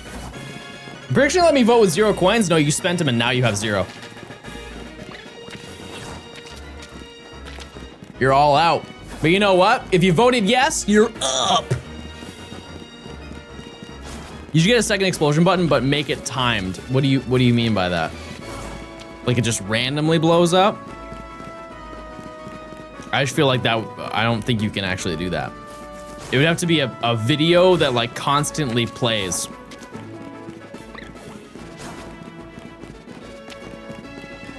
I don't think that'd be helpful. Like imagine I find a shiny and then like I'm reacting and talking and then I blow up. That would be funny for you guys, but it would make the video so much harder for me to put together. It would make it so much harder. Like making a delayed explosion by 10 seconds or something. Well, I could just set it so it's just gonna blow up 10 seconds from now. You know, like that's an option. So I don't really feel like I need to like schedule that or something. You know, doesn't really seem like very.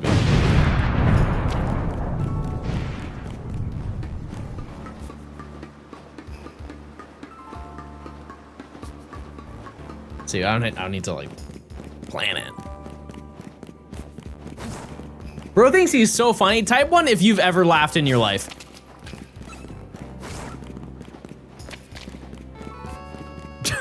Whoa, sad life, jeez. That's tough. You've never laughed ever? Jeez. Well, let's change that today. Let's try. You wanna try making me laugh for the first time? No. No, if you've made it this far into your life and you've never laughed, there's nothing I can do. I fear not. I fear not.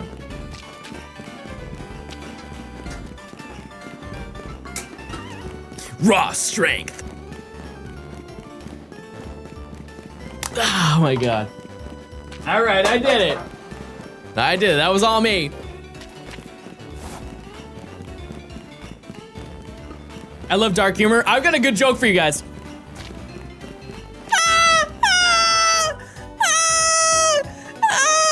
It's dark in here. Oh my god. Oh my god. Oh. It's so dark in here in this sewer. Oh.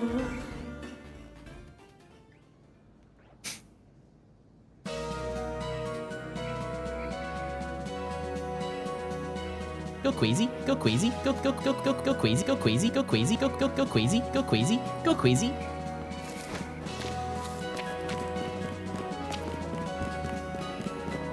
Flashbang. That's such a rude layered joke.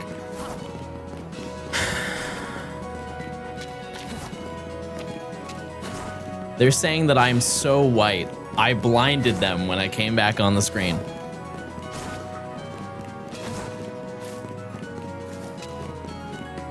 We got Louis? Yep. Yep, we got it. Yep. Yep, we did.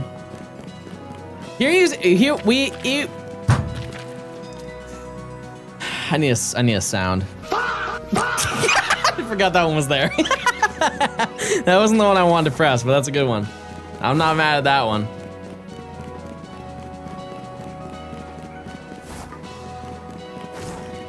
Bro sounds like he'd say, root beer. Root beer. Yeah, that's a great one. Do you think cows like the taste of grass or just eat it because it's there? I feel like if they had a tiramisu, they'd change their whole life. You know? You might be onto something there. That's all they know. I mean, like take a dog for example. You give a dog food, yummy. Until, you know, the humble hamburger shows up at the cookout. Tiramisu is Lang. British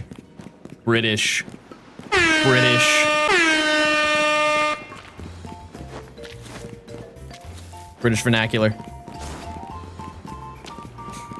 I've met Hamburger and he is anything but humble. And you know what? You gotta give him credit. You gotta give him credit. He really talks the talk and walks the walk. Chat, please pick if your burger or circle. This is important for the outcome of the rest of the stream. Hamburger Helper. Hamburger Helper hits. I don't know how it is in big 2026, but it's, you know, I remember my younger years. It was good. It was good. I don't think it had any, like if it was going toe-to-toe band for band with Kids Cuisine, it was losing every single evening. That was where it was really at. I feel like it's a canon event as a kid. Maybe not now, because like I feel like TV dinners don't exist. Like kids' TV dinners don't exist anymore. The reason why I say this is because I went to the grocery store with Nimi like last month, and we were just talking about Kids Cuisine, and she's like, "Oh, I want to try one because I haven't had one in so long." And I was like, "You know what? I'd try one with you, right?" They don't make Kids Cuisine anymore. Like they don't sell them. We went to the store. Not only were those not there weren't any kids TV dinner. Yes, they do. Well, they weren't at ours. And best believe we cried. We cried in the aisle. Saw them in the store literally today. My world is getting better, even though it's still very sad. Okay, well, I'll have an update for that story then in the future.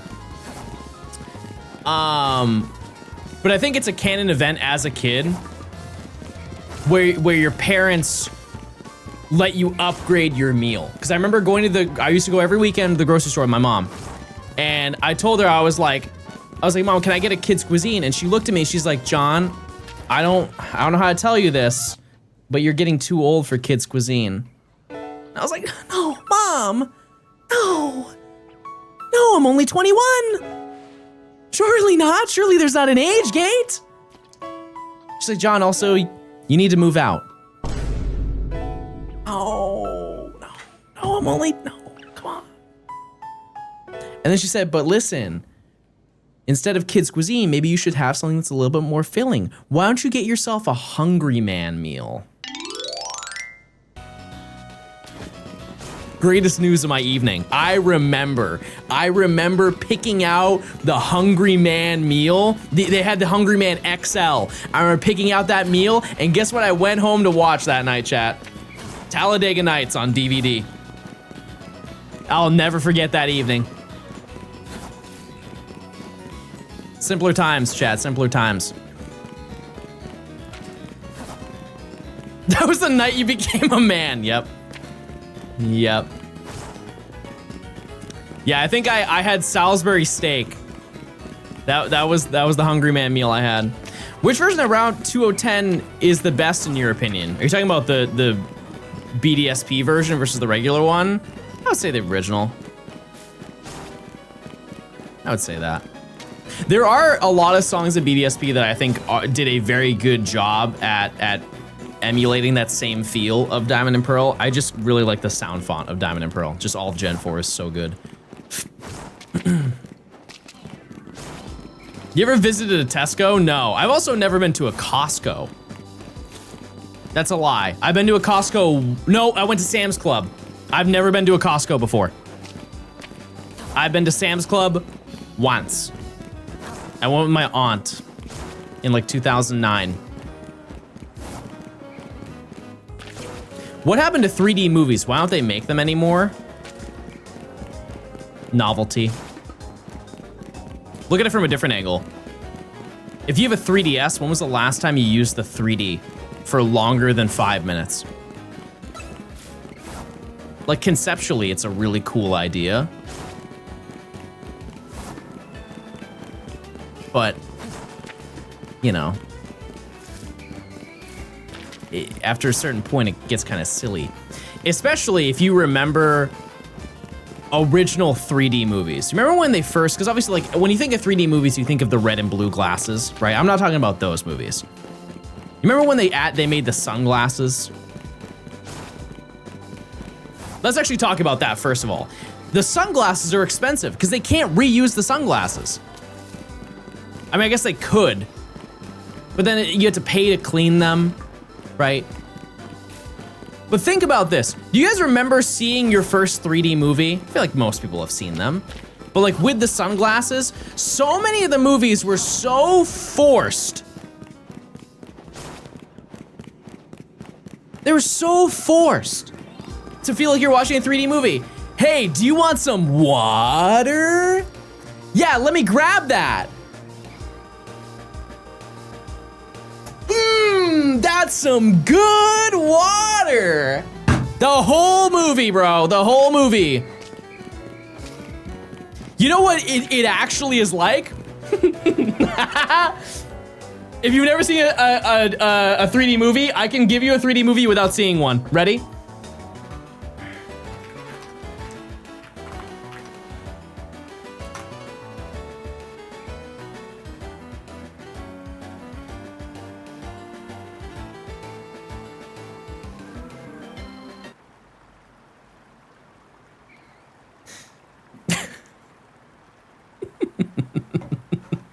This is a 3D movie without the 3D. Wish to go. Lamp oil, rope, bombs? You want it? It's yours, my friend, as long as you have enough rubies. Sorry, Link. I can't give credit. Come back when you're a little, richer. Help! Ganon froze the fountain. No, not the. Wait, Legend ZA stole that lore. Stuck. Biggest crab I ever caught. It's a goma. I've never seen this one. They're pretty good. Here. Thanks. Keep going, boy. You're doing real well. Bro's got the dogs out, just making cobwebs for fun. Once you get rid of Ganon, we can get back to fishing. Oh. Dyra's came straight. No! No! Mr. Fish! Mr. Fish! God, she killed Mr. Fish! Blue, I'm so sorry you had to see that. Dear God, she killed Mr. Fish! Holy moly, I'm so sorry! Everybody look at Litwig. Yep. Yeah, that's very nice. Yeah. Jeez. It's insane. We were talking about what 3D movies were like without having 3D glasses. I think Zelda CDI is a very accurate representation.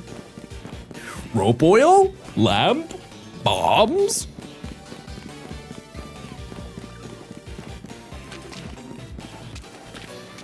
But I think, yeah, Spy Kids 3D was a canon event for a kid because it you know, as a kid, it's a banger movie. But then you watch it as you're an adult and you're like, wow, they really want you to know that it was 3D. You're missing Skrelp. I need Skrelp. I need Inkay. And the unfortunate part about Inkay is we can hunt it in Zone 11. The issue is that there are only 2 spawns and it's a 30% chance spawn for both of them. And so we would just phase on another Clauncher. So there's really no point in going there.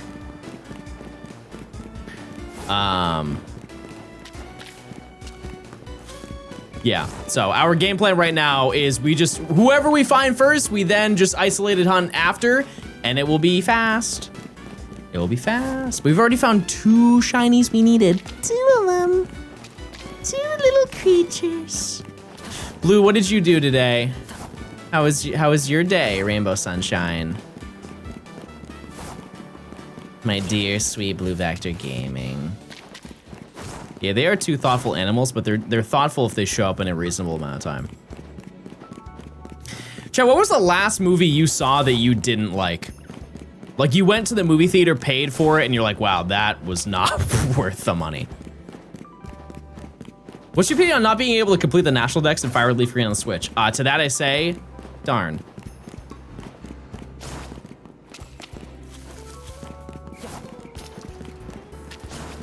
MapQuest and PLA, very nice.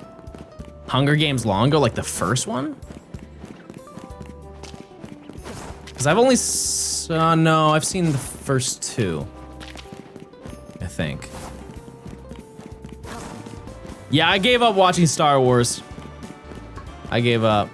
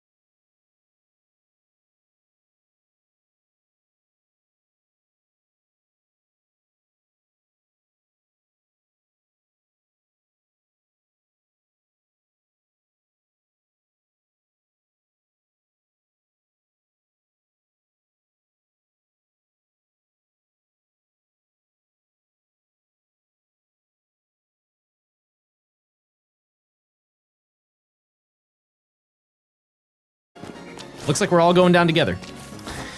Yeah, there are 14 hunts after this, so we have 16 shinies left to get. DLC is Zone 20 plus DLC? Yeah. Yeah, because that's, Zone 20 is post-game.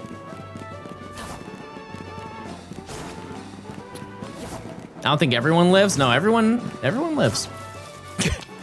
Everybody. I can say for certain I haven't touched a pencil in around 6 years. I miss them. Where did that come from?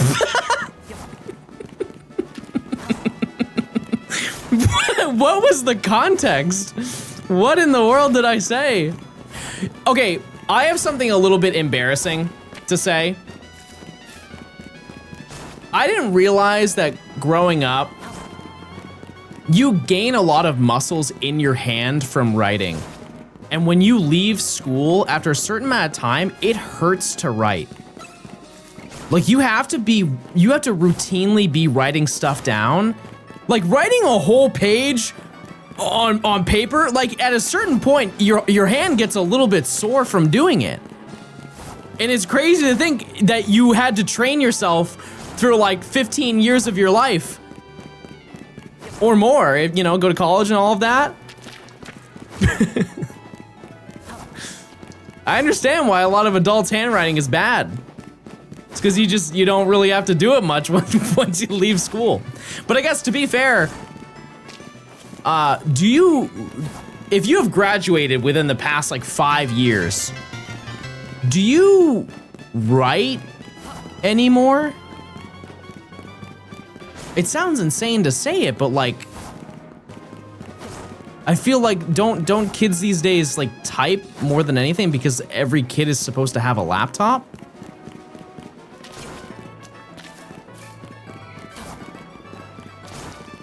I think honestly to compensate for that, like I think it should be mandatory for kids to take an art class. Well, actually, I guess that already is a thing. But like, more art. Oh, math. Yeah, I guess that's true. Yeah. Yeah, I skipped the Chromebook era of school. We gotta check in 3 minutes, by the way. Big fan of YouTube's content. Sending Shiny Lux your way. Thank you. Hey, you can have some too. Ready? Go Queasy. Go Queasy. Go Queasy. Go Queasy. So generous. Hey, listen, we're all gonna eat. Every last one of us.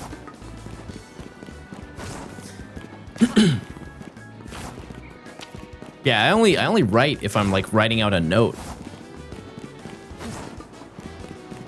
Vanilla, thanks for the prime. What if I'm crazy? What? Good luck. I don't know what you said, so hopefully it's not bad. For me, art class is just the exact same in every grade. They learn the same thing, and you have to take it several times for some reason. I mean, you could say that for anything. Because listen, when I was younger, I would always ask the question of like, why in the world do we have to learn this thing if I'm never gonna learn that, if I'm never gonna use it in real life? And as I got older, I got put onto a very interesting perspective that I think a lot of people bring up, is it's not the fact that you are learning these things, because yeah, very clearly, like if you spend, you take a physics class and you don't plan on doing anything related to physics, it is in theory, not useful for you once you graduate. However, the thinking process, the way that your brain has to operate in order to think and solve those problems is advantageous for you in the rest of your life. Being able to assess situations on the level of learning physics is something that is important for you to learn, and that's, I think, an easier way to learn than maybe like trying to learn a variety of different scenarios. Yeah, it's like just like understanding critical thinking. But also if you want to learn physics, that's like, it's a way to, get started. But I think also like learning stuff like that inspires people to want to invest time into new things. Cause say like your entire upbringing is Fortnite, and then you take a physics class and you're like, oh my God, physics is cool. Then you want to become somebody who's invested in physics. Playing Crystal on my 3Ds and the emotes are perfect. Johnston Bells, Johnston Royal, thanks for the 14 months. I wish that they taught how to do taxes. You want to know the fun fact? They used to. And then they got rid of it. There used to be a class that you could take in school, and it's called home economics. This is prior to me being in school, so like I didn't even get to experience it. But the whole concept of home economics is you learned how to do adult things. Just generalize to every adult thing that you need to do. They would teach you. It was basically on request. No, Shroud. I'm pissed. Well, it's true. Yeah, because you could learn how to deposit a check to the bank, which obviously that's dated, but rats, no shiny rats. It's called something else now, family and consumer services. Okay, so did you have that growing up? Because like I didn't even have that as an option. Like they didn't have it at my school like 5 years before I even showed up to the school. The school I sub at, I see. Yeah, you basically, obviously there's a curriculum that's set of things that you would need to learn. But I think it was also one of those environments where you could just ask like, hey, how do you do your taxes? And they would insert that into the curriculum. Or if it's something that's really short and easy to learn, they would just do that. Also, wasn't home ec part cooking? There was an aspect of it where you learned how to bake a cake. Or is that a different class? Yeah. Because that a lot of people can't cook out there, chat. I'm not gonna act like I'm Gordon Ramsay, but like I at least can follow the instructions. And that's, I fear, more than most are willing.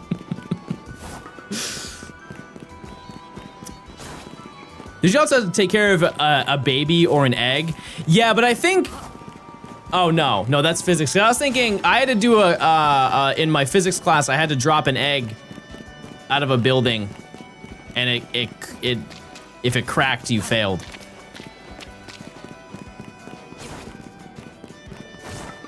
My fiance had home ec, but it was only cooking and sewing.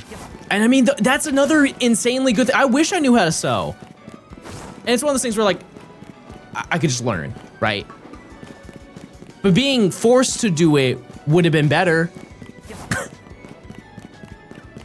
I think that would have been more useful down the road.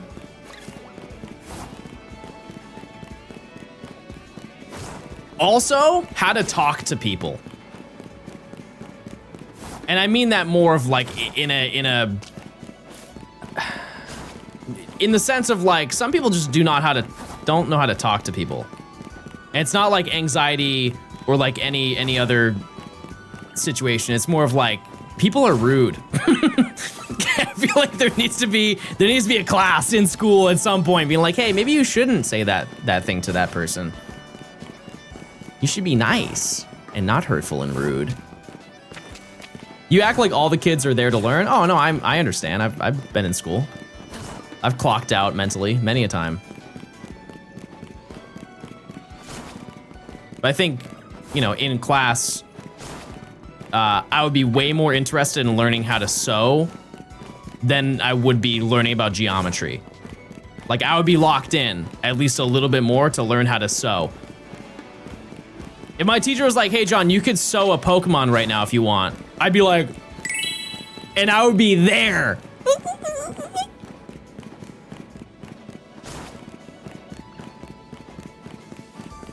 Yeah, we just need Inkay and Skrelp. And we're out of here.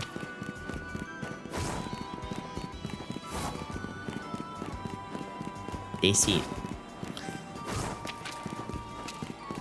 It's all fun in games until it's graded and work, and then you wouldn't want to do it. That's, yeah, you know, got me there. You got me there. That's fair.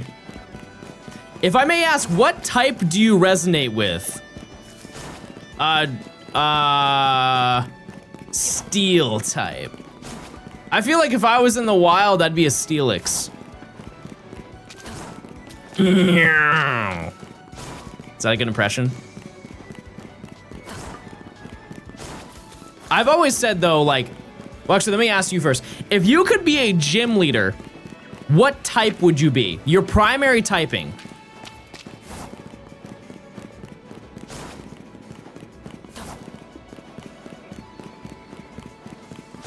I feel like mine is really uncommon, but I have like, I think good reasoning behind wanting it. Yeah, I would do flying. Think of how many flying Pokemon there are. Like, I know this is really basic, but I could have Charizard on my team. Charizard's flying. Dark? We've never had a dark gym leader, right?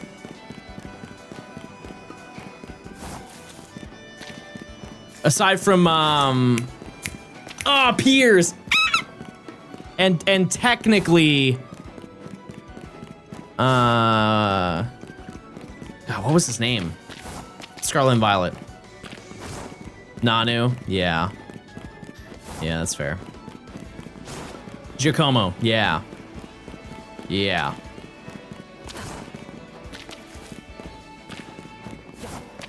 Was that Ghastly shiny? I'm not gonna claim that. Yo, there's so many flying Pokemon. So many cool Pokemon. Yanmega, flying. Flygon, maybe next time. What about Marnie? Marnie's a rival. No, I would count Nanu because Nanu is essentially a gym leader. The Island Kahunas are seen as gym leaders to me because there aren't any gyms in that game. But rivals are different.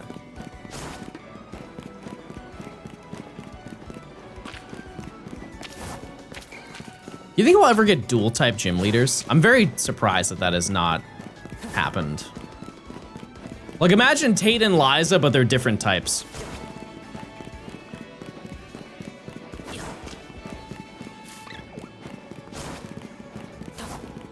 Raihan is kinda. Yeah. Yeah. It is insane that we've only had 2 double battle gym leaders. Ever. In the history of Pokemon, 2 double battle gym leaders. Just Raihan and Tate and Liza. Striaton? That's a single battle. Oh, Rhyme! Oh, and she rhymes, and that's her name. I'm out here lying for fun, everybody. Yeah, I'm gonna be honest with you. I feel like a lot of the Scarlet and Violet gym leaders are in one ear out the other. Who's Rhyme again? I think Rhyme is technically the 7th gym leader.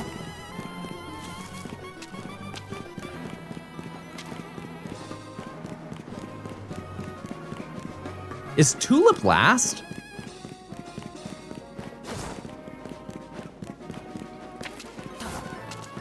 What's their name at the top of the mountain? Grusha. Yeah, Grusha's last. Roast insulted Larry? How? Larry's not last. It is, you know, it's based on order, but just based on level. Grusha's last. Yeah, Larry's the halfway point. An average man for an average battle.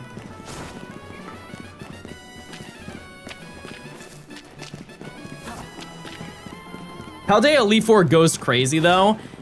Yeah, it's a shame that most people didn't get to experience it the way that it was supposed to be experienced. And you know what? Me telling this fact, a lot of people are gonna be like, oh, I had no idea that was true. There was a bug in base Scarlet Violet where there was a 50% chance that you would not hear the battle theme. And the battle theme would just loop over and over for like the first 5 seconds of the song. But it looped so perfectly that you would have no idea. You would have no clue. It just sounded like a really underwhelming song.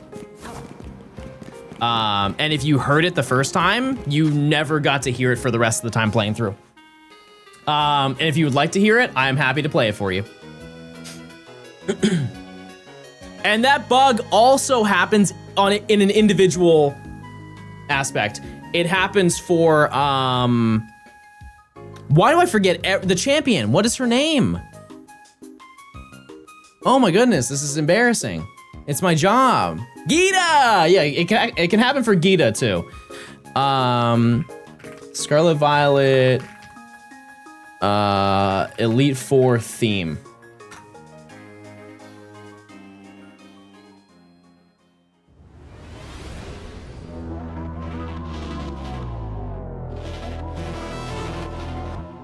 You guys recognize that? it would just stop there and it would loop the song over again infinitely. It would just do that forever and ever and ever, and it would do it for all 4. If it starts with the first one, it would do it for all 4 of them.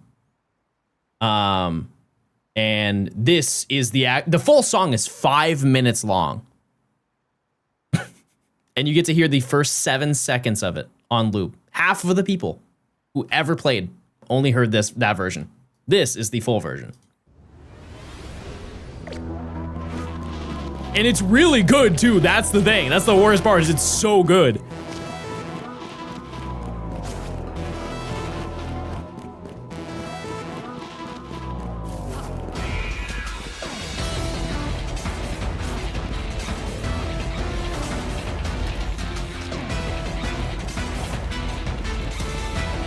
The horns in the back. It's so good.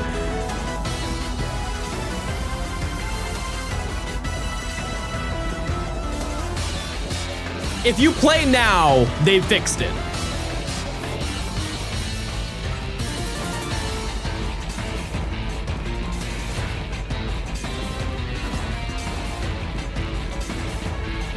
It's so good.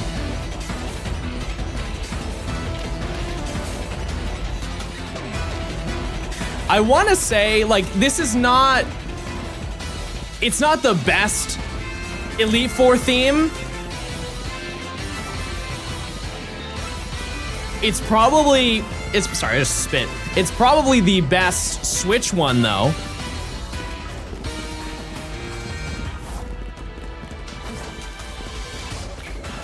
I can't think of a better one. Dameron, thank you for the 9 months. Thank you. Hello, every goober. What other Elite Four themes are there? Well, you got Let's Go. You got Let's Go. Okay, in your opinion, chat, what is the best champion theme? Mine, I just have to play it.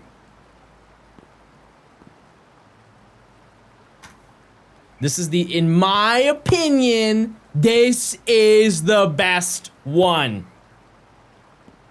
Out of all of them.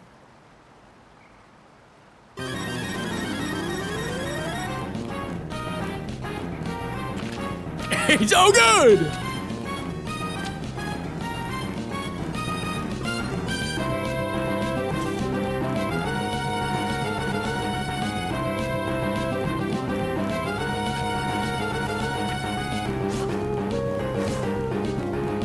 I love Cynthia's theme. I love it.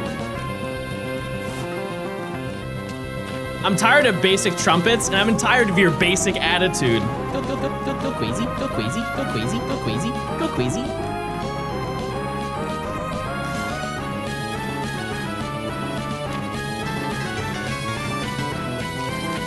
Side gaming.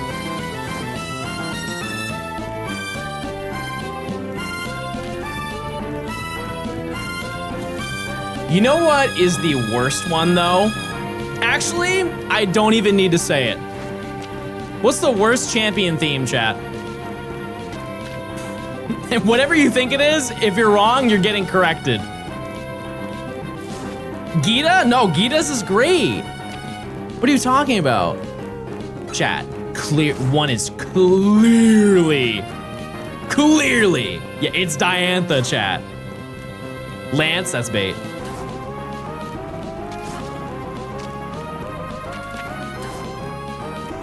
I think Iris's is fine. It's clear that you guys like Iris, but it's a little too happy.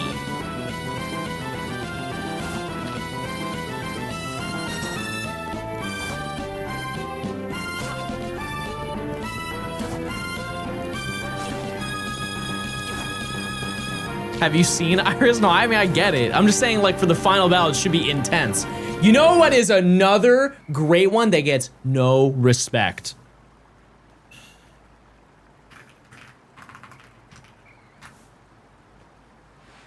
This one is so good.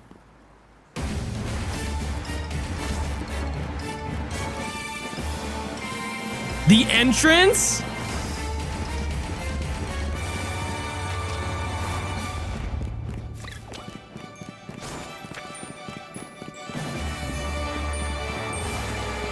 It's so like, oh my god, I didn't expect this to happen. It's just so orchestral.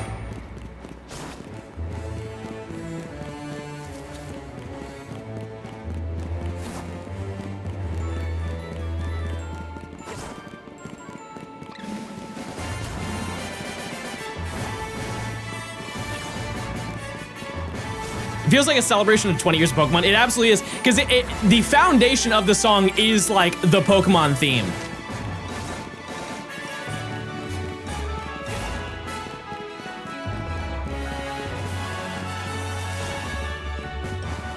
Alder's theme. You know what's funny is I don't really remember it. I think I might have to run that one back.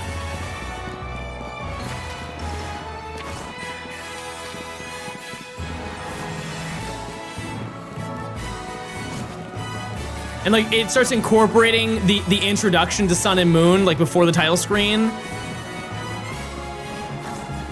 There's just a lot of thought put into this one. I think it just loops after this, right?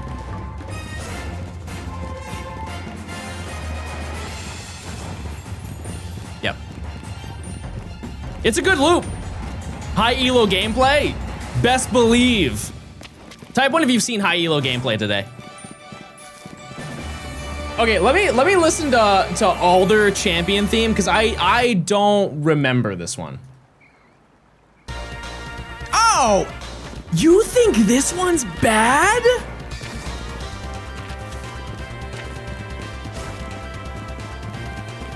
In what?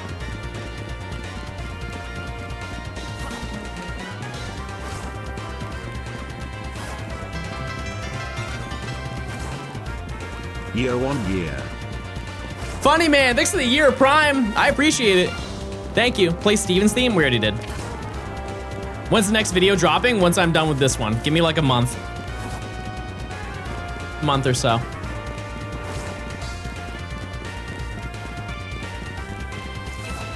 I heard recently, and you know, I'm just hoping that it's bait. There are some people out there who don't like Ghetsis' theme.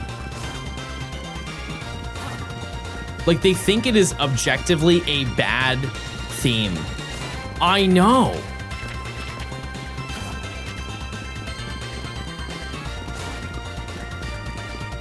It's so bad. How?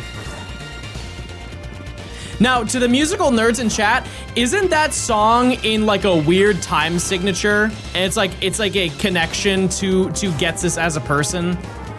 I read something up on that, but I forget exactly what it is. But I believe that it's in a really odd time signature, or there's like a tempo change to it or something. It's in a specific tone that emphasizes like eeriness and uncertainty. Yeah. Yeah. I just don't know like sonically what that is called. What are you looking for? I'm looking for Skrelp on that side and I'm looking for Inkay at the other side. Like you're almost supposed to be terrified of him. Because the entire time that you're playing through the game, you know, you're kind of like on edge about N and trying to understand his intentions and everything. And then you finally meet the person who oversees him. It's like, whoa, crazy guy. Also, this is, I think, common knowledge, but if it isn't, maybe it's a fun fact for you. Did you know that by default, N's text speed is set above fast? The fastest possible option that you have in game is fast text. N's text speed is instant. And no matter what text speed you set, if you set it to slow text speed, he would still have instant text speed.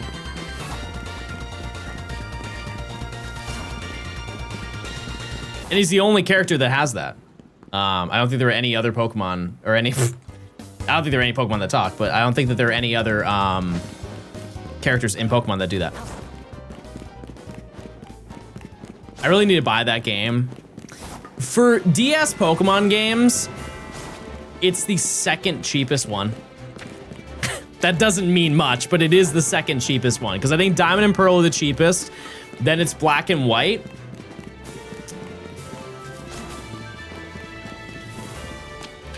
Platinum, believe it or not. Black 2, White 2, and then Heart Gold, Soul Silver, I think is that. It gets kind of close when you're in the middle of the list. I believe that Heart Gold, Soul Silver costs more. It definitely does if you include the Pokewalker, but I don't think that that's very fair. But I think that Heart Gold, Soul Silver cart only is more than Black 2, White 2.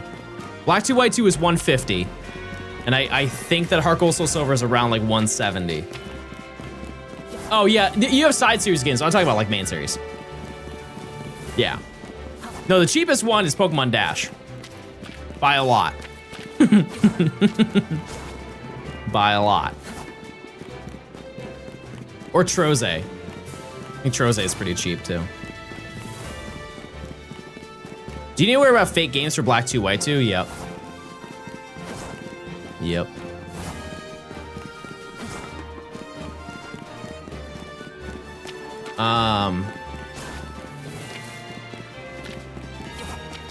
Did I get scammed? I think I paid 120 for Heart Gold, no box or anything. I mean, the best way to check these things, Chad, if you want to know how much a thing costs, and this is just in general, not just video games, is to search up the thing on eBay and look at recent sold listings, not what it's up for right now. Because I could put up a copy of Heart Gold cart only for $7,000. No one's gonna buy it. That doesn't mean it's $7,000 just because you see it, you know? I think that 120 for Heart Gold, Soul Silver, I feel like that's less than what it normally costs.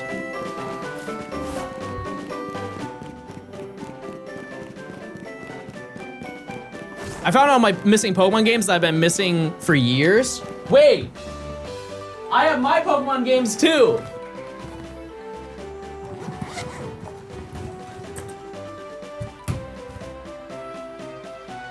I have all my games in here. Well, that's a DS. But look, I have all my games. Oh, I burped it. Yeah, you can't really see, well.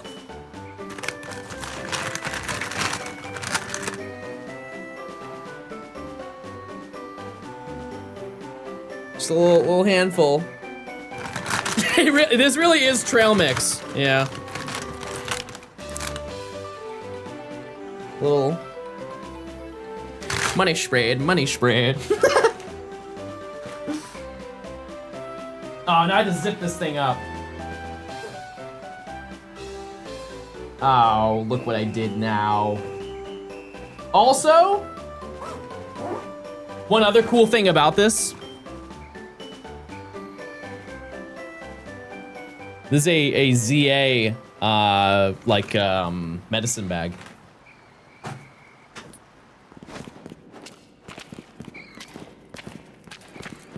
I don't really know too much about them because I was given it by the Pokemon Company. I don't think they made many of them. I think there's maybe like 50 of those bad boys. Same thing with if you remember when the game came out, they gave me the bag that's at the beginning of the game that Pancham steals. It's not a 1-to-1, but it's like really close. Why'd the music stop? Can we see? I actually didn't bring that. It's at the house. What do you think is the oldest mon you still have to this day? I have my first one. I still have it. It's in my Pokemon home. It's a Swampert. And we know the story behind that one. We don't need to get into that, but yeah. I still have it. I still have it. All right, we gotta check in 5 minutes. I'm feeling good about this one. Feeling real good about this one.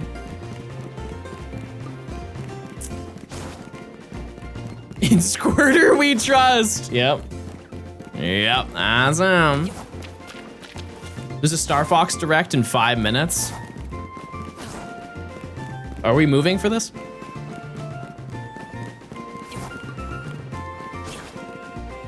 What was the last Star Fox game?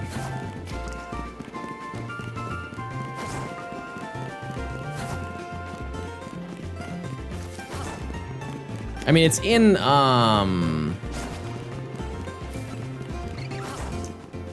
Fox is in the Mario movie. Is Baby with you in the house? Yeah. There's also a shiny in 5 minutes. I love that. New lights, you gross yucky is how I read that. Thank you, Beth. Everybody give a round of applause to Beth. She's out here speaking and nope, that's it. That's what she's doing. She's speaking and we listen.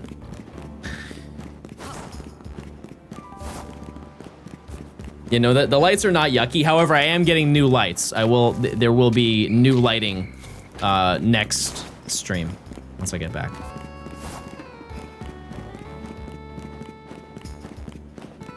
If you were a cake, what flavor would you be? Bunt. See, I know the lore. I know the lore. That's a shape? You're a shape.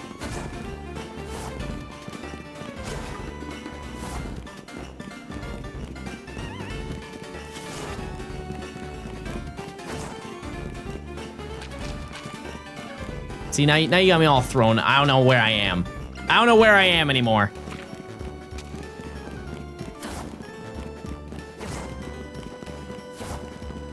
I like carrot cake. I like carrot cake. Ooh, you know what would actually change the trajectory of my entire life? If I had a zucchini bread in my house. Think of the things I would accomplish with a belly full of zucchini bread. I would be unstoppable.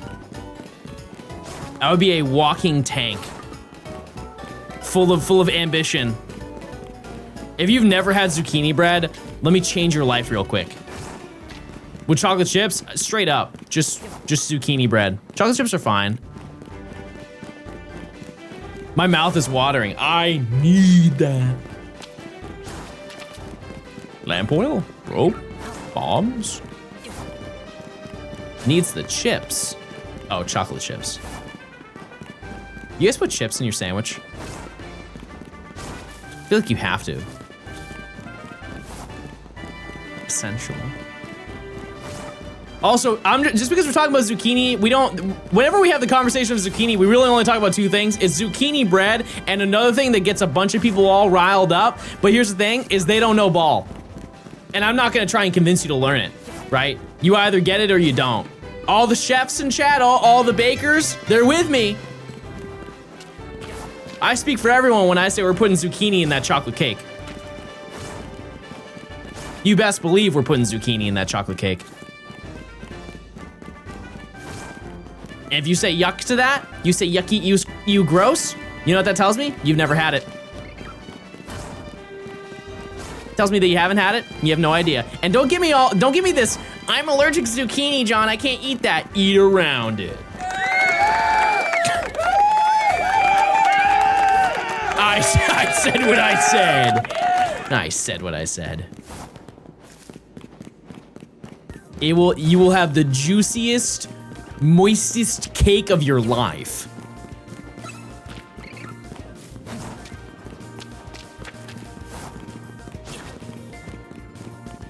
Yummy. It's check time, and we walk around the corner. Check time.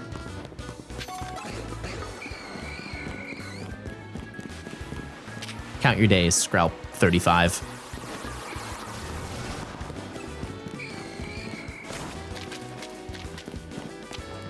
Do you cut it up and put it in the cake? You have to, what is that called?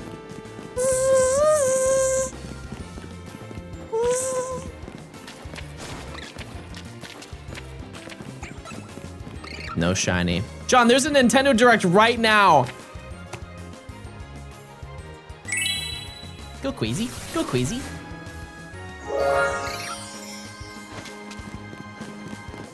No way you're lying to me. Whoever says Diantha is the worst champion, never played Let's Go Pikachu and Eevee, bro is in the last week's section of the video. Holy moly. Bro's on Internet Explorer. My carrot cake recipe includes pineapple juice and a few blended up chunks. Yep, you're invited to the birthday party. On one condition. You make it a cake. You make it a cake for me. Worst champ is Lance and Silver Gold. Just bring an ice move. Yeah, like if Arctozolt was in Gen 2. Curtains. Curtains for the whole team.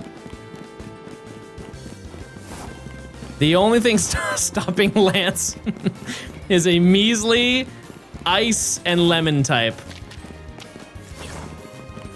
Did I just say lemon instead of electric? Why am I flavoring my Pokemon? Lemon? Not bad. Get me a slice. We've been talking about food. I think that's my downfall here. Lemon type. Time to log off. You heard it here first. They want me to end stream. They hate me. Missing Scrub and what else? Inkay.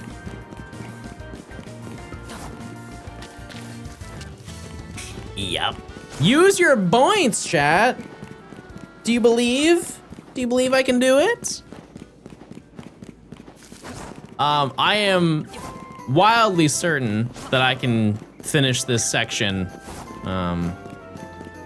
while I'm gone. I would like to get one more today, though. That would be nice. That'd be a nice epic moment. Where am I going? I'm going to see my mom for Mother's Day. Lance is the reason there's no Johto remakes. They don't want to face Arctozolt. Nobody wants to face Arctozolt. You seen that thing? Nobody wants to look that thing's way. No chance. Arctozolt hasn't been in a game since they created it. Today is Mother's Day? No. No, it's the 10th, right? Isn't it the 10th? Pretty sure it is. I don't know what day it is. Sunday? Sure. Sure. Yeah, we're gonna fly in, say hi to my mom. And if she's listening, she can stop listening. And we got her flowers, and we're gonna go pick those up, and we'll bring them to her. Right when we land. And we're gonna make her dinner. And we're gonna make her shiny hunt. Listen, if we do nice things for her, she's gotta do something nice for us. We're gonna make her shiny hunt for us. She's gonna finish the video for me.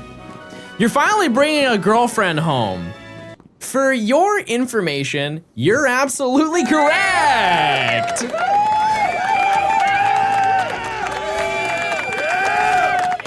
My mom has met her many times, chat. That's the thing, though. Also, Ian, you have to be nice to me because we were talking about you earlier and I said you were really tall. Okay, so I'm not gonna hear any slander today. Does my mom like zucchini bread? Who do you think put me on? Yeah.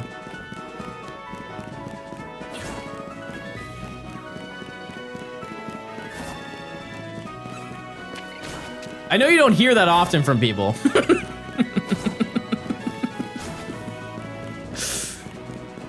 Be honest, Ian, how many times have you been to like a grocery store and some old woman is like, do you play basketball? Wow, look at you. It has to happen. It's every day.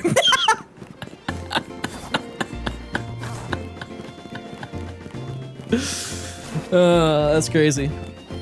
I saw a video. There's this guy who is like, his whole bit is he goes to stores to see if they have stuff for him. Like he'll try and go to like a Foot Locker and buy his shoe size, and he's like a size 17 or something like that. And this guy is, I think he's like 7'2" or 7'3", and he just has those like meta glasses on, and he just walks around the store just touching the tops of shelves and wiping the dust off. And everybody looks at him like he's the Hulk. Now the question is, what do you think is the height threshold for that to happen to you at a store?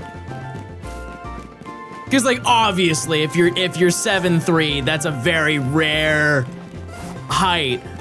But I feel like even if you're like 6'5", some people are gonna say something to you, you know what I mean?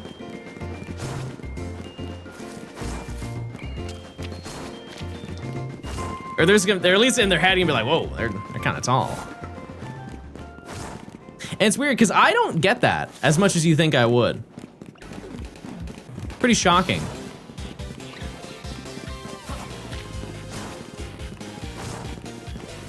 Usually they don't really say much. Shocking? Well, no, listen. You are built so it's confusing.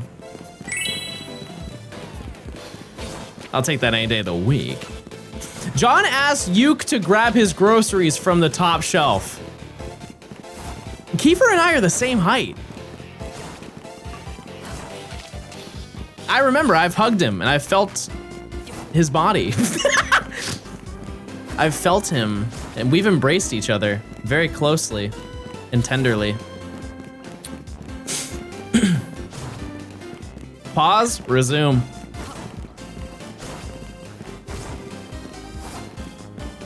Did anyone know Nintendo is making a new Star Fox game and having a direct today? This is news to me. Why'd you get rid of hand shakeage? I fear, just like most things, Beth, you spelled it wrong.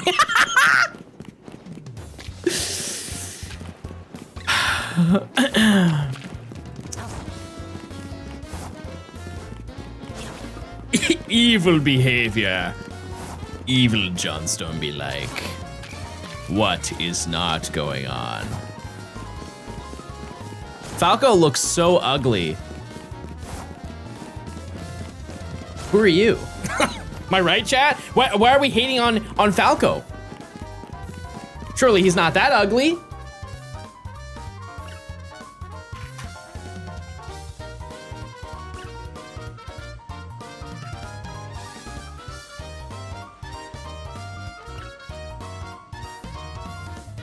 Where is he?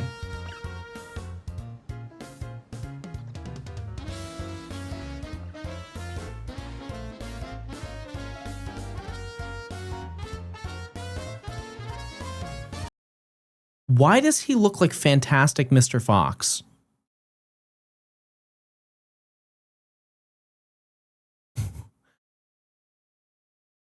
That's gotta be copyright infringement somewhere.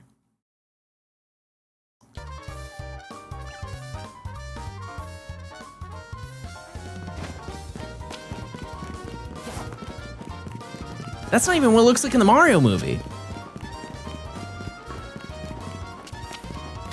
People are comparing him to movie Sonic before they fixed him. I love how I'm getting all this information as this is happening live. I'm on the scene of the Star Fox Direct. The people are saying, looks just like the Sonic movie. More details at 11. Sonic was pretty bad. Yeah. Yeah. My earliest memory I have is playing with a wooden toy train. Before then is just blank. Oh, we're sharing. Oh. Oh, we're sharing facts about ourselves now. Where did we get, what was the segue to get us here? Just so I'm caught up. Because you lost me. My first memory was my mom talking to firefighters. She tried to burn the house down.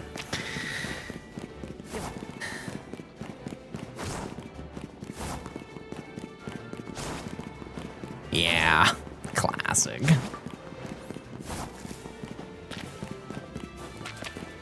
fun fact, the first house I lived in was a train station.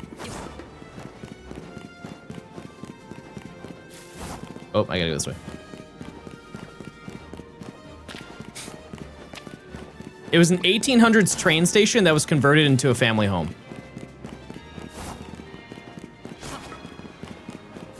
And if I was bad, my mom would put me on the tracks. That's just how I was raised, you know? Were the trains still there? No. Nope, but it scared me. Nope, but it definitely drove the point home. Can that be your house in Tomo Life? Can you change the exterior of the homes in Tomo Life? Is that an option? Oh. A train station, if I recall correctly, also a former mortuary. What's going on in New Hampshire? No, that was a different house. Yeah, no, I lived in that house when I was a baby, and then once I was a kid, we moved into a house that was formerly a morgue. I forgot I told you guys that. But it's true. What kind of houses were you buying? I wasn't buying them. It's weird that you had both. Yep. They had morgues back in the 1300s. Let's give a round of applause. To their unmodding.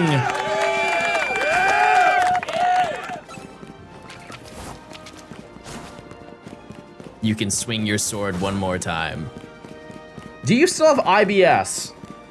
I really don't like that was your first chat message. Yes. That doesn't leave my body, but you know what does? Everybody lock in right now!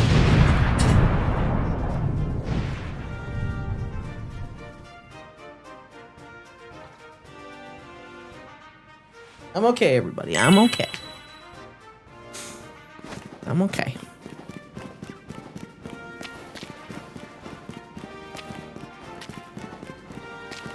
Conk! Thanks for the 2 months if I didn't say that. Thank you. I know I'm 2 days late, but may the 4th be with you. In your opinion, who is the hottest Star Wars character?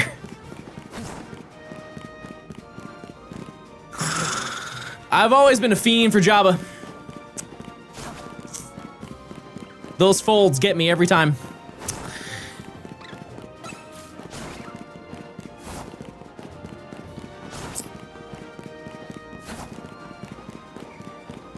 Or the big you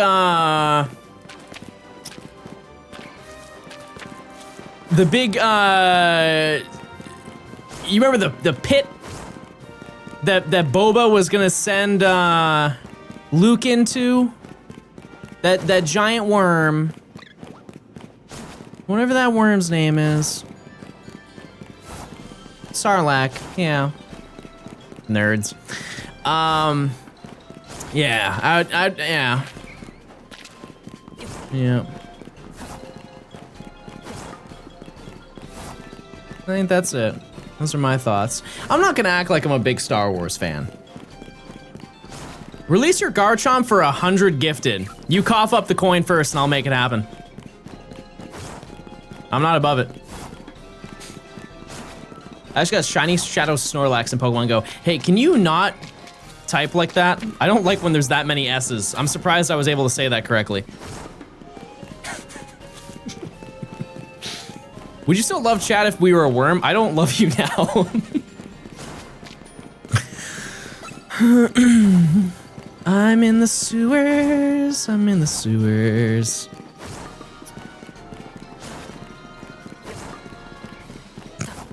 I'm joking. Collectively, you guys are great.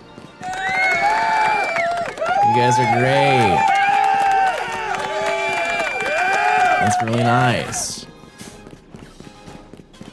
Would you tolerate us as a singular identity if we were worms? Do you have the ability to type as a worm? It does change a lot for me. You do? A hive mind singular comment. Johnstone dummies.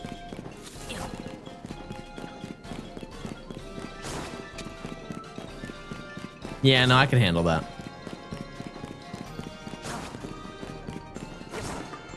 You know what? You want to know what else is great? It's great. I don't know. Good luck. Hank, thanks for the 5 months of Prime. They're minerals, Marie.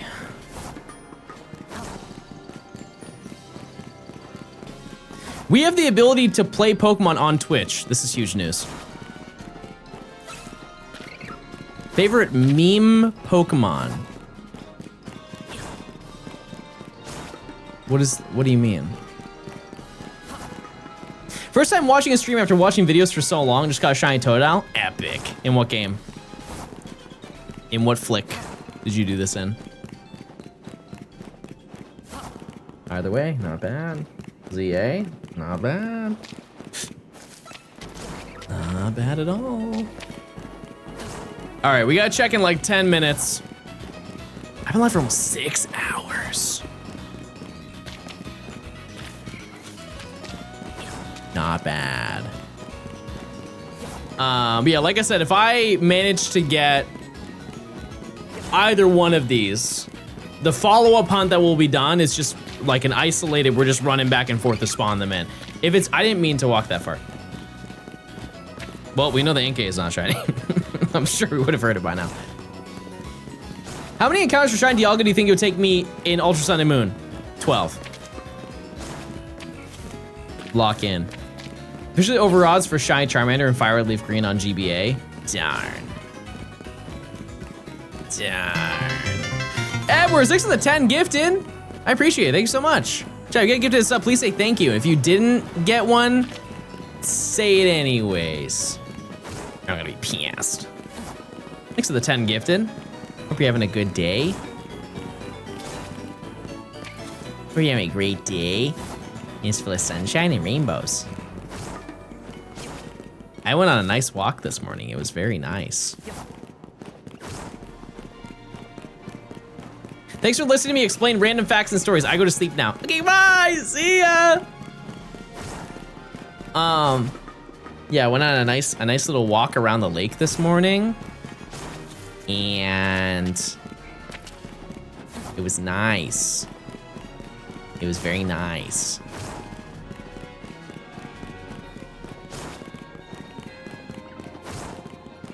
You went on a walk and now you're covered in sewer.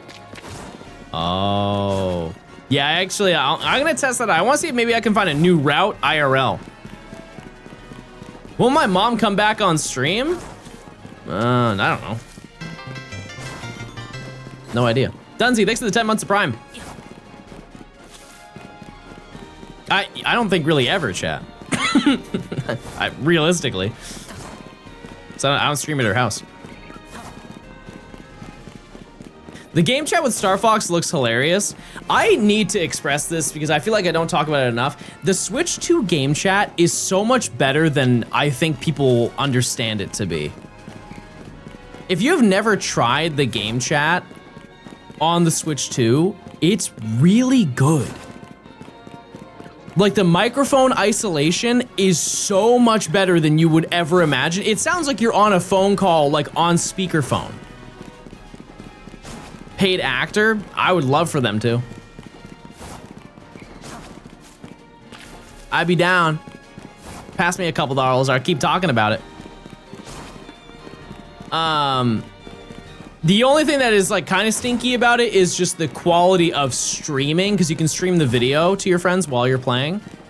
And it's just choppy. Other than that, you know? I just wish I had Discord integration. I mean, I think that that's their alternative.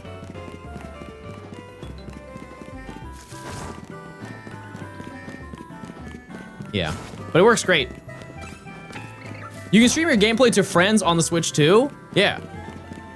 Yeah, it's like...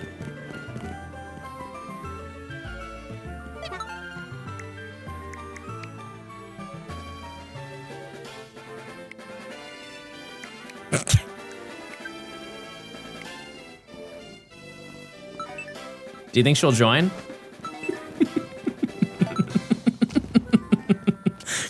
I guarantee you she got a notification. now we wait.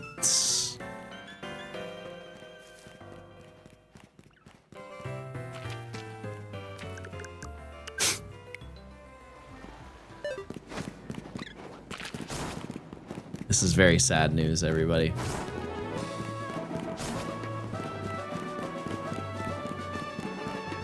Very sad news. It's okay.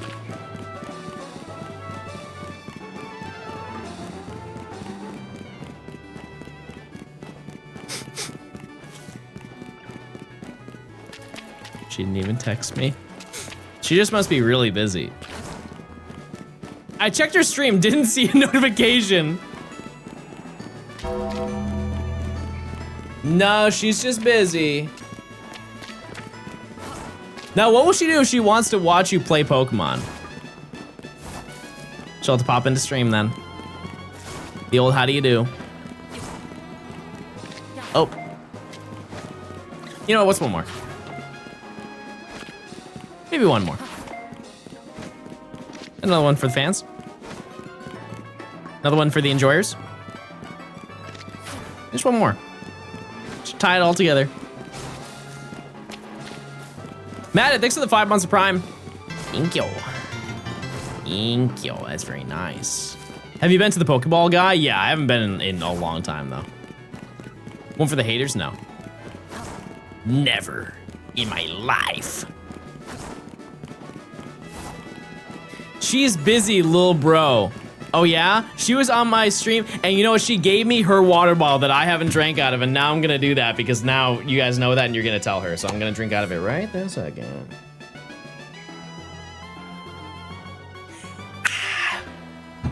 Is Nihilego good in Pogo?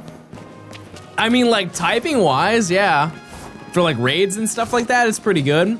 I don't know about competitive. I don't really know much about competitive for any Pokemon game. Ill-informed.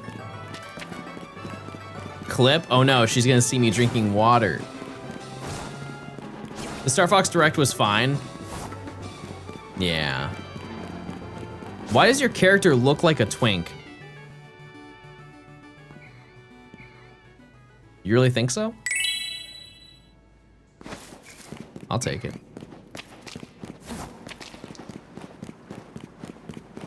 Is the Star Fox 64 remake? Like actually a remake, or is it a reboot of the series? And it looks like it's going to be like Star Fox 64.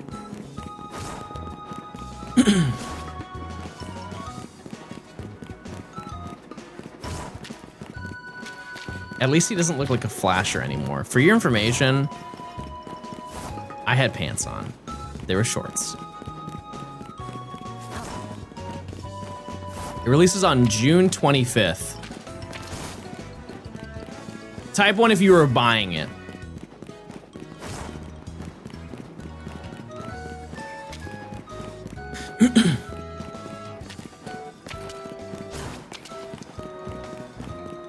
I didn't even know there was a Star Fox Direct. I believe it was a surprise. Which I feel like they can't do that for IPs like that. You know? Because you can shadow drop a Pokemon Direct, a Mario Direct, and people are showing up. Let's not act like the Star Fox fan base is as strong as it's ever been. I feel like they need to, you know, do as much advertising as they can. And in a way they have, because, you know, the Mario movie had Star Fox in it. He played a pretty solid role. But I don't think after seeing that movie, many kids were like, man, I gotta play that Star Fox game.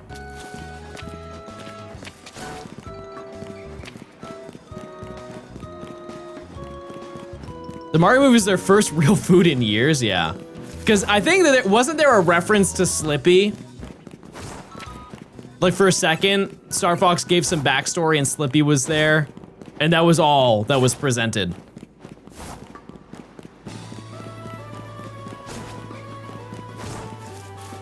They're giving Star Fox the Chibi Robo treatment. We've talked about this before, I think today. There are a lot of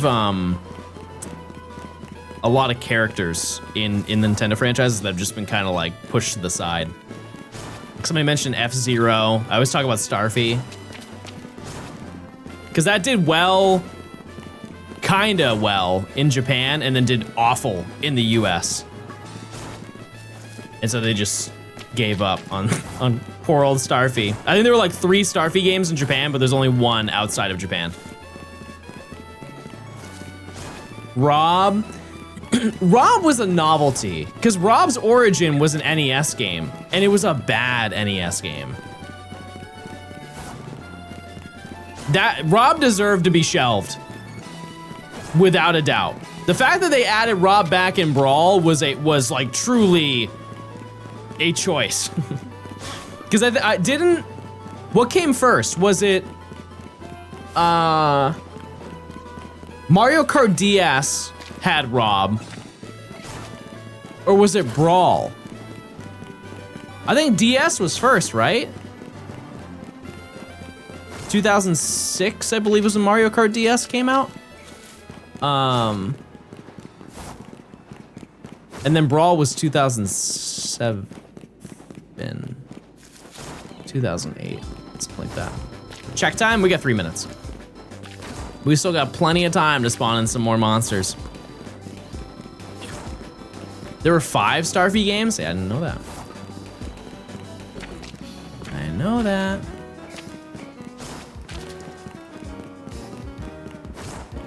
Someone at Nintendo really just loves ROM, yeah.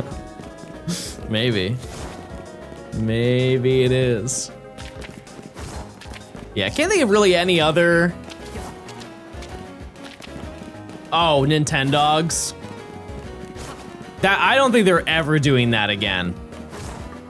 They tried and fell on their face. The fact that Nintendogs for the DS sold as many copies as it did, for them to make a 3DS version and it flopped day one. Like, that was a launch title for the 3DS and it failed.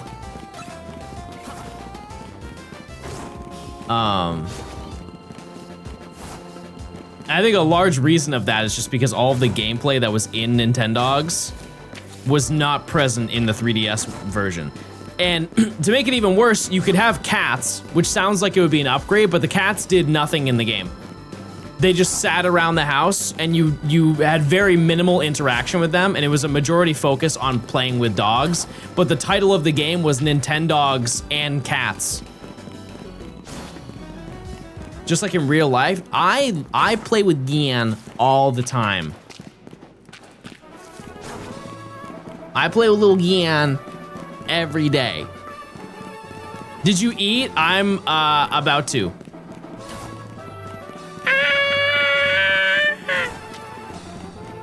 I'm having Jollibee. Oh. Are you streaming, watching me right now on your stream? Are you showing your stream me while you're live?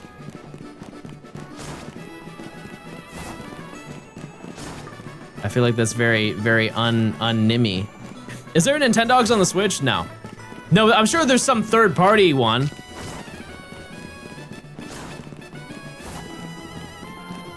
Why is your cat named after the protagonist of Squid Game? Gian? It's check time, everybody.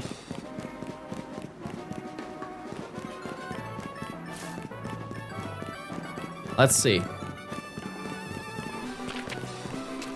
Inkay?